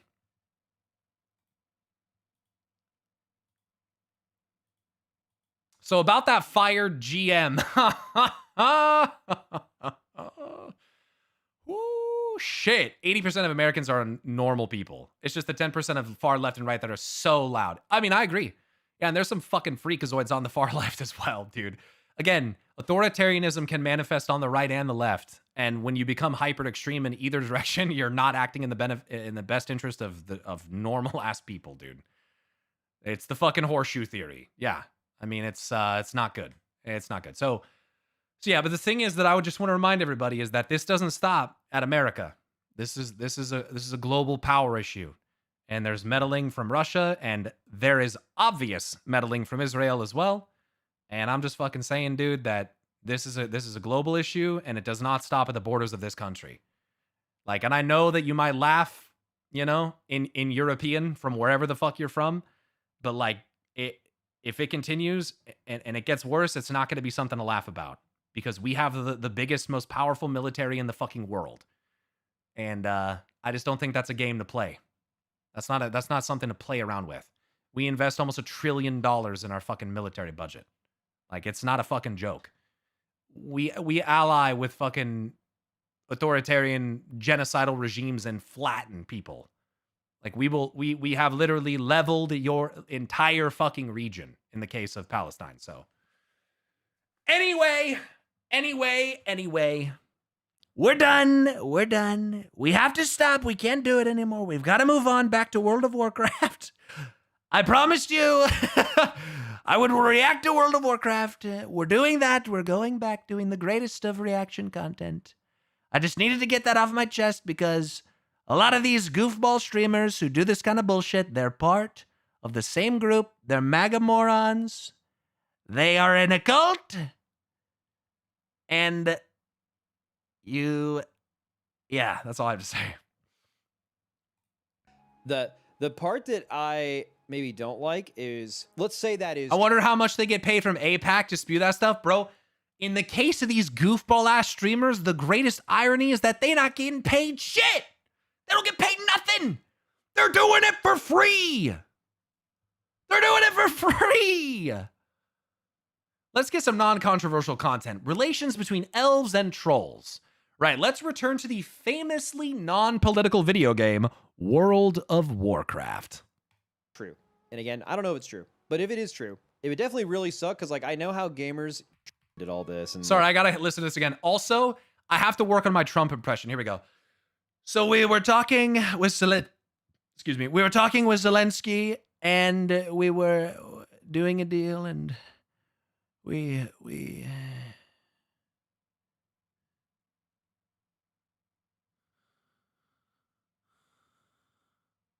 It's a work in progress. I haven't quite got the cadence for it down yet, but weren't complicit in it, and outside of just him saying it, which he would still have to take some fault for, the part that I maybe don't like is, let's say that is true, and again, I don't know if it's true, but if it is true, it would definitely really suck, because like I know how gamers can usually respond to women in general, and if there was a girl streamer involved in this, and they truly, again, will have no idea if they're actually interested or not, but if they were, I could only imagine the things that are being said to them, because like there's nothing a gamer hates more than like the perception of like a girl getting ahead because of some bullshit cheating or something, and then I imagine whatever is being said to them in DMs is just the most absolutely insane shit. Max is so fucking real for that, dude. This is one of the reasons why I like Max so much. Because he has base fucking takes like that. Yup. There's some fucking weirdo incel gamers who have just been convinced by the manosphere and other incels that women are the cause of their problems and they should fucking resent women in any situation they're given the opportunity to do so. Any situation. They just love it. They just love to be miserable fucking virgins. It's crazy. Like, fuck. So it sucks that that's happening. There's nothing I can do about that. But I've seen that kind of. I've seen what gamers will say on the internet to girls just in general when they haven't really potentially done anything wrong, and now it would be like really, really bad. So who knows? They are way more mad at Yara than the GM or the DH who asked for it. Yeah, I think part of that could also be that she's just more public facing, and there's just a place to throw that hatred. I think a good Twitch is an easy place to let someone know you don't like them. good example of this is people yelling at Growl enough to where he had to name his next VOD, "I'm not the person who did it, I was just interviewing him," or whatever, because it's just a place to put your hate. People are just mad, right?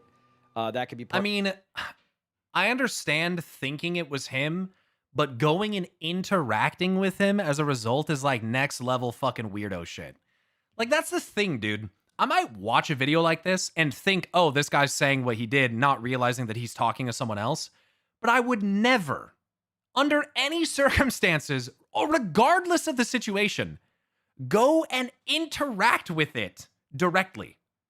Like, why? What is with people who have the desire to actually, like, now you have to let them know. Now you have to tell them, you know, you got to make sure that they know how you feel about it. Bro, no one gives a fuck. No one cares. People who do that shit are fucking weird, man. Part of it. But again, I think another part of it is, you know, people will have the narrative that, I mean, this is the one that I heard yesterday before really looking into this, which is, you know, streamer girl has GM simp helping her get ahead in the world. And that is like, literally, if you're going to create the perfect cocktail of something that is going to make the worst person you know as mad as they could possibly get, that is the narrative, right? And they're just going to go fucking wild, and they love twitter.com. They're Oh, dude, Twitter is a shit hole, dude. Twitter is a cesspool of dog shit, man. It is the worst. It's the fucking worst. But also, it's this very same logic that people use to make their clickbait type of videos about Blizzard. It's the exact same logic, just without the context of a woman being involved. What can I say? What can I title it? What's the topic that can get people as fucking mad as possible so that they will interact? And that's what people do. There. So they're going to just go crazy, right? I think that's probably why, you know? But also, the unfortunate thing is we'll never know. Actually, I mean, that literally could be what happened. Not know. The only real testimony we have to go against that is one that is, like, by default, like, kind of unreliable, right? And it kind of sucks if you're that person, right? Like, if you're the person, like, in chat, right? Like, you're the DH. I don't think it's that unreliable, though. Like, I feel like this guy saying he begged his friend to do it is a pretty clear indication that the narrative that it was done for this other streamer girl person is fucking stupid. The guy is literally, like, how can you have the direct evidence from the horse's mouth about what happened and then still make up a false narrative to try to fill in? Is it because it's more sensational to people to do that? Like, what is the purpose of that? Why do that? You're like telling the truth, right? It's unfortunate because, like, there's just a lot of reasons to not believe you, you know? Like, and I could totally see a scenario where everything you're saying is true, but it's like people lie. I don't know. Yes, but like, why don't people, like, I'm not saying that you should assume that everyone's just telling the truth all the time. But if you don't have any evidence to the contrary, it doesn't mean anything. Like, this is how, like, courts of law handle this type of stuff. You have to have evidence. You can't just have a thought or an opinion. There has to be evidence that supports what you're saying. You can't just say, oh, he lied. What is the evidence for that? Is there any evidence to the contrary? Because you can't just be like, oh, well, there's a girl in there, and then try to make some type of circumstantial evidence-based fucking proclamation that it has to do with that. There's no evidence of that. What, like, I guess for me, the madness of it comes from, where is the desire to make more out of it coming from? Why can't you just look at the guy saying what he did and take that as the truth? it feels almost like this strange desire to sensationalize something for no fucking reason. When people just say what they want with no evidence or context, then you're the authority. It's just, people have a very reasonable reason, or have a reason to not believe you, right? It's because you would have an incentive to make it up. So, okay, so 1 second before he keeps going, Growl linked me this, which I guess has been going around, which is the GM guy saying, "XD, yo, by the way, I can appear out of nowhere now. Finally got my account. Been snooping a little bit, not gonna lie. Can copy your character and look at your bags and keybinds. Be good, boys and girls, now." Yeah, probably already an inappropriate way to conduct yourself when you're in a position like that. Just saying. Because it's more fun to blame women.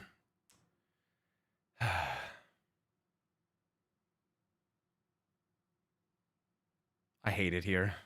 I mean, yeah, this is like major, just like Reddit mod energy. Like, Yeah. I got the power now, guys, just letting you know. He Yeah. said this is from the Discord in question that they were hanging out in. Apparently, there were a decent amount of people in there, and it got purged after this was leaked. Yeah, the Discord being purged after this was leaked is also, like, hella suspicious, right? Because if it was truly a... okay, there's multiple ways to look at it. If it was truly a one-off thing, like, why would you do that? But also, like, I can imagine in the 5 minutes after this started leaking, the GM was probably doing everything he could to silence it and save his job. I mean, I don't know. Yeah, the whole Discord being purged is, like, whatever. School shooter tweets energy, bro. Straight up.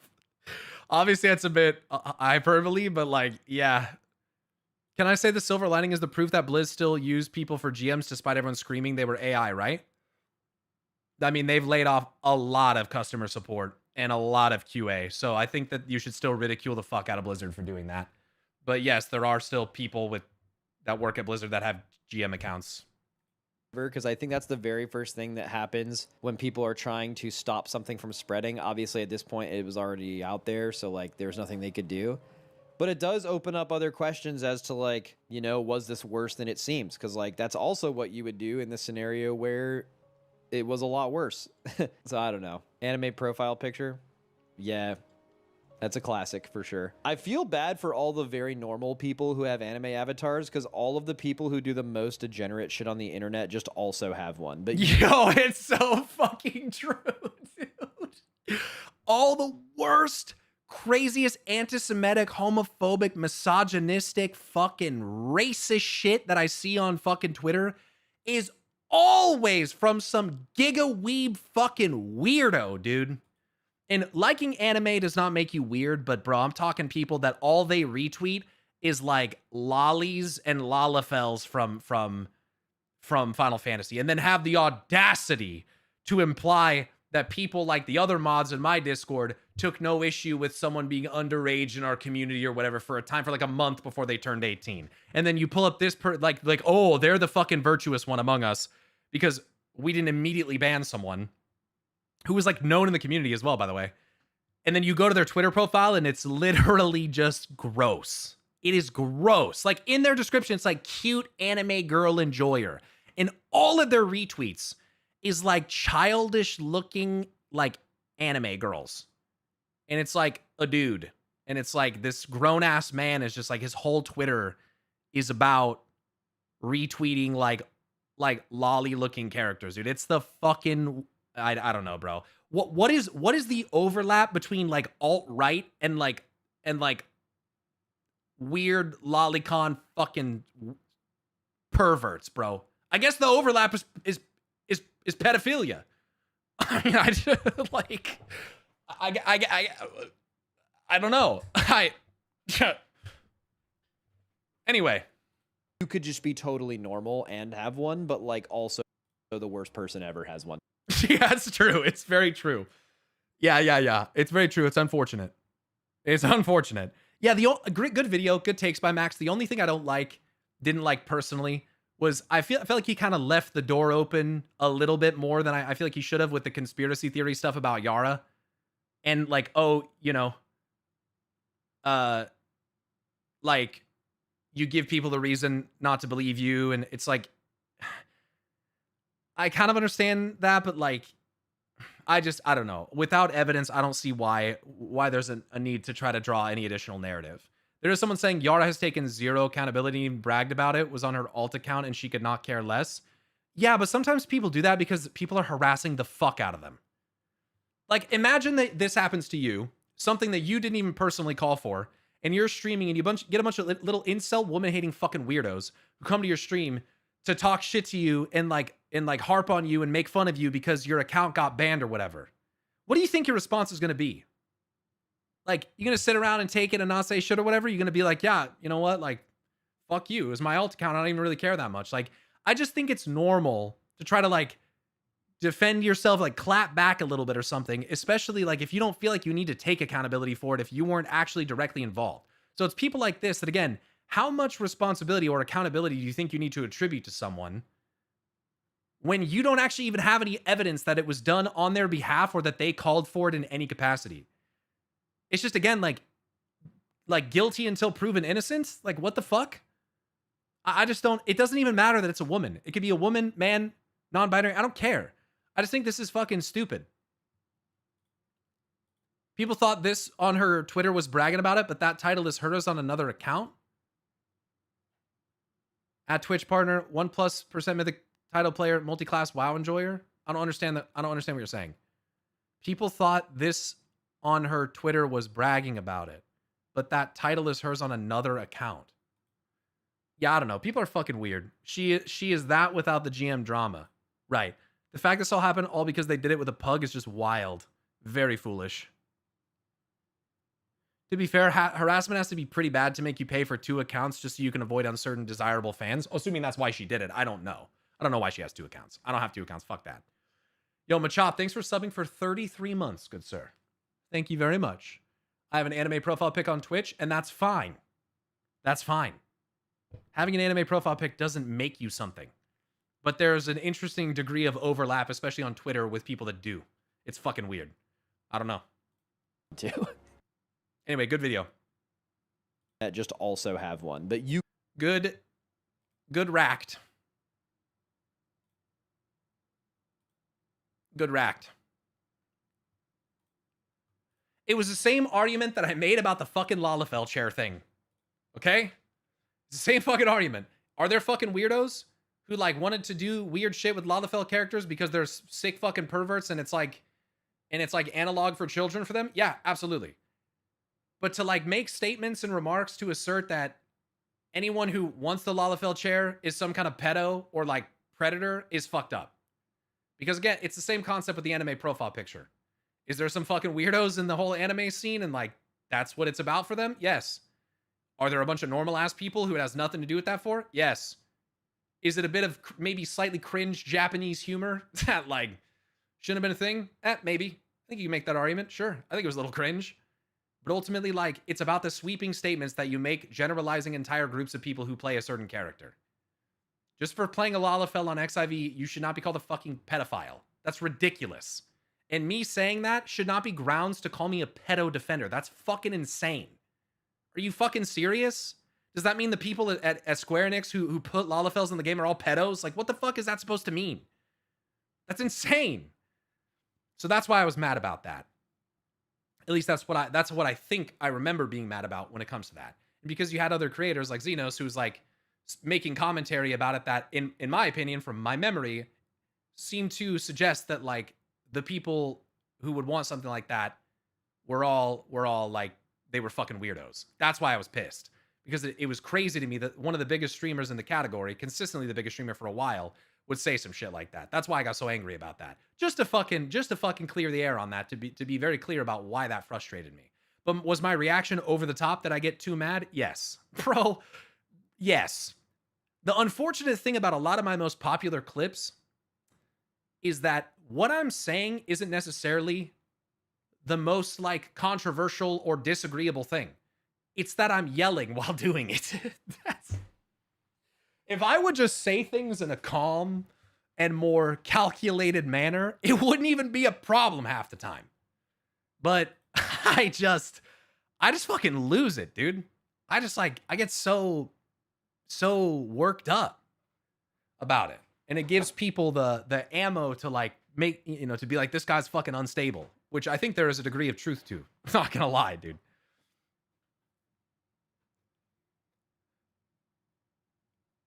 I don't play 14. Is that race sexualized in the game much? No. Or just small beans? Just small beans. No. Any sexualization of the race is happening from players. There's some overlap between e-girls and guys trying to impress them. I don't think it's unreasonable to think GM was simping for the girl. It's not unreasonable to think it, but what does that give you if there's no evidence to support that? You can't just be like, well, I think considering this and that, like, I don't even know, like, trying to say this and this almost suggests that there's a form of evidence. Having a vibe that someone has done something is not an adequate means of making an accusation. You can't just have a vibe. You can't just, it's not unreasonable. Yeah, it's also not reasonable to assume that your thought is true. It's not an unreasonable possibility, but it's also not unreasonable to think that that's not what happened. So if you have no evidence for it, making the assertion that that's probably what happened is unreasonable because you don't have evidence for it. Like, I don't see why we should care either way. It ultimately doesn't matter. But the reason why I care is because I have an innate desire to understand and call people out for why they think that way. Why do you think, like, and I guess for me, there's a curiosity of, is there an underlying motivation for that? I don't know. I'm not going to say that there is because I don't have evidence for it, but I'm trying to get people to question that themselves. Why do you feel the need to even consider turning it into that narrative when the evidence does not actually support that sequence of events? Why are you doing that? That's my question to you. Why? I guess I just worry that there is something underneath that which needs to be identified. That's all. I do think it's a degree of projection. That's my concern. Is that there's something I don't know, but that's what my concern is that you're projecting something. And it makes me think about why you would say that. And like whether or not I would want to interact with you. Because it's like, if you have an underlying sense of whatever that brings you to those conclusions, I might find those fundamentally like disagreeable or whatever. And I might not want you around or want to talk to you. And I feel like I have that right, but I also don't know. So I'm just curious, that's all. At the end of the day, it's just people going, oh, Twitter said so it must be true. Maybe he crashed his car on purpose, but is there an actual motive or evidence for the idea that he intended to commit insurance fraud? Because if there isn't, you can't say that he did. And what is the point of making the assertion that he did? There isn't one. It's literally just made up fucking bullshit for the sake of what ifs, and I just don't understand the purpose. So that's where the disconnect is for me. I just don't get it. I don't understand the purpose. Anyway.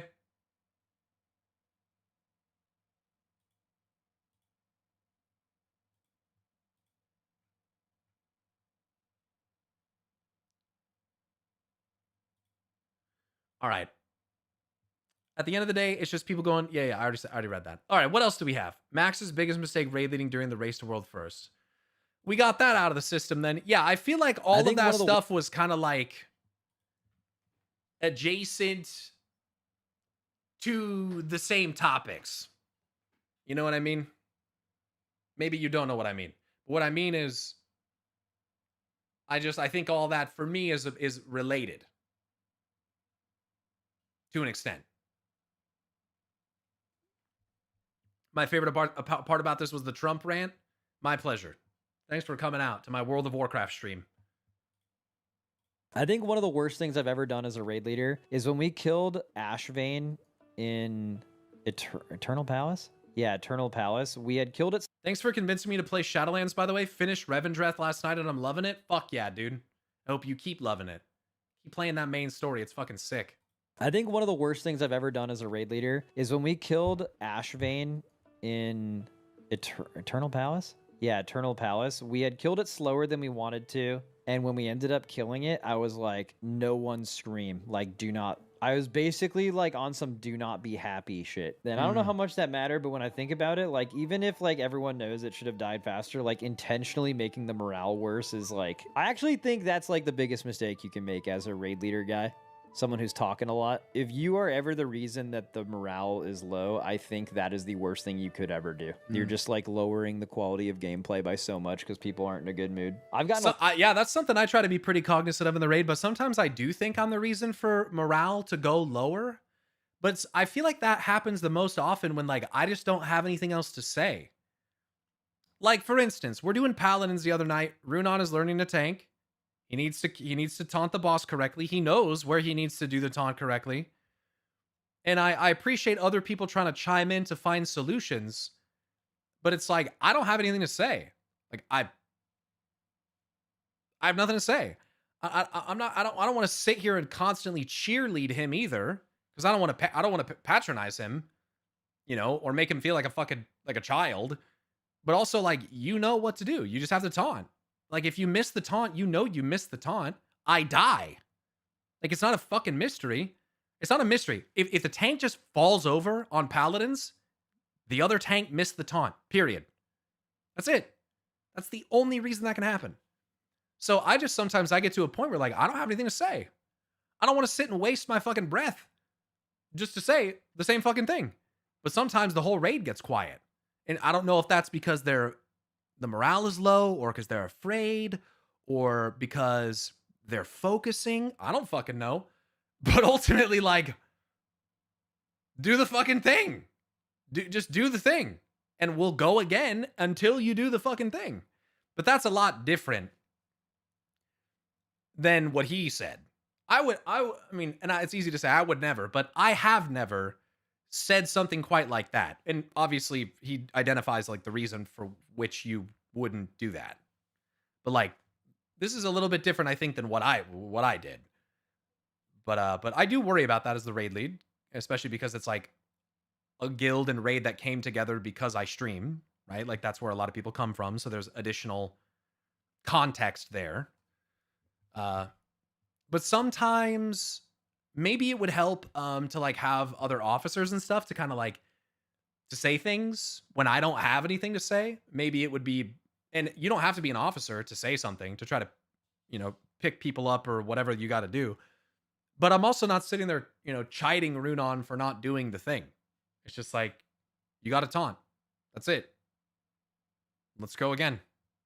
A lot better at that though. I personally, like, I've had raids where we've even done really well, but I like definitely hurt the mood of the raid a bit. And I think I've gotten way better at that. And it's way harder than you think, bro. I think that's like the hardest part of this job because like you can't just like, when you're talking all the time, you can't just like, okay, well, I'm in a bad mood, I'm just gonna stop talking, because then everyone knows. If the guy who's always talking is not talking, even if you're not actively tilted, they know you're tilted and then they get tilted. So like, and you can't fake it till you make it. You can't just like fake being, they know me so well. I can't fake being happy when I'm tilted. I guess, yeah, that's the thing for me to think about too. Like, I don't think I'm tilted when I'm quiet necessarily. Maybe I am. I mean, maybe that's just like when I have that attitude, I don't have anything else to say, just like do the fucking mechanic. Maybe there is a little bit of tilt, but it comes from like knowing that they know what to do and that they're just not doing it. So yeah, I mean, it's like, what do you do? I don't know. That is kind of hard. I've been gone so long, scared to go back into raiding lull, but I've been building back up to get back into the flow. Raiding's a lot of fun right now. You have to like literally mind fuck yourself into not ever being tilted truly, like genuinely. And that is very, very fucking hard. But I think I've done really, really well the last couple tiers specifically, or at least I've been told that. Even on Ansarek, like we did really well on Ansarek, bro. I like was terminally tilted for like 3 hours earlier in the day on the day we killed Ansarek. And that was like one of the main points of feedback in the raid post-mortem. I'll say it this way. There's nobody in my raid that I get more angry and tilted at than myself, dude. When I fuck a mechanic up, that's when I get fucking tilted. because I have a ton of CE experience. I don't have an excuse. I've tanked this boss for 200 pulls. I don't have an excuse. Like, people make mistakes, yes, but that's when I get fucking tilted. Because it's like, I am supposed to be one of the most consistent people in the raid. I have enough experience that that's how it should be on basically every fight. But mistakes happen, but still, when I consistently make mistakes, oh man. Oh, that tilts me, dude. Oh, I get tilted. I get tilted. Was people being like, dude, that like was not easy to play through. And I was like, shit, I gotta fix it. What tilts you? Okay, here's what tilts me as a raid leader. Specifically like world first stuff. It's whenever we're not problem solving. Like, dude, we can be wiping all day. I'll never get tilted about that because I have a problem to solve. There's something I can tweak. There's something I can change. I can move someone's cooldown. As long as we're even getting 1% better every pull, we could... I think for him that this makes sense because it depends on the skill level and the context of why the wipe is happening. Right? Again, I'm going to go back to Paladins. The wipe for Liquid is not happening because their tank didn't taunt, right? This is like a fundamental, inescapable, consistent thing that player has to do every time. So I would imagine the vast majority of the time, that is not why they wipe. It's an optimization issue. It's a placement issue. It's a strategy issue, right? It's a comp issue because of the level that they're playing at. So I guess to me, there's a difference between those things. Pull a boss 5,000 times and I will never get tilted or I will never be bored. But what gets me like really tilted is when I feel like I can't solve a problem. So like an example is we have a phase that is like kicking our ass and we're problem solving P2, but then we just get stuck in P1 for a while. And there's really not a lot to problem solve in P1. So I feel like I'm helpless and I can't do anything. Yep. And we're just kind of stuck in this phase. Yep. That is where I am at major risk of like tilting. Yeah, I would say the same thing as for me, especially if we're like having to reprog a boss, and we've had to do it because we've had to figure out the tank situation. But like having a reprog where that's kind of how it felt on Paladins before we shifted back to having Seasons healing on his Holy Paladin. I'm just sitting there like people are dying to 3k overkills. Like what the fuck? What can we do? I don't know what to do. We don't have a Disc Priest, so we have no absorbs. We have a fucking Holy Priest, a Resto Shaman, a Mistweaver, and a fucking what the fuck was our fourth healer? An Evoker. We have no absorbs. I don't know what the fuck we're supposed to do. And that's where like I don't know what else to do. Just personal responsibility. Well, it's not even that. It's people getting hit by Sacred Toll, which is unavoidable, and dying by 3k overkill. Now, Sacred Toll doesn't hit you for your entire HP bar. So maybe a health potion or a health stone or something like that is the answer. You're not going to have a defensive for every single Sacred Toll. It's just not going to happen. So to me, the simplest solution is to have absorb shields on the raid. That's the solution. But you can't have that without healers that put absorb shields on people. Which is why I pester Viv to play Disc. And he never will. But it's why I pester him, because I hope one day he will play Disc. What helped me with that... He's just really good on Holy. Like, it'd be great if I could keep Viv playing Holy and get a Disc Priest, but... Is when you're not in the raid, it's easy to not understand when a phase is... It's really hard to tell the difference between your guild playing really bad at the moment or a phase just being really fucking hard. Right? Like, you can wipe 10 times in a phase, and if you were to ask your players, they'll be like, yeah, like, we're playing like shit right now. And sometimes you'll ask your players, and they'll be like, dude, this is just, like, fucking really hard. And then it can be interesting. Then you're like, okay, well, if it's really hard, like... We think we're past this phase, but really are we? Like, could we make P1 even more consistent? And then you kind of like, then you're not tilted because you're like actually solving a problem again. You're going back and re-looking at P1 because it's actually harder than you thought. And you can kind of trick yourself into thinking phases are kind of solved before they are. Sorry, this is a long answer, but I think that is really what gets me. So what's helped me in the last couple of tiers... I will say, to identify an issue with going quiet on Paladins is like, I still need to direct the raid, right? And I still, and what would help Runon is hearing calls for taunts, right? So on the pull that we killed it, every single taunt, I'm saying, you're taking Bellamy here, I'm taking Venal. Then we have another taunt swap, I'm coming back, I'm taking Venal immediately. Like, saying all of that, right? So when I get quiet and that's not happening, it's not going to make it any easier for Runon to taunt. Right? So like that's the solution. The solution to the problem that makes me want to be quiet is to not be quiet. And I think that can be a little bit of a struggle. Is when I start feeling that way, I start re-looking at the phase that Helped we're a lot. wiping I'm in. glad. And more importantly, And I you did ask well. people- Again, you learned how to tank that fight faster than Farah. Again, he was on an off spec, right? And we appreciate him stepping in, but maybe even also faster than Farsight. how the phase is feeling to them and like what's hard about Maybe the even phase. faster than And me. If they're ever telling me, because I like have a lot of respect for the players. If we're ever wiping to something, it's not because I think they're bad at the game or something. Like it's Yeah. usually just a lack of communication. Of That's like, how I just- feel as well. I don't think anyone on a raid team is bad. If I did, they wouldn't be on the raid team. Right? So any raiders listening, let that be known. If we're ever wiping or I'm ever frustrated, I'm not frustrated because I think you're bad. And you're not going to hear me say that to you. I don't think that. It's actually the opposite. I'm frustrated because I think we're better than that. Right? It's like we are better. Like we could do better than this. So I think that's where some of it comes from.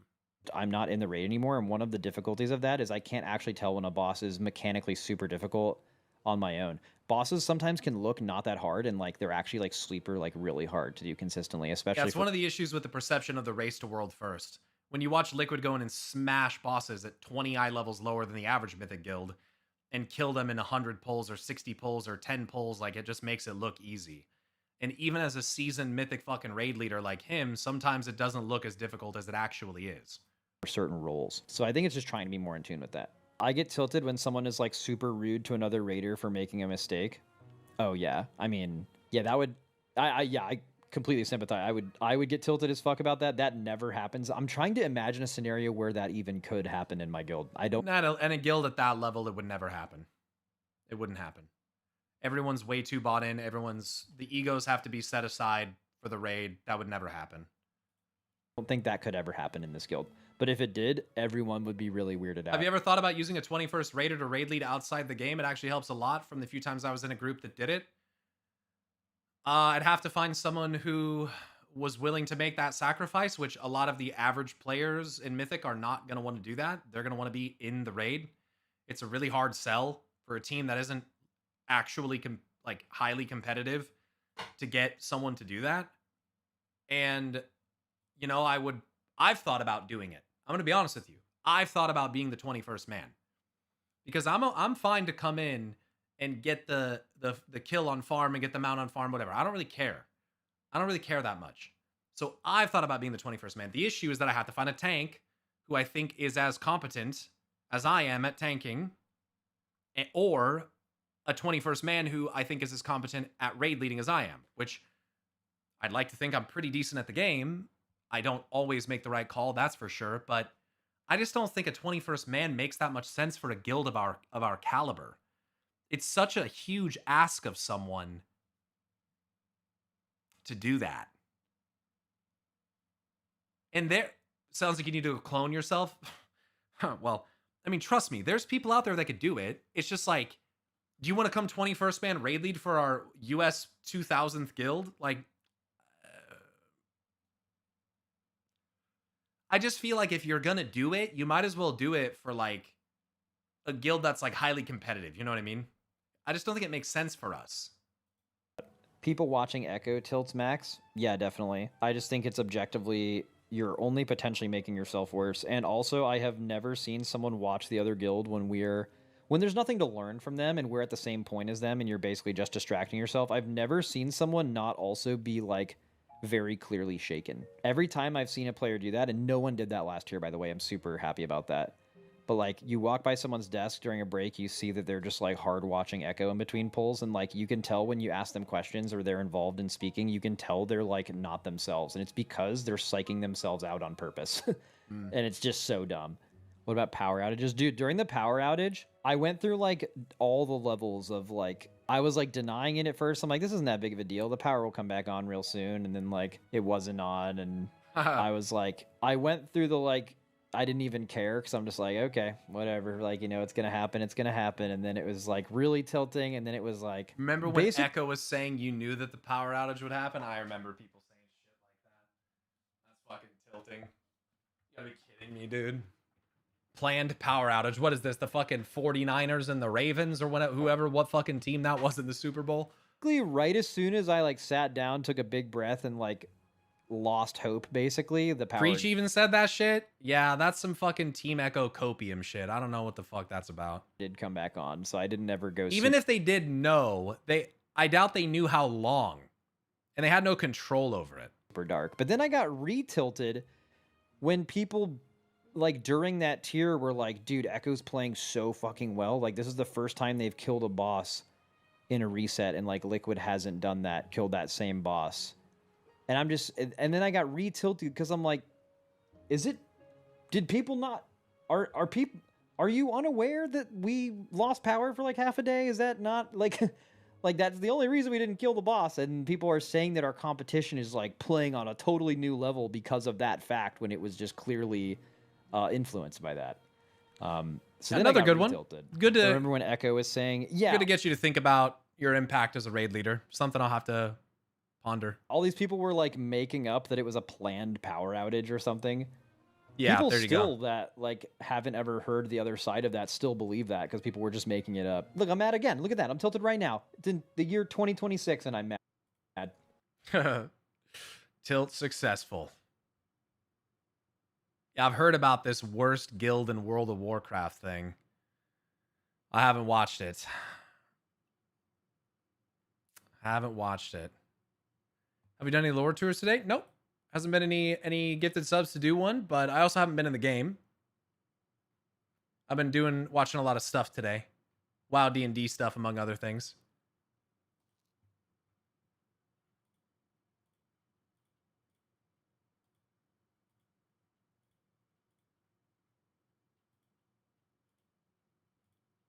You shouldn't watch it either? Oh, you don't think so?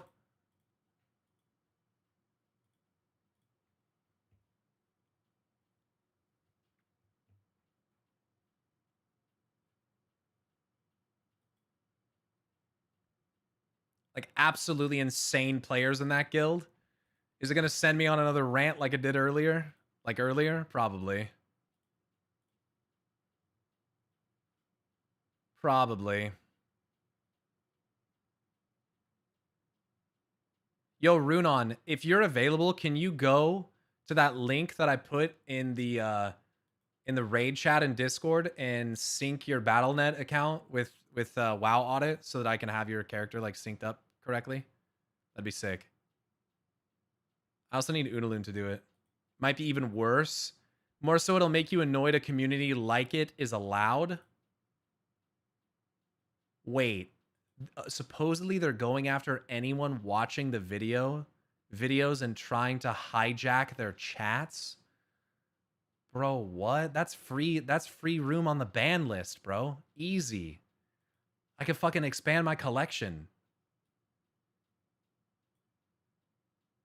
It's a branch of a guild. I used to world PvP and mop. It's crazy.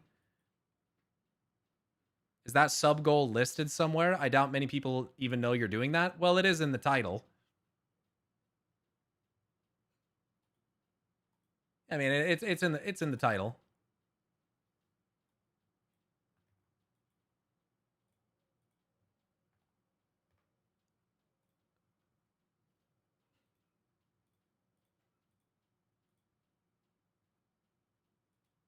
They spam anyone streams with slurs and call you a racist.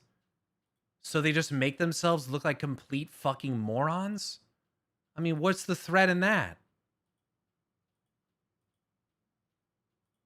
Like, ooh. Like, what the fuck?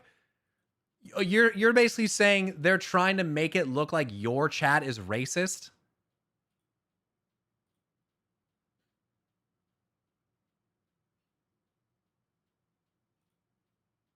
They just love slurs and tooting their own horn, but it did include some doxing too.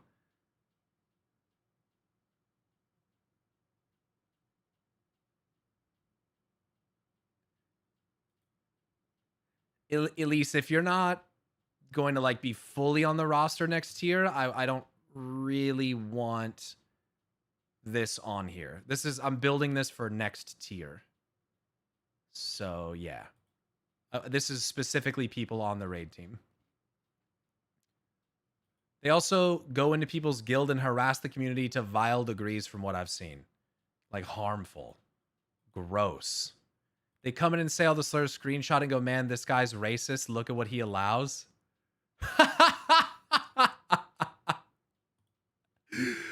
That's fucking crazy. What the fuck?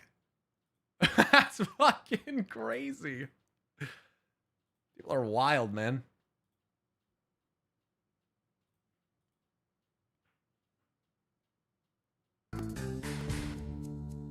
Lore tours, you say? Yo, Matt, thanks for the 14-month resub, sir. Lore tours, you say? Thank you, thank you. That's some loser activity, indeed. That's crazy. Where could they Oh, be shit. going? There you go, dude. Embarking on an adventure Yo, Matt, thanks for to gifting find 10 some subs. treasure? Which one do you want, man? Which one do you want? We're late into the day to be doing this shit now, but hey, fuck it. Which one do you want? Just try to pick one I haven't done already. Have you done Bastion of Twilight? No. I have not.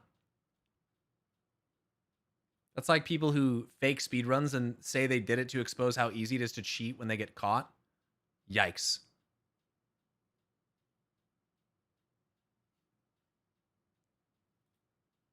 Well, yeah, I get what you're saying. I get what you're saying. It's just if you're not, if you won't, since you won't be available next season. I mean, it's being built for next season, really.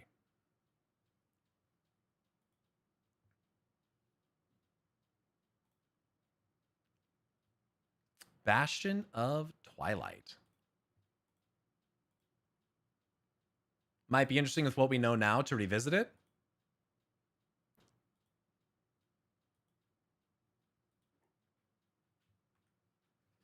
Lore Tour of the Sepulchre, the first ones. Unfortunately, you don't get to choose that.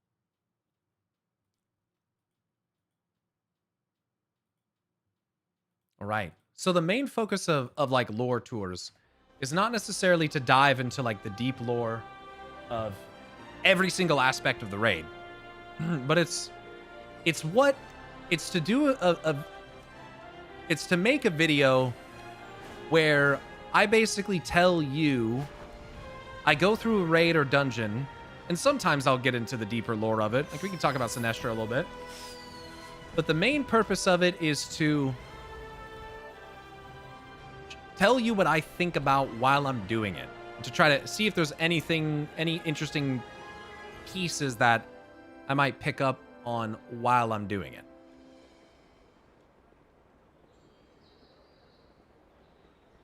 Sithalos, I appreciate the advice, but I don't need it, man. I'm actually thankful that I've been able to do reacts and stuff for the majority of the day, and this is something that I can do on multiple days. But Bastion of Twilight, yep.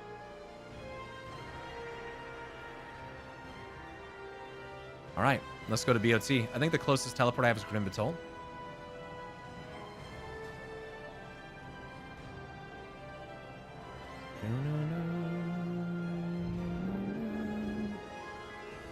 So the Bastion of Twilight is the heart of the offensive of the Twilight's Hammer cult, specifically in Cataclysm.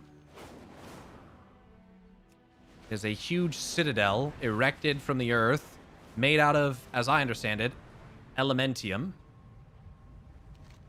that sits up here near the elementium depths in the Twilight Highlands. Elementium is kind of interesting, especially when shaped by the dark magics of the Twilight Hammer cult, because it often takes the shape of like tendrils and tentacles, so very old god looking. It's also black.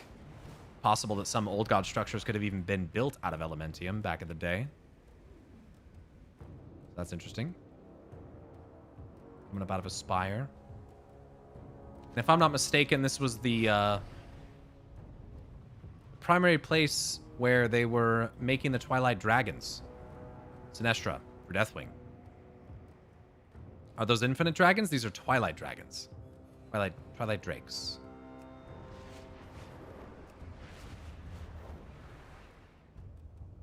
And you have this spire in here, which is interesting. It actually looks like a rock version of the Frozen Throne.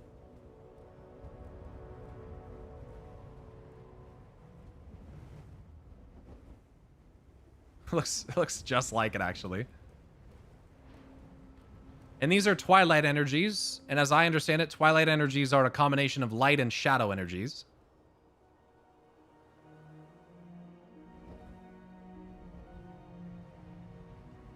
And so they use these powers to enslave the elements.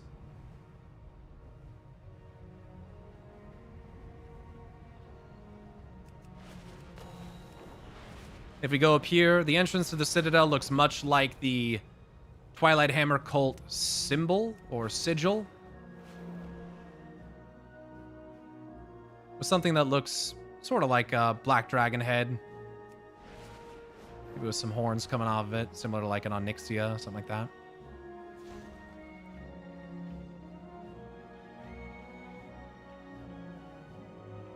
The runes on the stones around the entrance are interesting. You mean the outside or the inside? Have we seen much elemental enslavement with the Twilight's Blade? Oh yeah. Very common. As we know from Chronicle, you can use the power of decay to enslave the elements. But I'm not sure how similar Twilight is, you know, with the inclusion of Shadow. I suppose there is probably a connection there. So let's read the description for this place. The Bastion of Twilight stands as a dark symbol of the old god's burgeoning power on Azeroth. Various branches of the Twilight's Hammer dwell deep beneath the towering form, considered the cult's foremost command center, along with their twisted leader Cho'Gall. There, he and his servants conspire to bring the old god's apocalyptic visions to fruition by bleeding Azeroth of all sanity, hope, and life. They seek to literally bring about the end of the world through the power of the old gods. And Cho'Gall is one of the most important followers and commanders of the old gods. Been following them for a long time. An important distinction between the Twilight's Hammer cult and the Twilight's Blade cult, although many members of the Twilight's Hammer cult are now in the Twilight's Blade cult, they are specifically following Xal'atath. And the Twilight's Hammer cult followed the old gods. Okay, so this may have been done to make yet another distinction between Xal'atath and the old gods. Clarify that they are not the same. They even they renamed the different followers and everything. So what exactly the Twilight Hammer's ultimate goal from this destruction is unclear, because they're widely considered to be completely fucking insane. The Twilight's Hammer cultist that you defeat at the end of the Stone Core dungeon says that through Deathwing the world shall be reborn in flame. Which is interesting, because I'm sure she's not the only person, nor are the old gods the only beings which would want that. I, of course, think of Sargeras and the Burning Legion. So that's quite interesting. It's a pretty short raid, only 4 bosses, but definitely some interesting stuff to talk about in here. We'll go over loot names, stuff like that.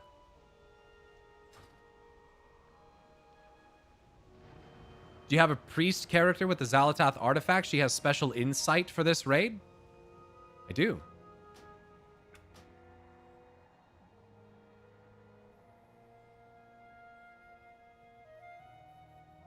Five with Sinestra, that's true.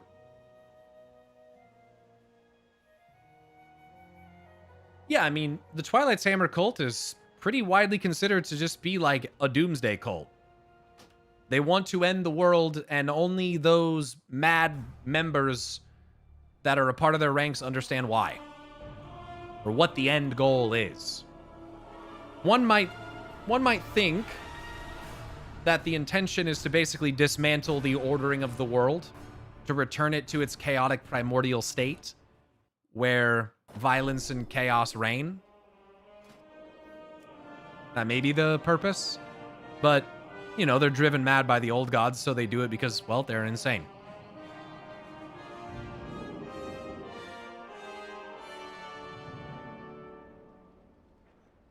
To free Azeroth from the grasp of the Titans? Well, it might not just be that. You might want to free them from the grasp of the Titans so that you can then take it. You know? Not necessarily benevolent. Imagine if we sided with them in that goal of stopping the Titans standing united against a common foe. Yeah, right before they turned on us and tried to destroy the world.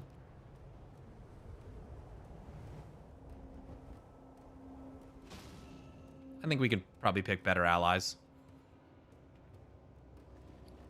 And I have the actual dagger. So we'll go in wielding Xalatath and see if we get anything special. And we'll do it on heroic.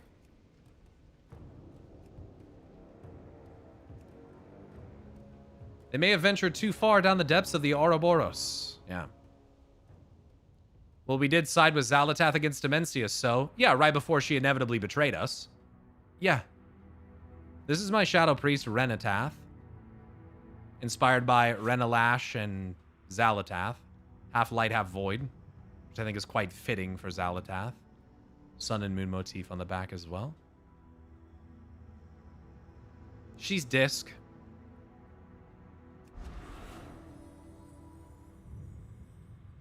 So immediately, yeah. Pretty common things we see. You see chains in a lot of raids and instances. We have them here as well. You see them in a lot of Legion areas, especially in Taurus. Obviously, you see them in Torghast with the Jailer and all that, but sometimes chains are just a cool aesthetic. Now, what's interesting here is that you not only have the Elementium and the Twilight Hammer cult side of it, but you also have some dragon design motifs where you get kind of the spines with the membrane on there that looks like wings. It's pretty cool. Now, I'm not sure about this, but this almost looks like some of the walls are made from stitched together wings or sinew. It would not surprise me if these were stitched together from the wings of other dragonflights. Which is pretty metal. It's pretty fucked up. Get a lot of purple fire, shadow fire of sorts in these areas.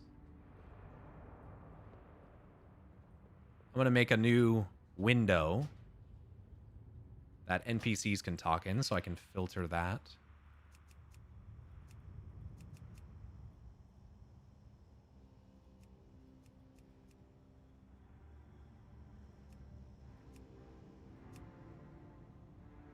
The black dragons were hunting the blue dragons in Cataclysm. Indeed. Black dragons will also kill any of the other dragonflights. So there's nothing that says that this specifically is blue dragonflight alone.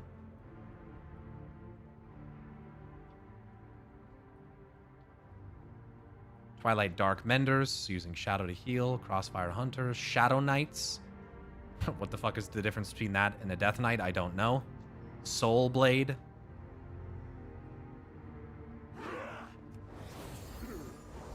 Oh, that's not what I want. I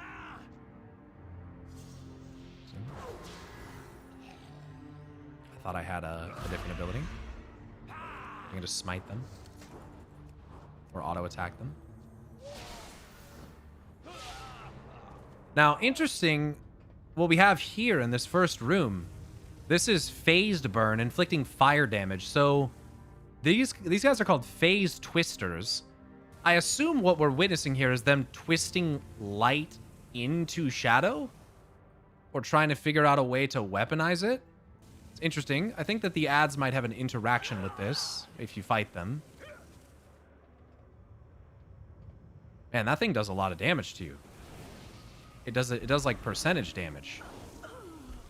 Can you turn them off? Nope, that thing just keeps on going.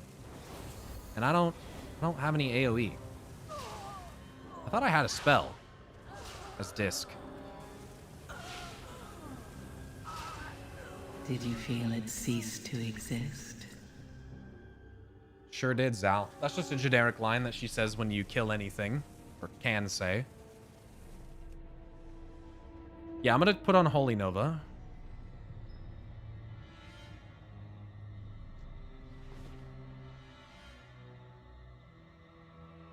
I can't open my talents window for whatever reason.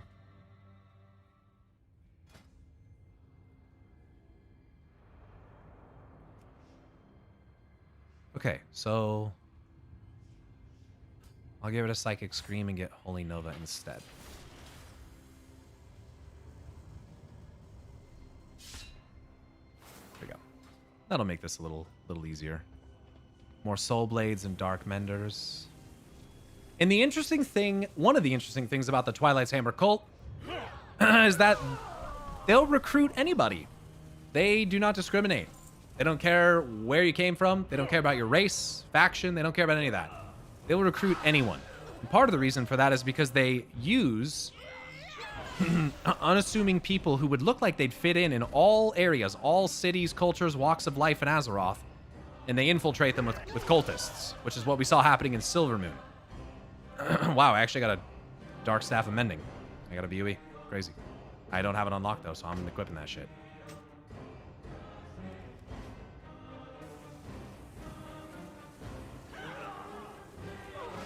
And like most cults, if you try to defect, there will be consequences for that. As we also saw in Midnight, when we played the actual game.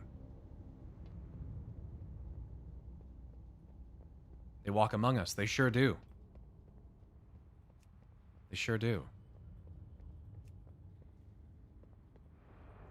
But they'll take any recruit they can get.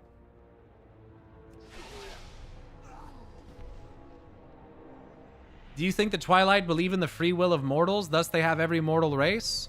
No, I think they just want to manipulate mortals like everybody else. The old gods want to use mortals as pawns for their own ends.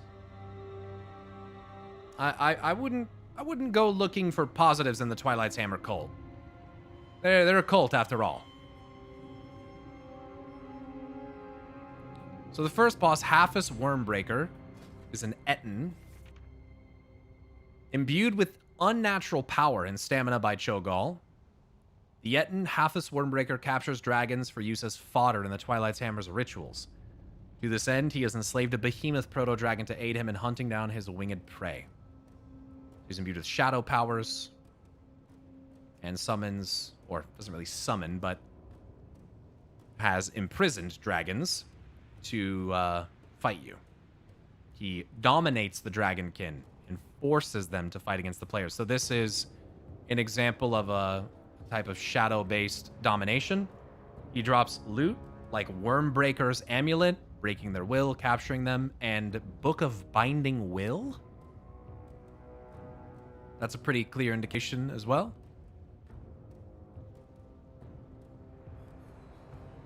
Malevolence, pretty on the nose there. Impossible Strength. Proto-Handler's Gauntlets, Leggers of Emerald Blood. Oh. Taking the blood from the Emerald Dragons. And he's just a big old Etten. A lot of cages in here.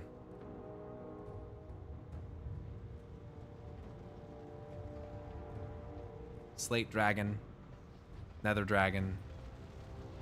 Elemental Storm Dragon. Bronze Drake. And even a Proto-Dragon. Proto-Behemoth. And of course, what dragon... Is it even a dragon fight without a giant lava pit? There appear to be tunnels that go out. I guess that's probably how he got them in here. This one's interesting. Dancing Flames Superheated Breath. It looks like an Ironbound Proto-Drake that's got a buff on it that turns it red. Hopefully I don't kill him instantly. I might have to take my trinkets off. Do these do any damage? Nope. Cho'Gall will have your heads, all of them. Funny thing to say, of course, because he's an Etten and has multiple heads, and so does Cho'Gall. So I don't think there's really too much significance in this boss fight. Kind of a first boss. A lot of them don't have the most interesting lore. Many whelps. Be the whelps and they'll help you out. Then they get dominated. That's not good. The orphaned emerald whelp. He binds them to his will, and then we, kill them. Yeah, he's swinging like a motherfucker. Malevolent strikes. Just bending them to his will, and we end up having to kill them as we, as he does so. And again, you can seek to free them, and I'm pretty sure you get different bonuses when you do.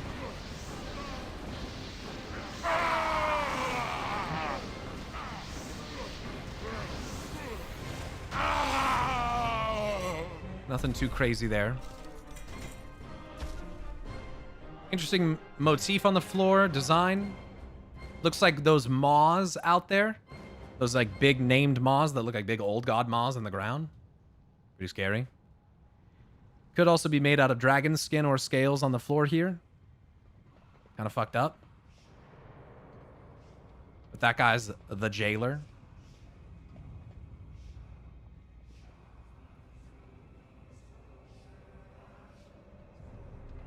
Honestly, some of these metal pieces do make me think of some of the designs you'd see from like the Lich King, stuff like that. I don't think there's any connection necessarily, but maybe some similar design language here and there. A lot of jagged, pointy metal. We are in a big tower with cages and chains, This type of thing looks similar to the Eye of the Jailer. I'm not exactly sure where this goes. It seems like maybe it goes down underground, because it doesn't seem like we're on top of a tower. So, Chosen Seer and Warriors. Brothers in chaos, the twilight has come. Shadows lengthen, endless night. Deathwing has sundered this world. Doors once opened never close. So that its true lords may return. The master comes. He comes, he comes. I think it was made a little bit more explicit later on that Cho'Gall, I think, was more specifically... His call! Cast down the heretics! Was more specifically serving Cthulhu. However, this is in the expansion where they originally seemingly planned to reveal N'Zoth. And there's also been things in... like Warlords of Draenor, where he said a very similar thing. Look, a Shadow Lord, not a Void Lord, but a Shadow Lord, where he said things like, he is coming, this darkness, whatever, that's supposed to come consume Draenor with the Pale Orc questline and all that, and they never continued that. So they just kind of like abandoned that.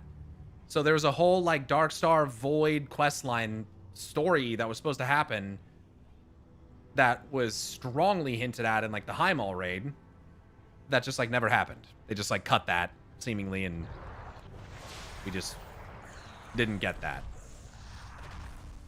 But that's an interesting thing that he says, brothers in chaos. I often do see the old gods as chaos incarnate. They are said to be the origin of the curse of flesh, and I do think that flesh beings, mortals, are also directly related to chaos.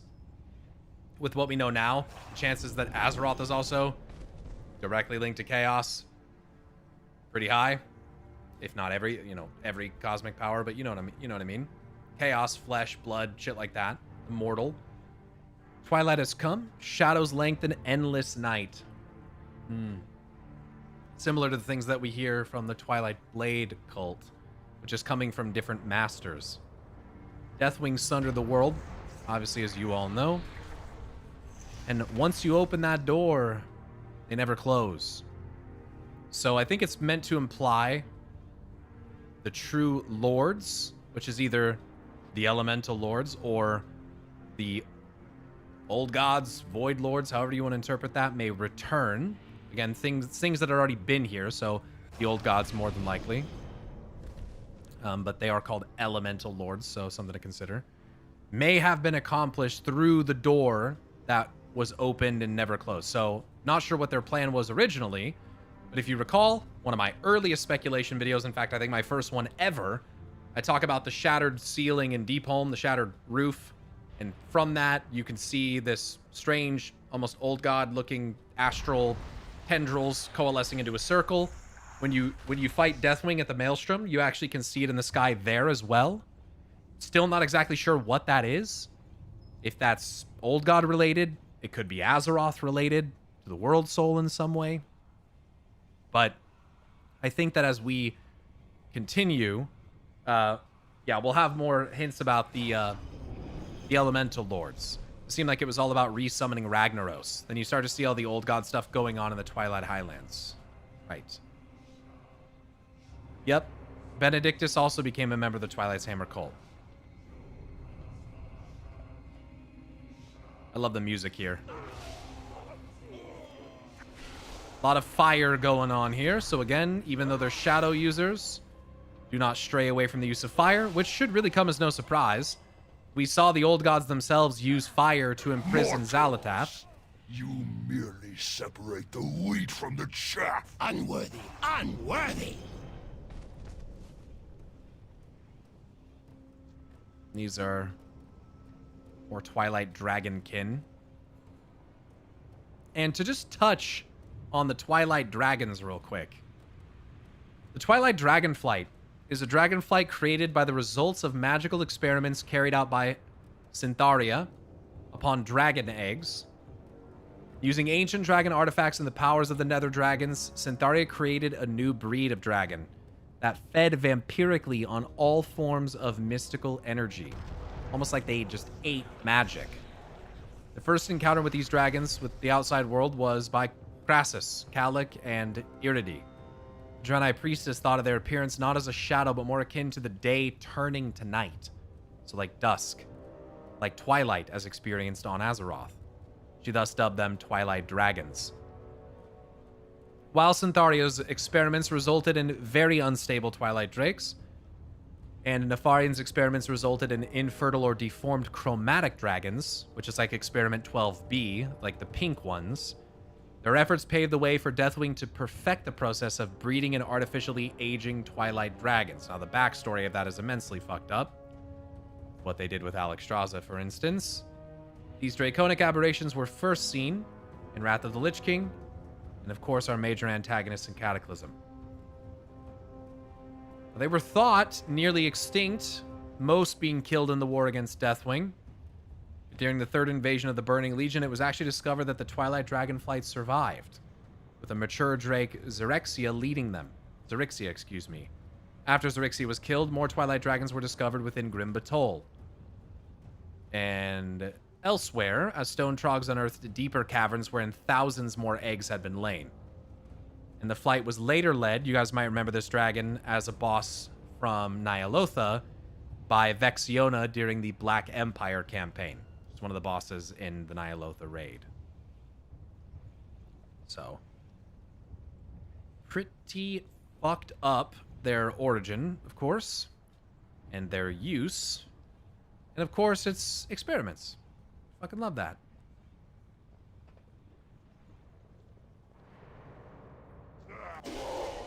Yeah, a bit of a poem type of speaking there from Cho'Gall.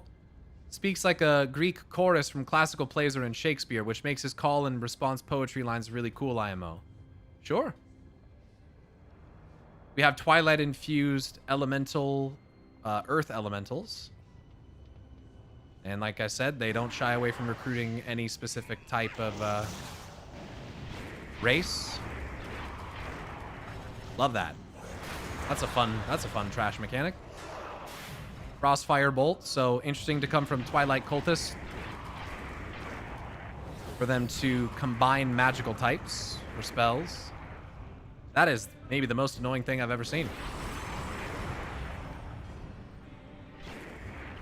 He's a poet and he doesn't know it. Never noticed Azure Born, Crimson Born, they're all corrupted. Blue and Red Dragon.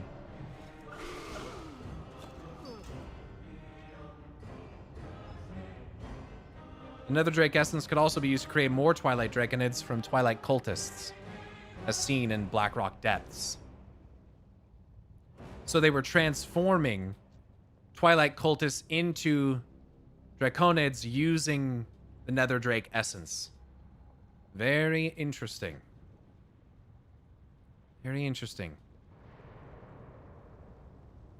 Crimsonborn. These are a little bit more pink than blue. So you can see these are more of a blue hue.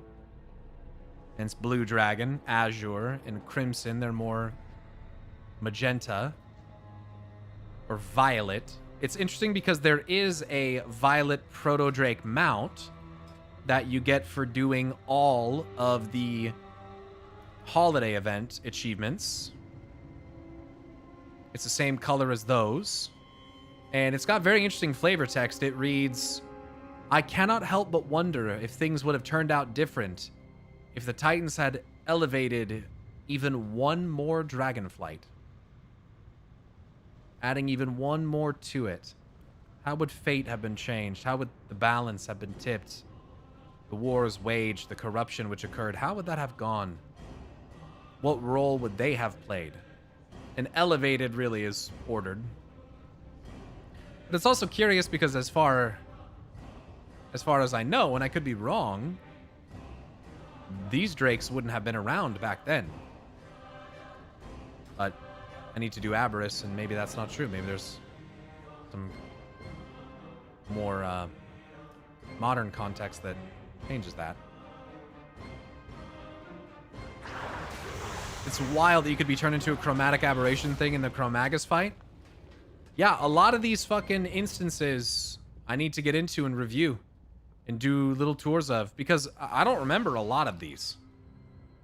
Like, Cataclysm instances are instances I didn't spend too much time in. I mean, farming stuff, sure, but outside of that, not really so much.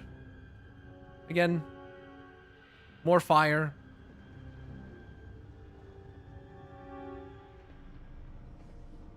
I don't shy away from using it.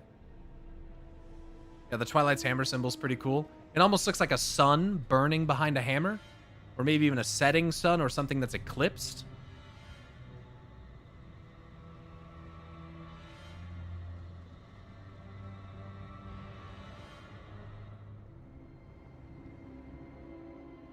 The next fight's pretty interesting. These are Twilight Drakes. One was blue, one was red. Magically aged to adulthood. Valiona and Theralion were to be the paragons among a new clutch of Twilight Dragons, leading their brood in scouring Azeroth of life. Scouring, there's that term. Instead, they waste their incredible powers constantly bickering and fighting each other. Apparently the voice actor for Theralion is no longer with us, so that sucks. Double dragon fight. Blade of the Witching Hour, Hour of Twilight, Fang of Twilight, Dragonheart Piercer, Daybreak Helm, Helm of Eldritch Authority, Necklace of Strife, Drape of the Twins, Theralion's Mirror, Vial of Stolen Memories.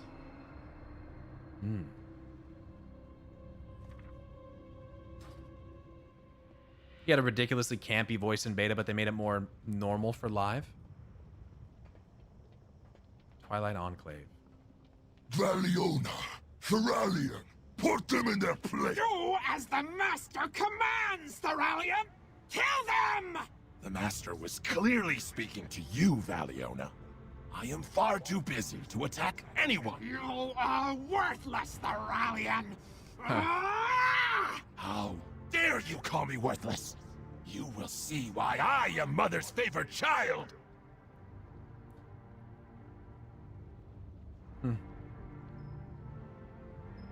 Wonder if I can find any more lore on these two.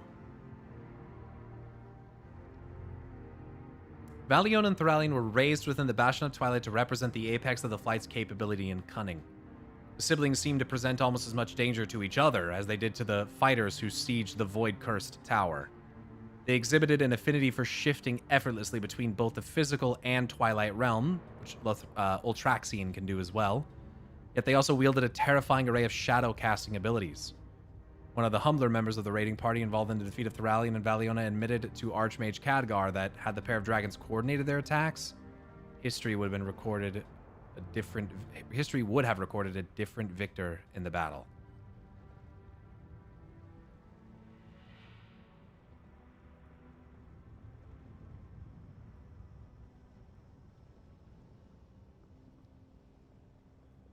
I'm not sure what to make of their loot.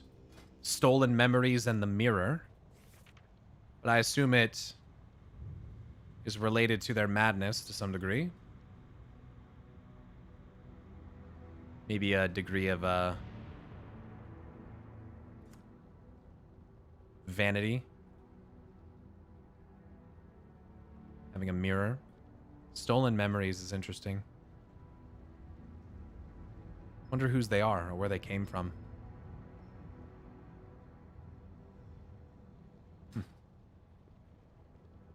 More of these tunnels. So I'm assuming we're underground. And considering we have lava flowing into this area, I would imagine that we are indeed underground.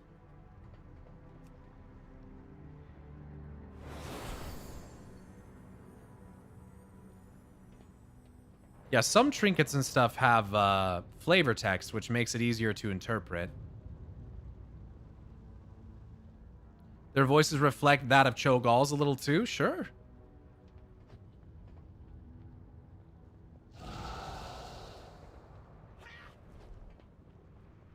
Twilight Shift.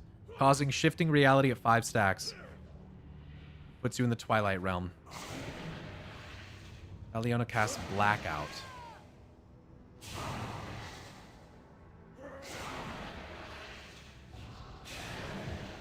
Now again, I feel some of these older bosses' fight mechanics don't always say too much about their capabilities. Shroud of Twilight energy, devouring flames, so like void-infused flames, consuming. Not that flames don't already do that, but meteorite, which is interesting. Deep breath. Pulling us into the Twilight realm is probably the most interesting thing. Rift blasts. If you're in the Twilight realm, you take additional shadow damage. I have 3 stacks. See if I eventually get 5 and shift. It'll probably might reset the boss when that happens.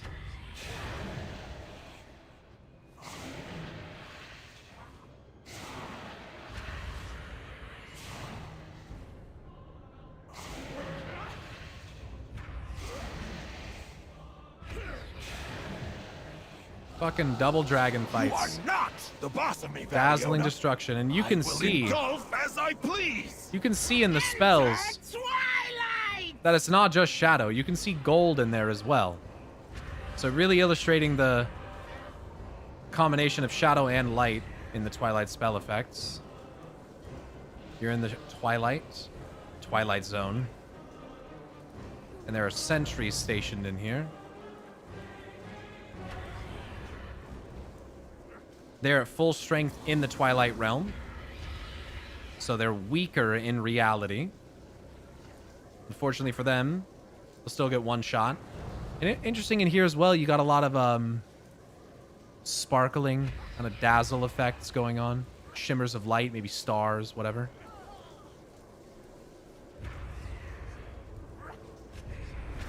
We kill them. I knew I should have stayed out of this. Come closer, closer. Let us see your faces. All will be humbled before his power.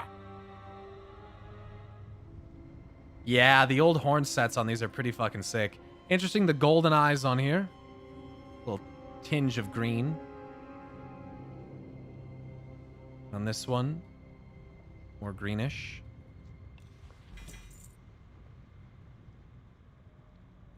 And a helmet of authority.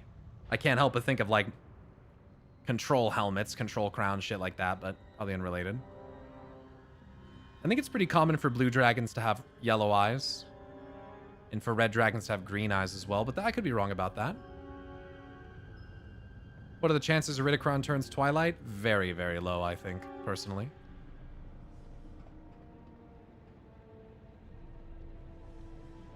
Look at this big motherfucker.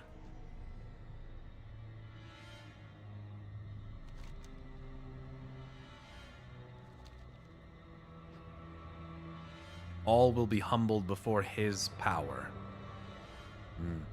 Welcome, mortals. Frail little children. Few have laid eyes on this inner sanctum They reach out to touch the fire.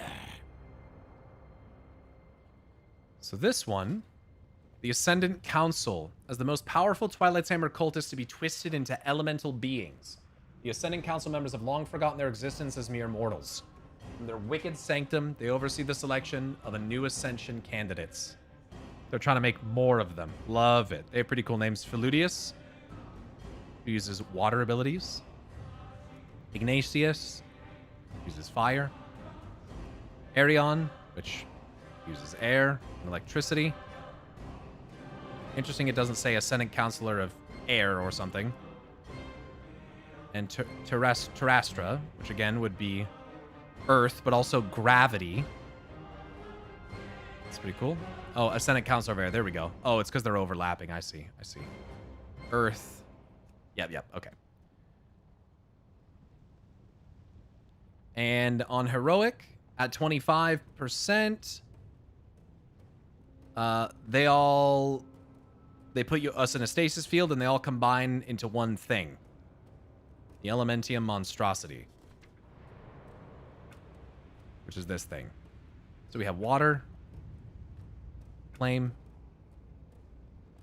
Looks like Sargeras. Looks fucking sick. Air. Earth. And the Monstrosity. Which looks a lot more like Elementium. Now, if I were to look into Elementium... Elementium is a form of metal related to the elemental plane. It's created from the volatility of the old gods and their conflict with their minions, according to Imperial Karaji armaments and Karaji regalia. It's warm to the touch. And pure Elementium items, which require extremely skillful craftsmanship, are flawless and indestructible. Over 20,000 years ago, Neltharion and his Drogbar slaves experimented with ways to merge the elements into a binding ore. Long time ago. He believed it would be the ultimate tool in his rise to power. There were at least 50 attempts to do this, which come from the ancient Eltharion tablets.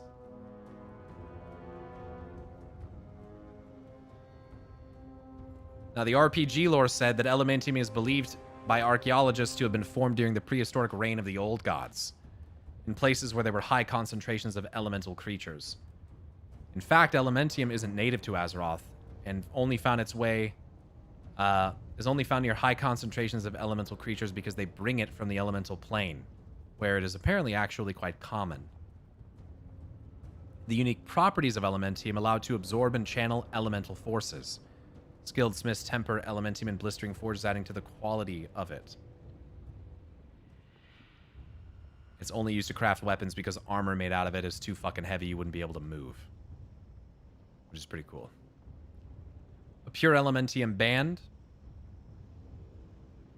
Flawless, indestructible. You cannot comprehend the craftsmanship involved in the creation of this ring. And then there's Therazane's link, which reads, the metal is warm to the touch. The links connecting the belt together appear to be fashioned out of Elementium.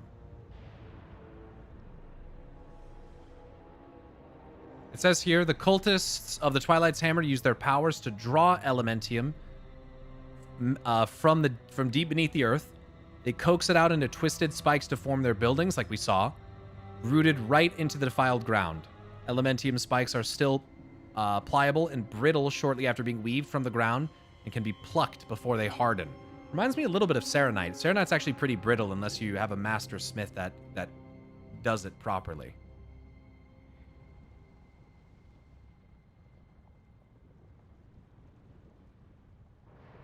The model used for stacks of the bar imply that Elementium bars are crudely wrought or hammered into a bar shape, even though the ore is smelted. So, anyway. This is also the same armor that Deathwing had added to his body. Some other notes is... in Midnight, the Twilight's Blade was actually mining Elementium in the Elementium depths during Twilight Ascension. In DF and Aberys, the Black Dragon Khazara, the Hellforged, had armor made of Elementium. That's the mount that you could get, which was a prototype of what Deathwing eventually donned himself as well. It was far too unstable for release, and Khazara was driven mad by the excruciating pain of her Elementium plates. So she served as the guardian of the Shadowed Crucible. Drogbar also found impure elementium in the deep roads of High Mountain. And then we have what we learned from Cataclysm, which is that it's used to bind elementals. And in this case, they can bind together into an elementium monstrosity. So kind of merging all their powers into this thing that is quite flexible and able to channel the powers of other elemental energies. The Evoker Legendary required Elementium 2, if I recall correctly. Interesting. All right. I will see if I can get them to phase correctly. I will probably have to take my gear off.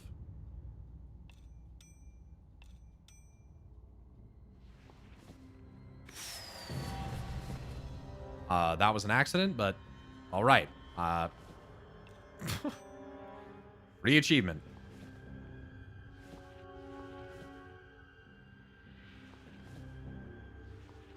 We gotta get naked here, all right? Don't mind the naked Randori. Okay.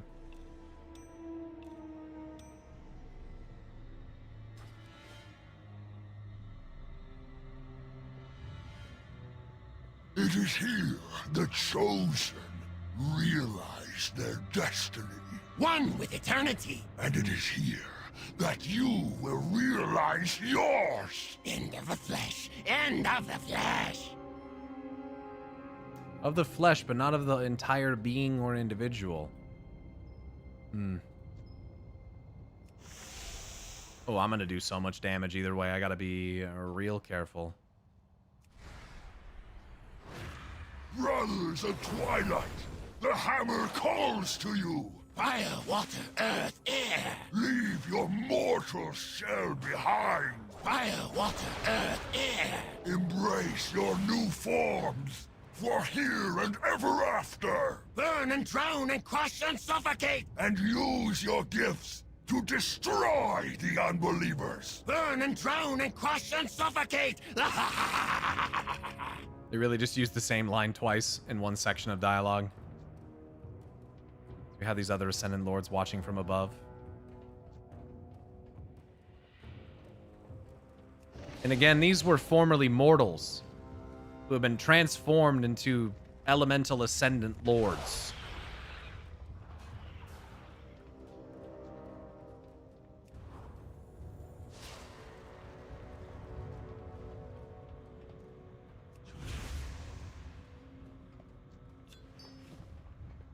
Same motif we saw earlier.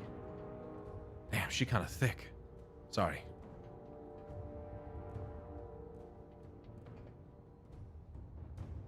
That's not atypical of Greek choruses. When things are repeated, it's usually for a reason.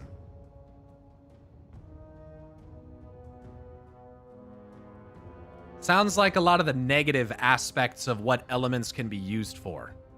Right? Because it's not like it's all they can do. Water doesn't just drown. Earth doesn't just crush. Air doesn't just suffocate. Fire doesn't just burn. Fire can warm and soothe. Right? Water can help heal and grow. Earth can give stability and shelter. Air can let you smell Xalatath's feet. I don't know. Air can do positive stuff too. The winds of change and all that, right?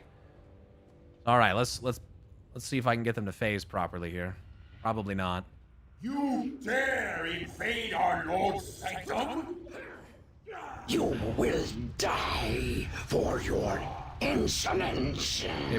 Pretty sick dialogue. See if this will work. Oh, I can white hit them with my weapon. That's good.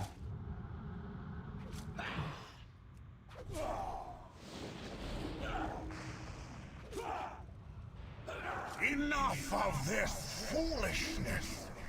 We will handle them. I got another staff. Terastra and Arion. Unimpressive. So they're able to call the elements through dark powers. You have made it this far. But now, witness true power! The fury of the elements! All imbued. Behold your doom. Cryogenic aura. The monstrosity is preternaturally cold, freezing the ground beneath it. That's really interesting. Feel the power!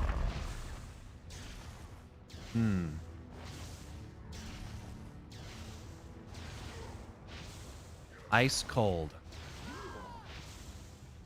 Yeah, void and cold can go together, like light and fire, light and warmth.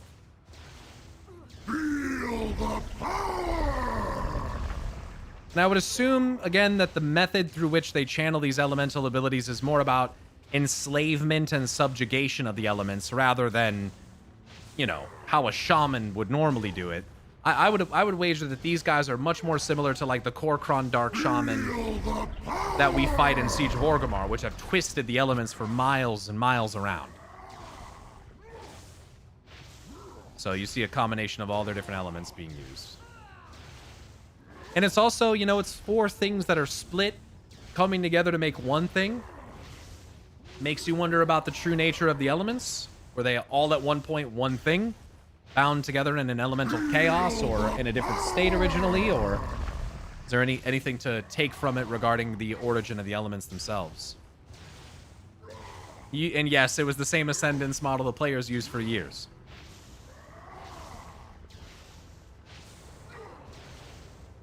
Alright, I'm gonna take it down now.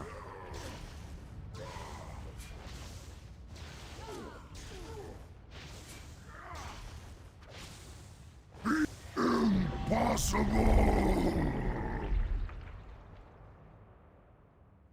Well, that's hammered belt.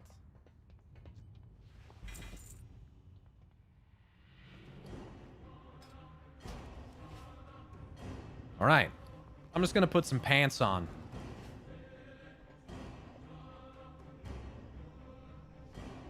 Pretty cool boss room. I remember having to do that properly when I first started this game because my character was locked to level 85. So I like did the raid with other level 85s and some of these fights were kind of fucking hard. Moving on. Oh, I don't think I looked at their loot. Maybe I did. Heart of Ignatius. Your damage spells grant Heart's Revelation, increasing spell power by 2 for 15 seconds, stacking up to 15 times. Interesting. Heart's Revelation. Heart of Ignatius. Heart's Revelation. Crushing weight. Like earth. Treads of liquid ice. Isn't liquid ice just water? I guess not. Hydrolance gloves, glaciated helm, Arian's crown, scepter of ice. Philudius's mantle. Interesting name, Philudius. For the water one. I guess it's probably like Fluidius or like some kind of riff on fluid. Heart of ice, burning blood. Lightning rod, hardened skin. Just kind of looking at some of those again.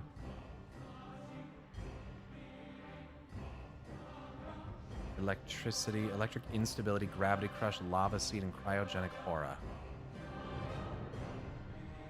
It's interesting because the individual mechanics of each of them are more singular in elemental type.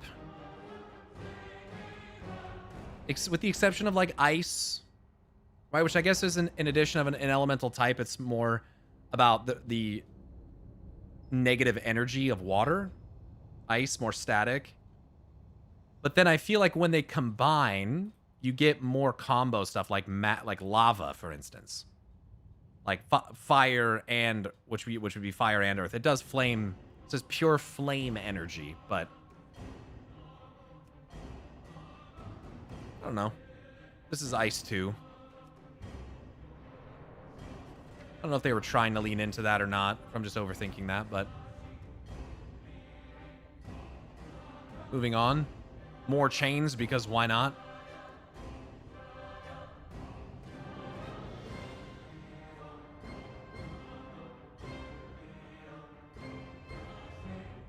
Set of dragon wings chained to that thing up there. That's fucking crazy looking.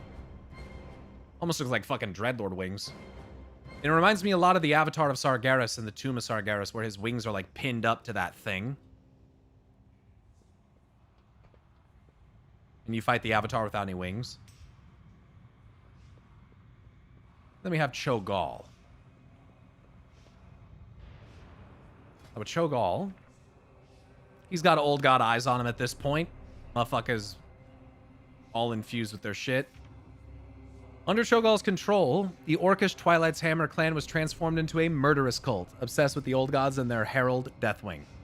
Extended contact with his Dark Master has hideously warped both Cho'Gall's mind and body. With corruption such as... he has corrupted blood, first of all, which so did Deathwing. Sickness, malformation, absolute corruption, turning you into faceless horrors. Conversion beckons to the weak mind, causing random players to abandon their loyalties and begin to worship Cho'Gall. Pretty fucking close to mind control. Getting empowered from them. Then you got Flames orders and Shadows orders. Shadow Elemental and Fire Elemental. Again, Shadow Elemental does not necessarily mean that Shadow is an element. Although I think you could look at it that way if you wanted to consider everything to be an element. But an Elemental is more of a type of being. So, a being that is manifested out of a specific type of energy or energies, right? That's given form. That's an Elemental, right? It doesn't necessarily have to pertain to one of the actual elemental forces. He'll summon Corrupting Adherence and Empowering Shadows. Festering Blood. Festers the blood of all corrupting adherents, causing pools, of spilled blood over the old god, to form into animated oozes. So, again, kind of some interesting wording here. Pools of spilled blood of the old god, like blood of the old god. So, like, we've had black blood for a long time now. I mean, we had it with Yogg-Saron even way before this. You do have a similar corruption effect on Cho'Gall where he gets the spikes on his body to Gul'dan, yeah. I'd say a different look to those spikes, but definitely. Corruption of the old god. Darkened creations. Which do debilitating beams. See if I can get him to do all those mechanics, but no guarantees. You got, of course, the Twilight's Hammer, which is a fucking sick piece of loot. One of the coolest transmogs out of Kata. This is an interesting one. Shalug Doom, the Axe of Unmaking. So it sounds like Unmaking is more an idea rather than necessarily a specific power. Seems like you can use a lot of different energies to do Unmaking. That's just kind of the way it seems to me. Curiously, though, this looks to be imbued with fire. Maybe have some fire runes on it. Orange gem in the middle. This says something in Shath Yar. I don't know what it says. Un Ag Fash, the darkest betrayal. I don't know what that says in Shath Yar. I could try to look it up. Let's see. Un Ag Fash. The darkest betrayal.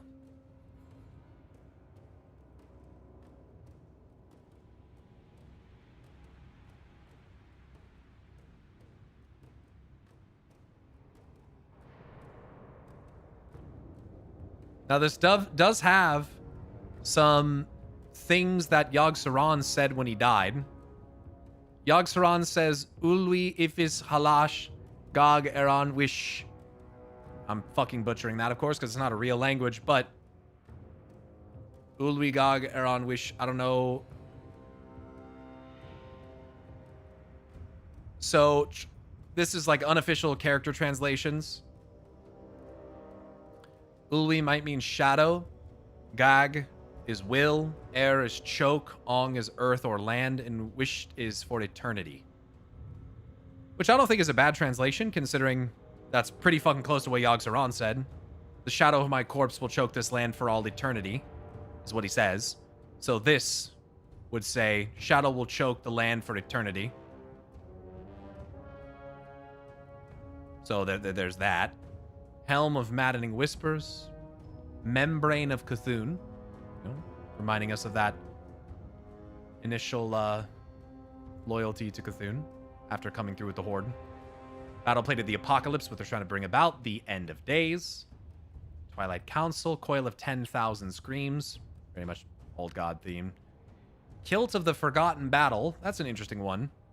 When I read that, the first thing I think of, which we didn't know anything about at the time, was the Battle of Cthulhu. The old gods apparently waged war against each other at the Broken Shore before we ever knew it was called that. Or we ever called it that. So I'm not really sure what else that would be referring to. Hideous Transformations, Signet of the Fifth Circle. Now that's interesting. Like, because you hear things like, you know, 5 torches, 5 keys, 5 lanterns, all that bullshit. You guys know all that stuff. Then you also have, like, the circle nears completion. You have Il'gynoth mentioning the circle. Il'gynoth also mentioning the rings. Your coming was foretold in the rings. So it could just be like there's a lot of circle talk in this expansion, sure. Fall of Mortality. Very interesting. It's really strange, because sometimes I get the impression that the old gods are not necessarily for mortality either, but I couldn't tell you with any level of certainty. It wouldn't make sense, considering what we know about them, I don't think, but... Alright, and he's sitting on his big scary throne. Foolish mortals.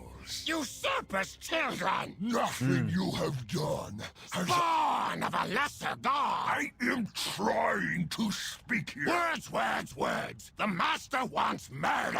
All falls to chaos. All will be destroyed. Chaos! Your work here today changes nothing. Chaos! All things end! No mortal may see what you have and live. Your end has come! Pretty cool dialogue from Cho'Gall there, not gonna lie. When he says usurpers' children, usurpers has to be referring to the Titans, I would assume. Nothing you've done. Spawn of a lesser god is an interesting one.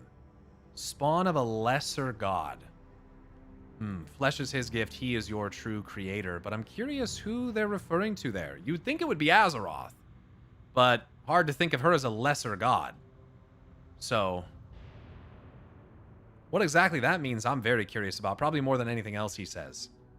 Words. You're just saying shit. The master, the one, wants murder. That reminds me of the Ny'alotha quotes. You know? Your crimes are uncountable or uncounted, numberless. The Mantid call the Titans usurpers as well. Again, chaos, a big focus here, even repeated. All things end, the end of all things. And I think chaos, Sargeras. It's one of those things, it's kind of like what made me think that one of the reasons I thought N'Zoth and Sargeras were working together for a long time. And I mean, you have the Burning Legion, even if it's for convenience, working together with the forces of the Nightmare and Xavius outside of the Emerald Nightmare, which, again, black and red, like the Anguish of Argus. And the theme song, the main theme of the Emerald Nightmare raid is called Dark Titan. Like, okay, whether that's referring to Argus or Sargeras, that's fucking weird to have there, right? Also, the blurb about Xavius on the Legion website said that he was serving the Legion. Still. That his plot in Legion was serving the Legion. So, you know, whether Sargeras is working with the old gods, it seems like every time... I've never seen old god forces fight Legion forces personally. And it seems like every time the Legion had to step out, the old gods stepped in. Like almost every fucking time. But there's always different cosmic forces vying for control of this world. So it's only natural that that happens. It also makes me think Sargeras is just, you know, he's fucking crazy, so he's working for them even if he doesn't realize it, or, I don't know, maybe join them willingly, or I don't fucking know. Matrax, are you good? Are you having like a stroke or something? You've typed that thing or something really similar to it like three times now. Does that mean something?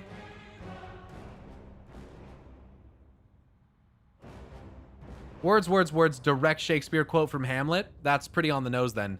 Which is about committing yourself to a cause and losing your mind from indecision and doubt. So basically what we would call madness, them calling full-blown devotion and you're full-blown doing the thing. committing yourself to a cause and losing your mind from indecision and doubt. So that, oh, sorry, I misinterpreted that. So that would be more them going crazy from the doubt and indecision, which I would imagine could, I don't know, maybe that's commentary on the fact that he has two heads and like two personalities that literally vie with one another.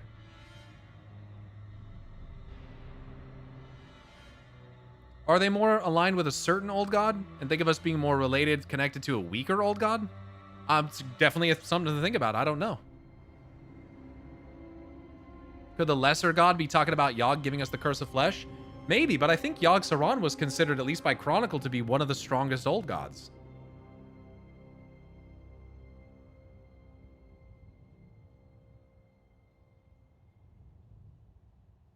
Maybe he's so blinded by the power of the void that he assumes Azeroth isn't powerful. I don't know. You also have to think about it in the context of what we knew at the time, which is really hard to do. And that's why, depending on what you look into, the reading order that's recommended for WoW books can differ, because you can either do it in chronological order of the events as they actually happened, or you can read them in the order that they were released, and therefore get the context as it was given to us at the time. Cho'Gall visits Yogg's prison before we reach it in Wrath. Yeah, I believe we get stuff about that in one of the other expansions. I don't remember which one it is.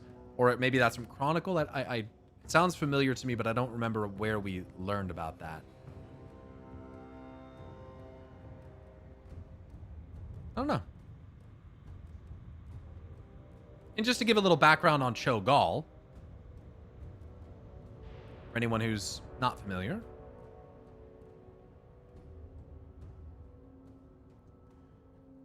he's got a pretty decent-sized lore page. Also, you can see, I've never seen this Hearthstone art, but this is Cho'Gall, Twilight Chieftain, and Hearthstone, where you can see the tendrils of Yogg-Saron and Cho'Gall clearly breaking them. And I remember that there was a quest that took us there with one of the bronze dragons, and they talked about how the chains appeared to be artificially aged. And that doesn't make sense. I remember them commenting on that. So if you're talking about Cho'Gall going there to the prison ahead of time, that's pretty interesting.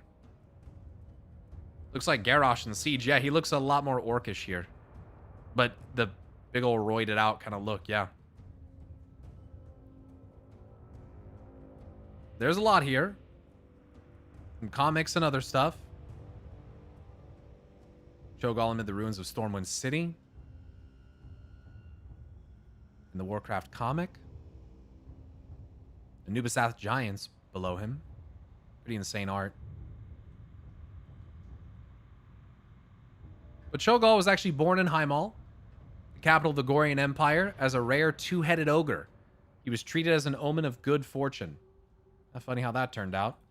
Here's the Shadow Council, by the way, doing a literal fucking blood ritual. This is insane looking, by the way.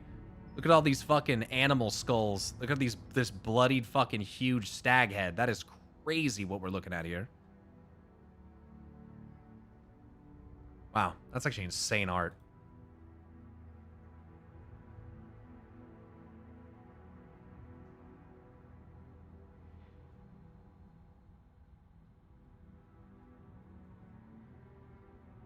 It's like reminds me of some like ancient, this is like fucking some Diablo shit.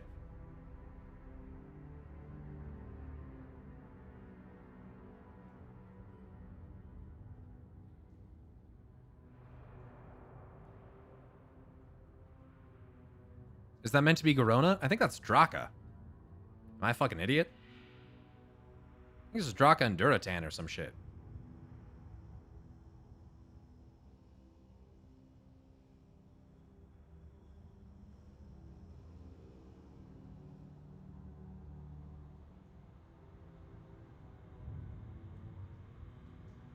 I don't know.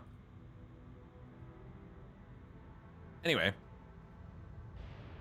To go back to Cho'Gall. Sorry. Oh, I lost it. Interesting. He was born in Heimdall. He was two-headed, right? He had a natural affinity to the arcane arts and gained an immense following among the city's commoners, but not the aristocracy. Cho'Gall's arrogance and lust for power put him at odds with the ruling elite, who feared that his growing popularity would allow him to seize control of the city. They actually attempted to assassinate him, and he barely escaped but was forced to flee from Heimdall. Cho'Gall knew he would need more power to exact his vengeance, and as he searched the world for knowledge and weapons, he came across Gul'dan. The Orc Warlock was creating the Shadow Council to rule the old horde behind the scenes, and was intrigued by Cho'Gall's confidence and lust for power. He made him his foremost apprentice, teaching him Fel and the existence of the Burning Legion. But Cho'Gall was prepared to break his loyalty to Gul'dan. He only wanted power, and was not interested in Gul'dan's ideologies concerning demons and the Legion. The moment Gul'dan and the Shadow Council ceased being useful, Cho'Gall was prepared to turn his back on them. Which is actually funny as fuck, because the two people that we find imprisoned and fueling the Dark Portal when we enter to confront the Iron Horde in Warlords of Draenor are Cho'Gall and Gul'dan.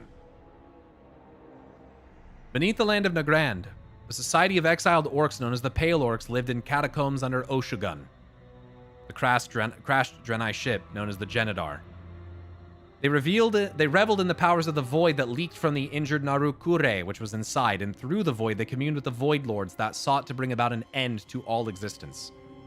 The Pale Orcs' dark power rivaled even Fel magic in potency, and rumors of the Pale and their otherworldly abilities eventually reached Gul'dan.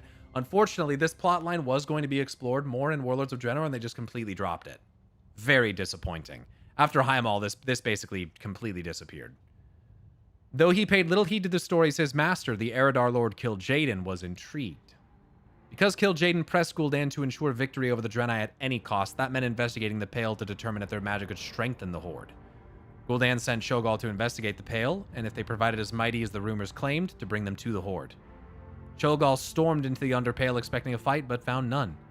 The Pale did not resist his intrusion, for they were eager to share their prophecy of doom, the hour of twilight, a time when the shadow would envelop the universe and snuff out all life in existence. Cho'Gall had little interest in their prophecy, but was interested in their unfamiliar shadow magic. To win the Pale over, Cho'Gall used their beliefs to his advantage. That the Horde was a weapon by which they could bring about their hour of twilight. So the hour of twilight was, in the Horde, which is the Horde's a plot of the Legion, was long sought as a method by which to bring about the hour of twilight, the end of all things. The Pale reveled in the opportunity to serve as agents of the apocalypse, and they committed themselves to the Horde and formed a new clan, the Twilight's Hammer.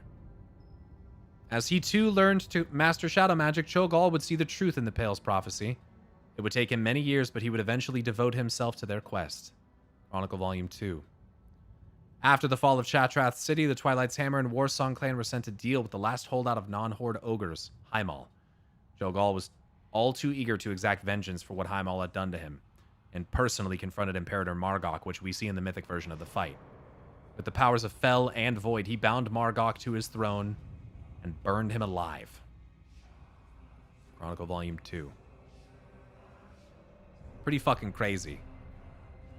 He shows up to fight as well in the alternate timeline too. Pretty fucking sick. So from that point, he moves on with the Pale. They worshipped the powers of the Void, and the moment they arrived on Azeroth, they felt the Void call out louder and clearer than they ever had before. And they'd heard the whispers of the old gods. Ancient evils imprisoned deep within the earth that served the Void Lords. Discovering them had overwhelmed the Pale, driving them into a state of pure ecstasy. Yeesh. It was seen by the clan as a sign of destiny. They had found the place where they belonged. The place where they would bring about the hour of twilight. Of course, it's Azeroth. As for Cho'Gall, while he had believed the Void was a force, he had cared little at first for his clan's mad ravings about dark gods, but now he had proof they actually existed. He agreed to help the Pale and brought them under control with a simple notion. The hour of twilight was not far off, and the Horde's success was the best way to bring it to fruition. Until then, they had to keep up appearances to Blackhand and obey their true masters in secret, so they posed as part of the Horde. The Pale agreed, and the old gods seemed pleased with the Horde's lust for war and destruction. So, it was really no great sacrifice to proceed with the conquest of the world. And it goes on to say more and more. After the aftermath of the Great Wars, First and Second War, Garona continued to hunt Cho'Gall and his orcs across southern Kalimdor, and he became infuriated with her, and the old gods with him, as he was taking too much time to deal with the assassin. The ogre mage set a trap for Garona deep within the forests of Feralis, and he sent his cultists away and waited for the half-orc to attack, and as expected, she struck, and the two grappled in the misty wilds. Although Garona managed to wound Cho'Gall, which I'm pretty sure is where the scar on his chest comes from, the ogre mage ultimately bested her and mind-controlled her, as Gul'dan had done years ago. With Garona under his thrall, he took what remained of his Twilight's Hammered followers and returned to his original quest to reawaken the old gods, starting with Cthulhu in Silithus. Additionally, it says here, instead of entering the temple physically of Ahn'Qiraj, he and his followers performed a ritual that extended beyond the barrier, which, like, what the fuck's the point of the barrier? Piercing into Cthulhu's prison, which shattered its bonds, apparently. So he broke the bonds on Cthulhu, and that's why Cthulhu is not in prison when we get there, apparently. This liberation, in turn, killed the majority of his followers, and he abandoned the rest, and under the whispers of Cthulhu, set out to recruit new members for his Twilight's Hammer cult from other races and organizations. His intent was to continue loosening the bonds of the other old gods. Breaking the wards necessitated the reopening of the Scarab Gates, which led to the Ahn'Qiraj War. And the last thing I'll read about him here, by the time the forces of the Alliance, Horde, and the Shattered Sun Offensive defeated Kil'jaeden at the Sunwell, the Twilight's Hammer recruited Benedictus of the Church of the Holy Light, and Cho'Gall saw Benedictus's induction into the Twilight's Hammer as a triumph. Of course. Shortly before the war against the Lich King, Cho'Gall and the Twilight's Hammer snuck into Ulduar and Northrend. There, he weakened the chains of the old god Yogg-Saron, which would allow Yogg-Saron's influence over Ulduar's keepers to grow. This is from Chronicle Volume 3. Though Cho'Gall never appeared before adventurers in Northrend himself, his actions would cause a chain of events across the continent that culminated in the Ulduar raid. Now, I'm going to be honest. I'm not a big fan of this type of storytelling here, where it's like, we never see him. We don't actually have, like, direct evidence of this. But, like, oh yeah, he snuck in. They just snuck into Ulduar and weakened the chains. Oh, they just used magic that pierced the barrier and broke the chains of Cthulhu. Like, you get this from Chronicle. That's like where it comes from. So a little frustrating to have so much of it tied to content that's not in the game at all. But yeah, they just snuck in. So all falls to chaos. All will be destroyed. Again, just reminds me of the Legion, Argus, destruction, chaos. Thematically, it's all in there. Your work here today changes nothing. Chaos, chaos, all things end. Again, the end of all things. No mortal may see what you have and live. Your end has come. You can't spread our secrets. Yeah, snuck in a highly guarded facility that was on extra alert because of the events between the keepers. Yeah, very strange. I don't know. It's weird. That's what Chronicle says, at least. Maybe it's a cover-up. Maybe it's not fucking true. Blame Cho'Gall for everything when it was actually Loken who did that shit. I don't know. In here, we have actual full-blown faceless ones, which I'm pretty sure we've seen people in Stormsong Valley, mortals, literally be turned into faceless ones. Maybe I'm wrong, but faceless ones could just be transformed from previous mortals.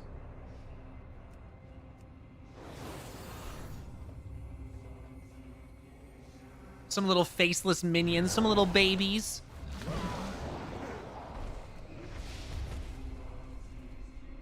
Some shadow gates. They're probably trying to summon some dudes through, more forces. The Tide Sages do transform them. That's pretty insane. What's up, little guy? Holy Nova!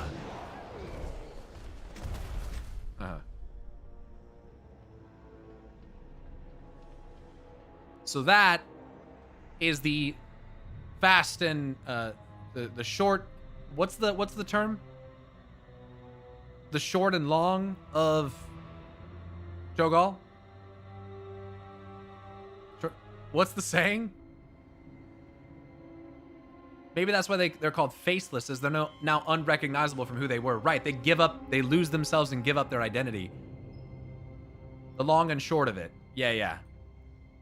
And then we have Cho'Gall with the Twilight's hammer. I wonder if I can actually find anything on the hammer. Twilight's hammer. Mace. The Hammer of Twilight. For lore concerning the weapon. The hammer was forged by Cho'Gall by enslaved Wildhammer smiths, Forge Master Finlay among them. It's a weapon of Cho'Gall in a fixed device located at the altar of Twilight at the Highlands. Okay. Commissioned by Deathwing and imbued with power of the old gods. It is symbolic for the Twilight's Hammer clan. Its creation was a matter of utmost secrecy until Matthias Shaw and Garona, members of the Earthen Ring and adventurers, discovered the whole plot. Although the project became jeopardized by their efforts, Cho'Gall succeeded in its creation and now wields it within the Bastion of Twilight. The heroes who were brave enough to defeat the Mad Ogre Mage could take it for themselves. Yeah, I'm pretty sure, in this cutscene, I'm pretty sure we literally see it be made. Yeah. Atop the fucking Citadel or whatever. Either made or imbued or whatever. Look, mortal, upon the instrument of your undoing. The hammer, hand of the gods below.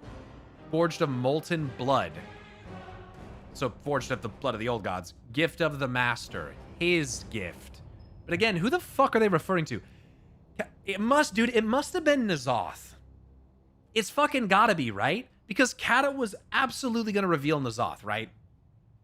That's where they were taking it. There's no fucking way, like, it's gotta be.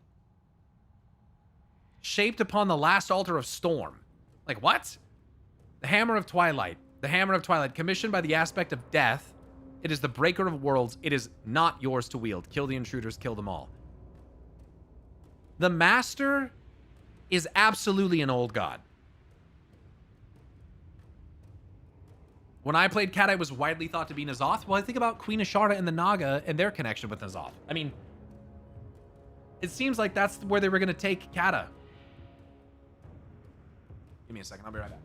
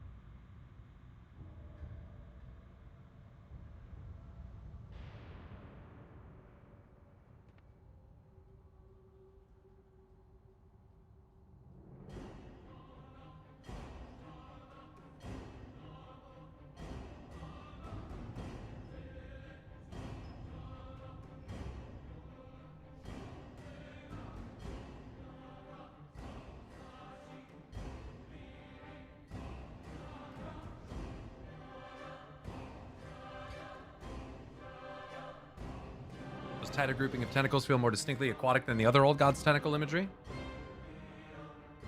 Got a little food here, so take a second.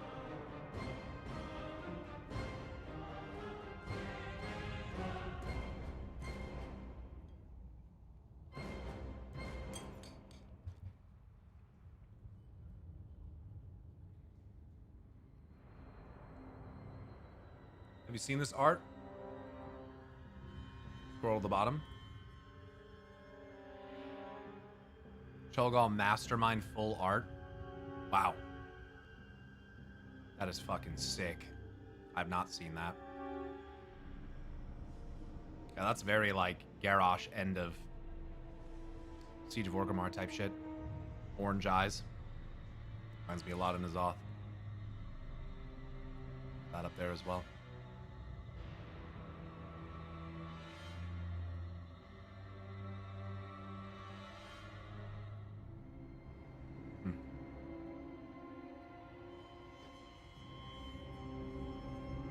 Dragon Soul Raid was one of the first times N'Zoth was name dropped in game.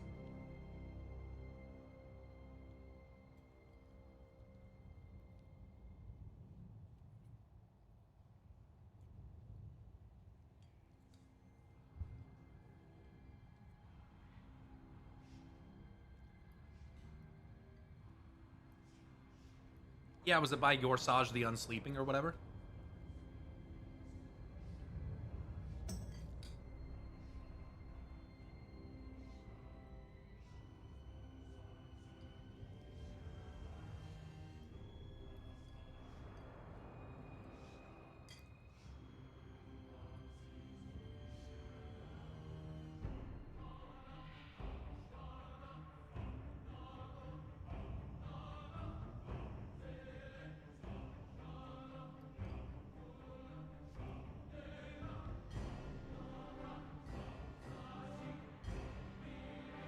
I remember them talking about someone who was the mastermind behind Deathwing's Rampage.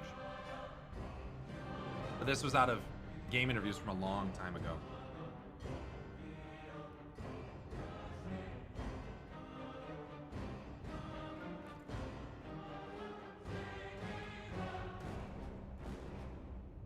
Remember during an interview with Metzer, one of the story devs, that we fight Deathwing, but we never found out who signed his paychecks, hinting at the Old God connection. Whether they originally planned for Old Gods in this X-Pack, who knows? I think there's a pretty good chance that they were going to do it with the Vashir raid that they cut. The Abyssal Maw.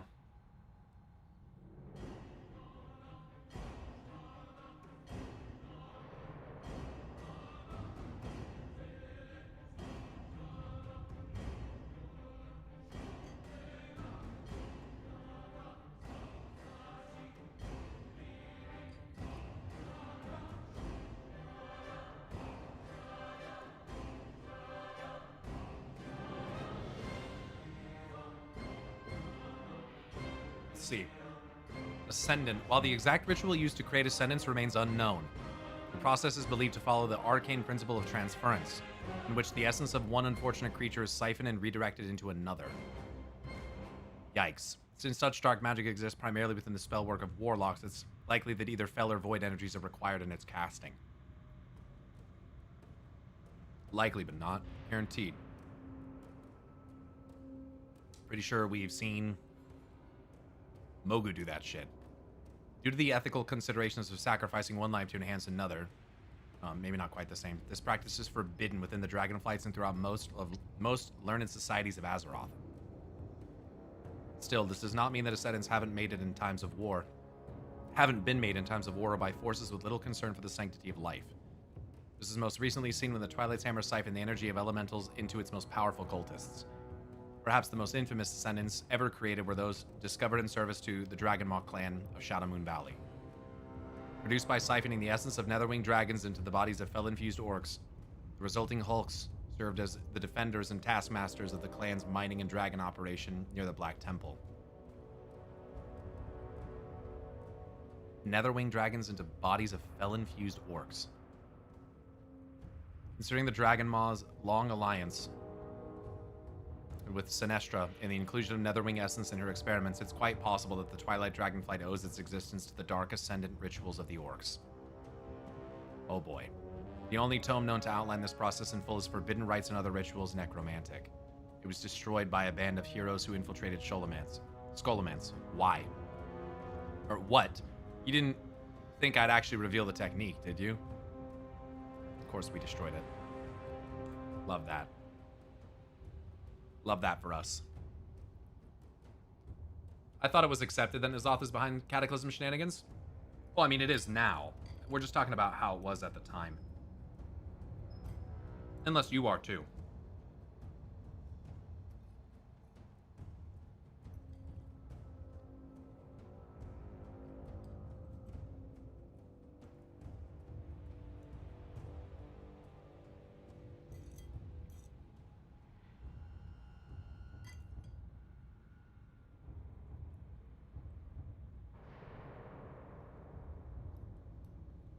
How could you think N'Zoth and Old God stories were done in an expansion like Cataclysm? What the fuck?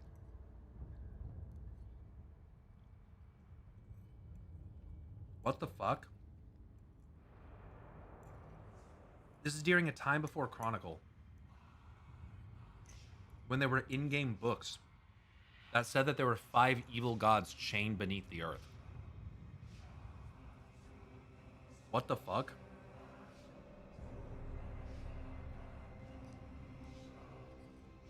You've only ever seen 2 of them, and you're like, ah, it's done. People were hella stupid about lore then.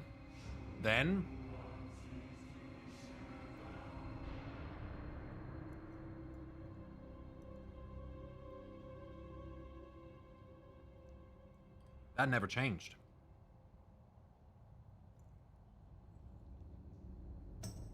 Sorry, I'm almost done. This lore tour is taking me a little longer than I expected.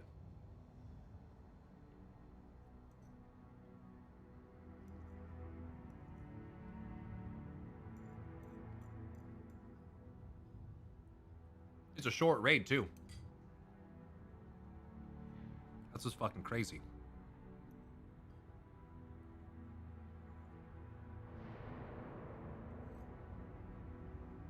There's always find so many things to talk about.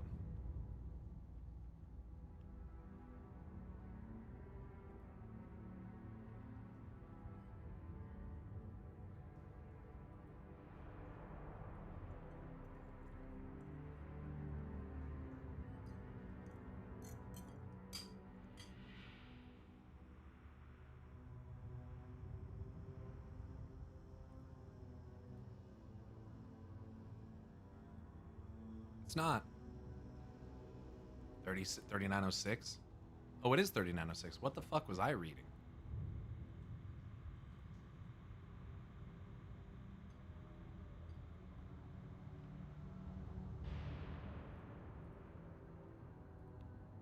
Still missing an old god? Well, he did have the one in Ashkahet that died. Presumably. Sure seems fucking dead. Or, I don't know, put in a Beladar or something.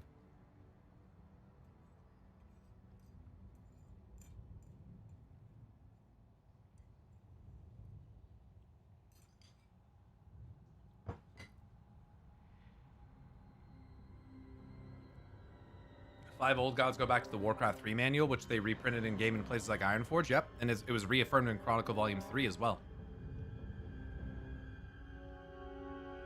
We'll find out more about him in Avalorn, prob. Alright, here we go. Let's fight Shogal. Pretty sick, huge looking like dragon's skull mouth thing right here. Pretty dope.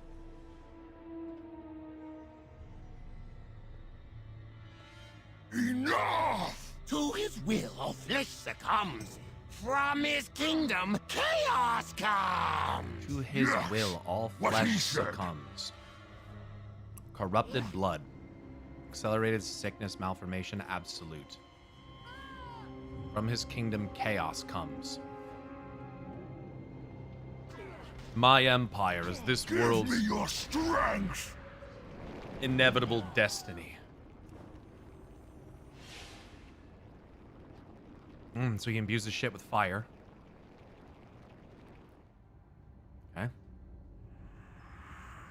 Could his kingdom be Nyalotha? Mm-hmm. You basically become an old god creature if you didn't beat it in time. Yep. It also just despawns, apparently, if certain things happen. Interesting throne color, and it's interesting to me that they chose to go with the red motif here instead of purple. Probably for contrast, but still a bit strange to me.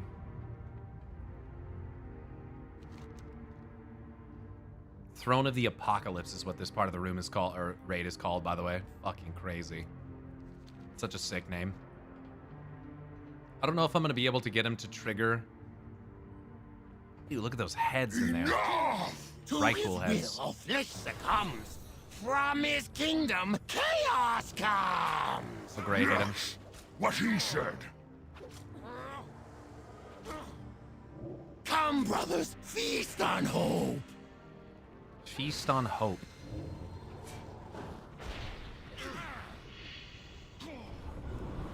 Behold the might of the hammer. Gaul's blast. Cho's blast. Cho and Gaul. Fire and shadow.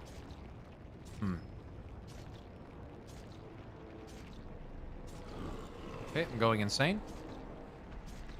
Corruption, malformation. Okay, and then it'll despawn. Alright, I'm just gonna stand there and hit him this time. Back into the throne almost looks like a sword sticking down. Yeah, I can see that. Interesting the way they talk about N'Zoth. From his kingdom, chaos comes. To his will, all flesh succumbs. His with a capital because he's referring, you know, to a god. A being with, you know, it's like saying her with a capital H for Heidelin.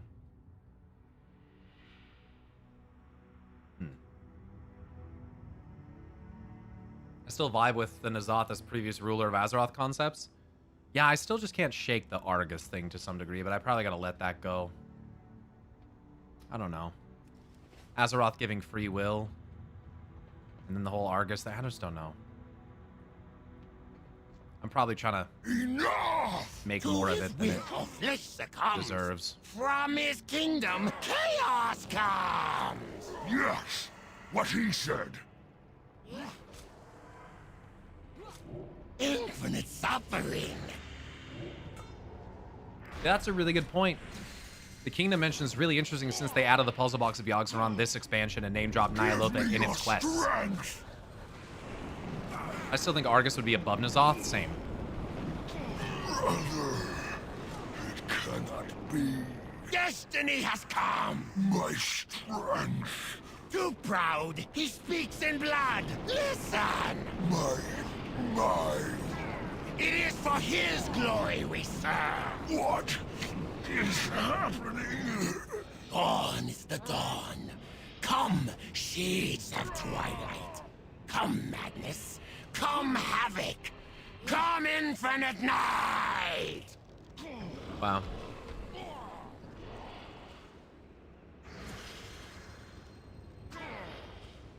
Too proud. He speaks in blood. Listen.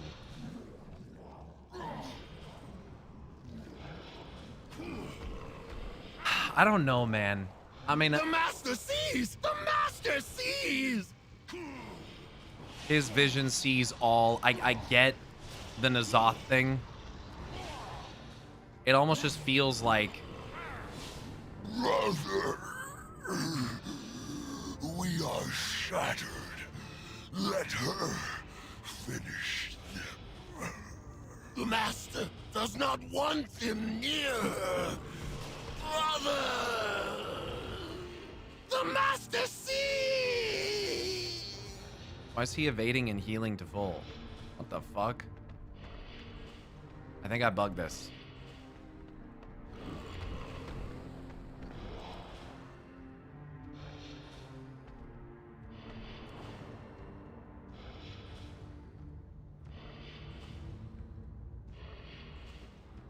Come on, man.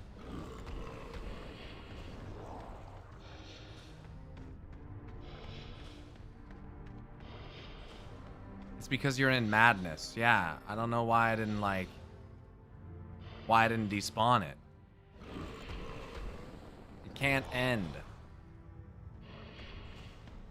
Well, how's the end of all things supposed to happen?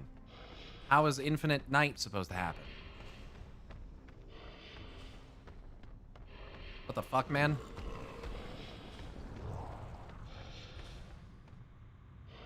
Interesting. The door's kind of like radiating with shadow there. Well, I think I'm gonna have to teleport out of here.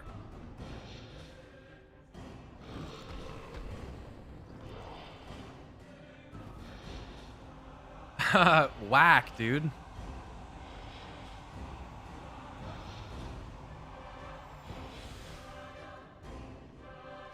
Make a group and leave? Ah, it's too late. I always forget that I can do that.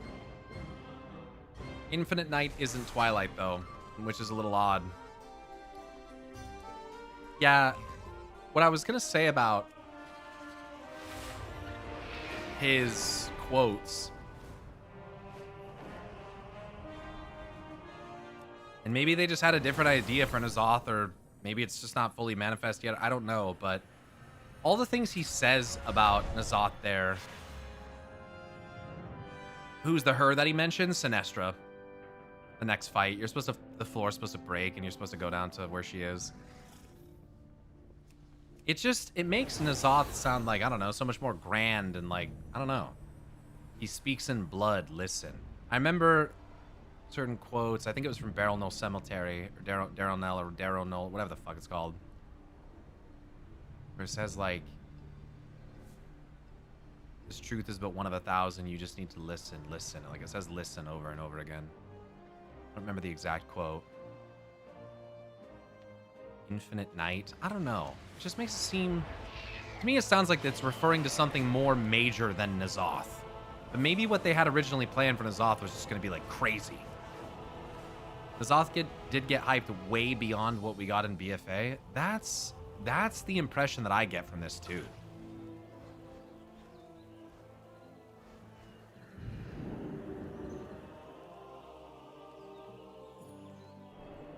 Like... Just, I don't know. I imagine him to be almost continental. No, it's not even that. It's not the size. I don't give a fuck about the size.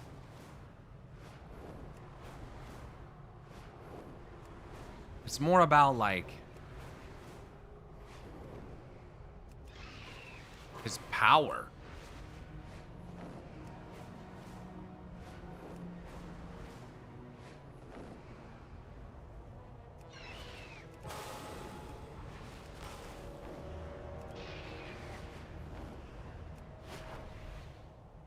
Crazy void butthole skybox, by the way. Oh, I'm certain that N'Zoth is not fully gone. And if he is, I don't know. I don't know what to say to that.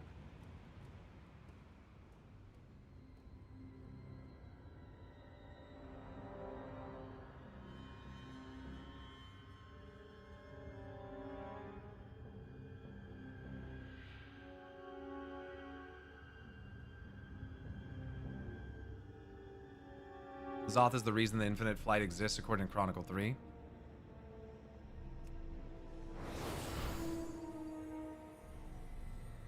I don't remember what it says about that. That's not too surprising, I guess. If the case, I don't know. I thought the infinite were born of the paradox of Nozdormu witnessing his own death. So it's kind of like, I don't... Yeah. I really like your idea that N'Zoth is the merman type guy in the Ulduar stained glass windows.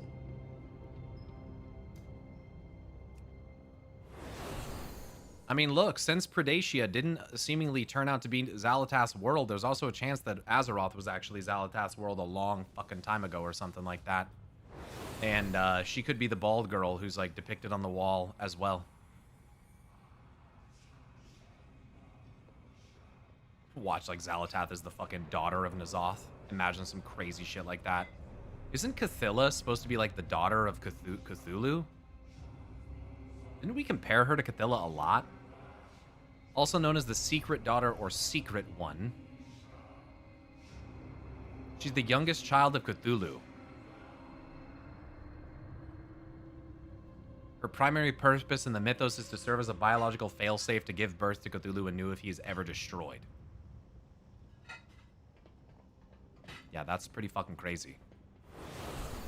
If Xalatath turned out to be Cthulhu, that'd be nuts, dude.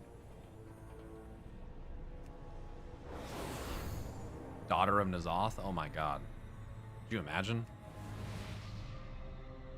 I can't even comprehend that.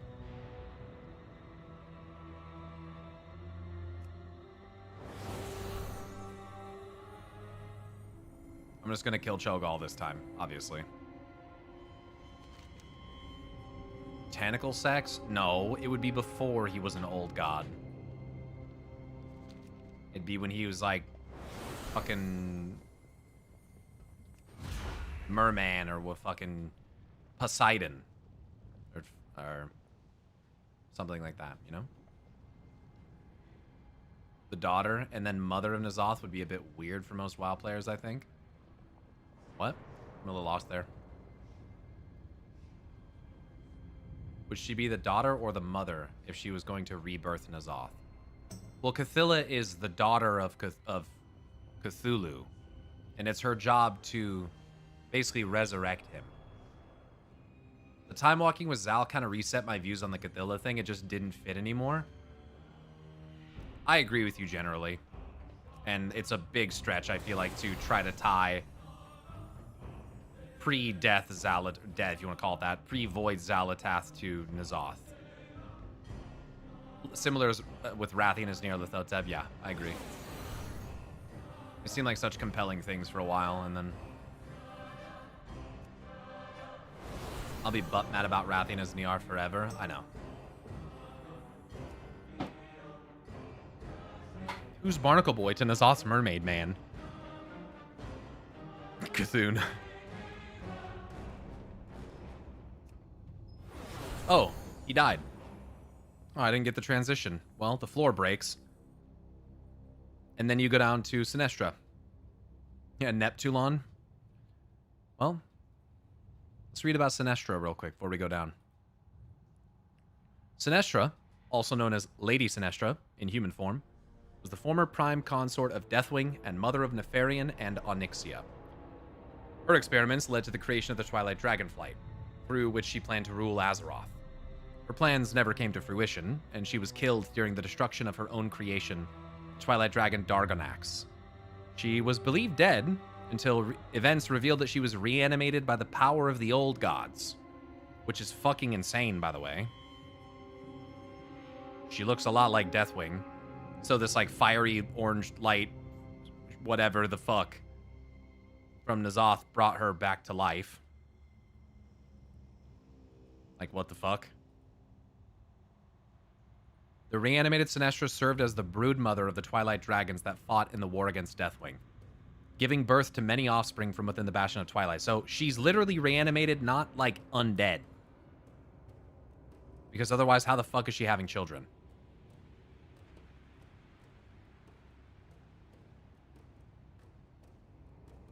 Good old Syntharia? No, this is not Syntharia. Not to be confused with Syntharia.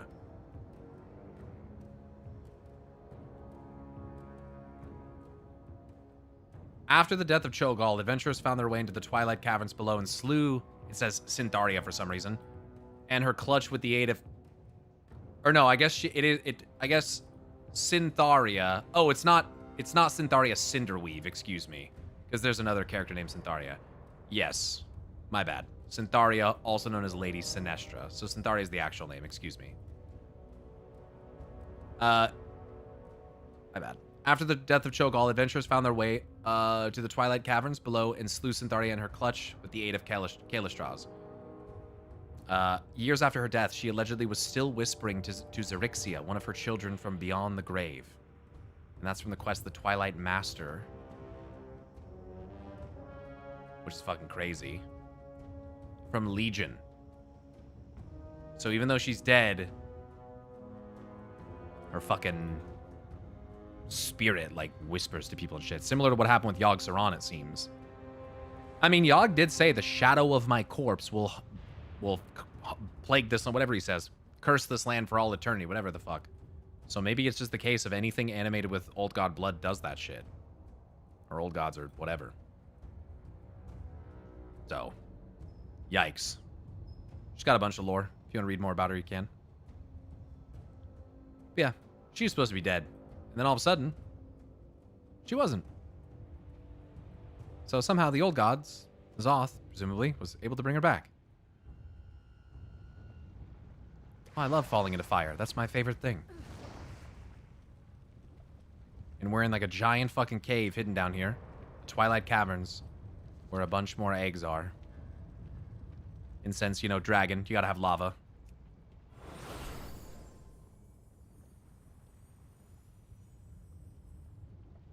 Love that. She got better. I got better. She turned me into a newt.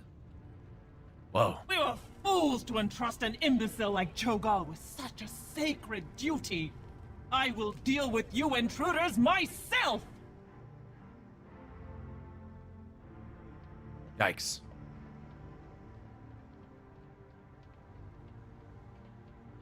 She's pretty fucked up. Pretty damaged, Sinestro.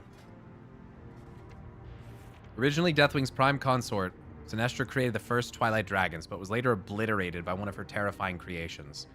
Now ravaged husk, reanimated by insidious magic, Sinestro oversees the creation of new Twilight creatures. Interesting. Secret boss, by the way. Kind of. Crown of the Twilight Queen. Kalestra's will. Shroud of Endless Grief. Bindings of Bleak Betrayal. Braces of the Dark Mother. Braces of the Mat Redor. Belt of the Fallen. Fallen Brood. Twilight Scale Leggings. Boots of Asgalata. Reminds me of like Ajakir. I don't know what that means. Nightmare Rider's Boots. War-Torn Crushers. Darganax's Signet. Shard of Woe. Wonder if I can find Asgalata.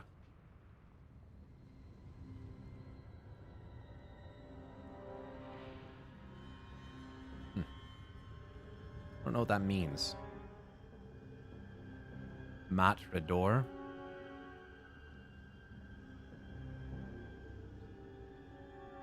Boots of Matador? No.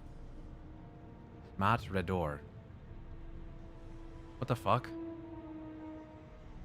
Is it not called boots? Oh, it's not boots. Excuse me. Bracers. I don't know what Mat Redor means either.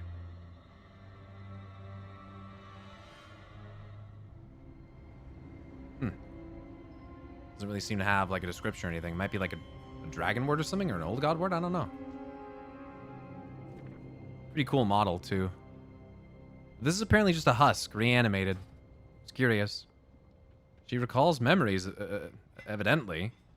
We are fools to trust an imbecile like Cho'Gall with such a sacred duty. I don't know. Seems like Sinestra. Is she missing her lower jaw, or is she just a mouth breather? Ah, she's just mouth breathing. Her model's weird, though. There's like parts of it that clip through other parts.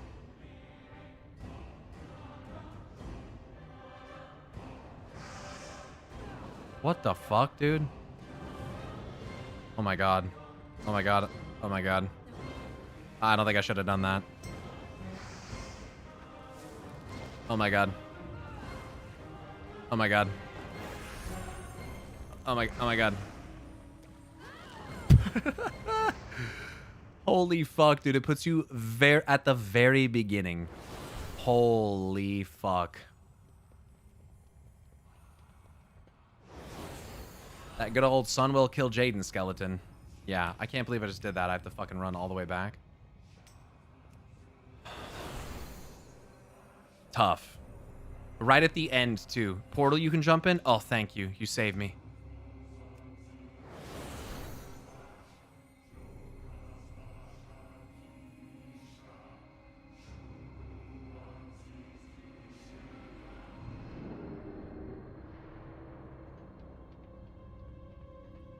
This would have been pretty sick when it was current, man.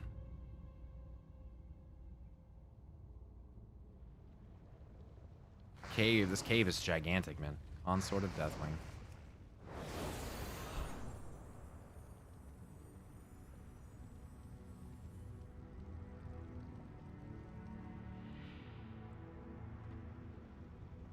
Bunch of Twilight eggs down here. Fucking dragons are gonna be full grown by the time these motherfuckers hatch. No one expected the Sinestro fight. Gotta have someone to make the Twilight's brood. Drained, weakened from nurturing the Twilight brood. Call flames. She has like the same animations and everything. Well, she's gonna summon dragons and shit and try to kill me with them, so I tire of this. Do you see this clutch amidst which you stand? I have nurtured the spark within them, but that life force is and always will be mine. Behold, power beyond your... Heroes, you are not alone in this dark place. Oh, thanks, Kalen. Hell yeah. Do I come to you? Hell yeah. Syntharia, your master owes me a great debt. One that I intend to extract from his consort's hide. Anime battle.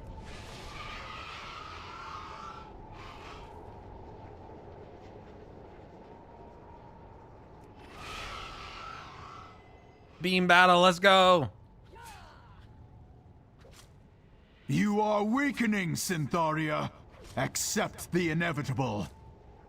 You mistake this for weakness? Fool! See, I mean, again, it sure seems like Sinestro. It's interesting that they try to position it as like a husk that's just reanimated or whatever. Damn, it seems like it's her. You are weakening, Syntharia. Accept the inevitable.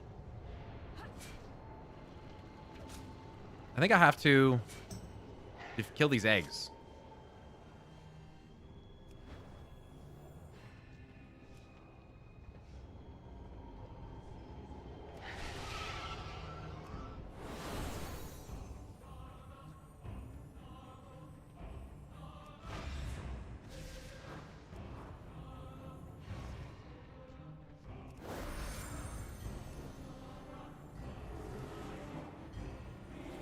What the fuck is going on? Oh, you smite. Heroes, my power wanes.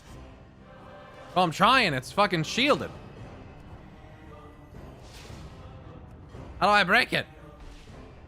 Do I have to kill something on it? All is lost. Shit! Kaylin, I'm sorry. How do you break the shield on it? You gotta kill a certain add-on or something?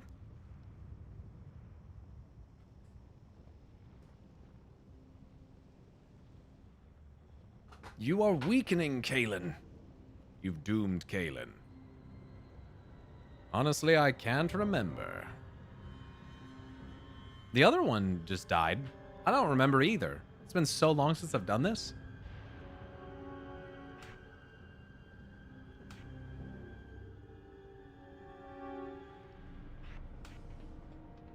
Wiping on 15-year-old content, Mythic Raider. Bro, you trying to... I tire of this. Do you see this clutch amidst which you stand? I have nurtured the spark within them, but that life force is and always will be mine. Behold, power beyond your comprehension. Heroes, you are not alone in this dark place. Smite her down. Syntharia, your master owes me a great debt. One that I intend to extract from his consort's hide.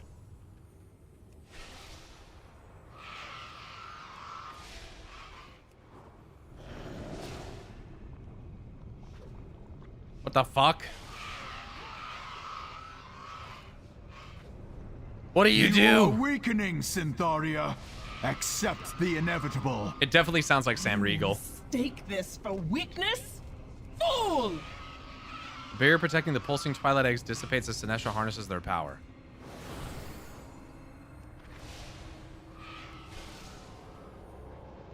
You are weakening, Syntharia. Accept the inevitable. Okay, it looks unprotected now. Enough! Drawing upon this source will set us back months. You should feel honored to be worthy of its expenditure. Now!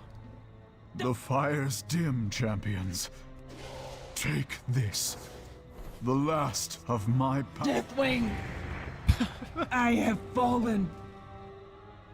The brood is lost. Where the fuck is she going? She getting sucked into the elemental plane? I mean, it doesn't even look like she fucking dies, bro. Oh, that's the Kill Jaden death animation?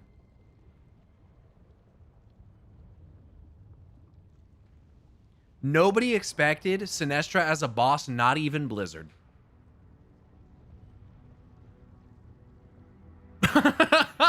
There you have it! The fucking Bastion of Twilight lore tour. I hope it was everything that you hoped that it would be. Holy fuck. There you go. Thanks, Matt Sparks, for the gifted subs. I hope that you enjoyed and that was worth it for you. Hell yeah. I can get that chopped up and put on YouTube as well when I get some time. Nobody expects the Sinestran Inquisition. Certainly longer than I expected. Yeah, it was, yeah. Good bit of reading in there. It was longer than I expected as well. That's what she said. With that being said, as much as I enjoyed that, by the way, I don't think Xalatath had any, like, meaningful quotes while I was there, but that's okay. I'm glad I did on my priest anyways. With that being said, I really appreciate you all hanging out with me on stream today. We'll do more lore tour sub stuff like that in the future. Maybe even tomorrow. I don't fucking know. So keep an eye out for that. I'll have it in the title when I'm going to do it. So, yeah, thank you all so much for hanging out. Whether you just watch on YouTube or Twitch, thanks for being here. Yo, Sasu, thanks for subbing with a Prime, brother, for 2 fucking years. And hey, can you go in the raid channel in the Discord and link up your BNet to that website so that we can get everything, get all your alts and everything tied together on the roster, please? I'd really appreciate that, sir. Thank you guys for supporting. Whether you just watched on YouTube or Twitch, whether you chatted along with me, asked questions, pointed out other details, as so many of you do. You enhance the lore tour experience, so thank you for that.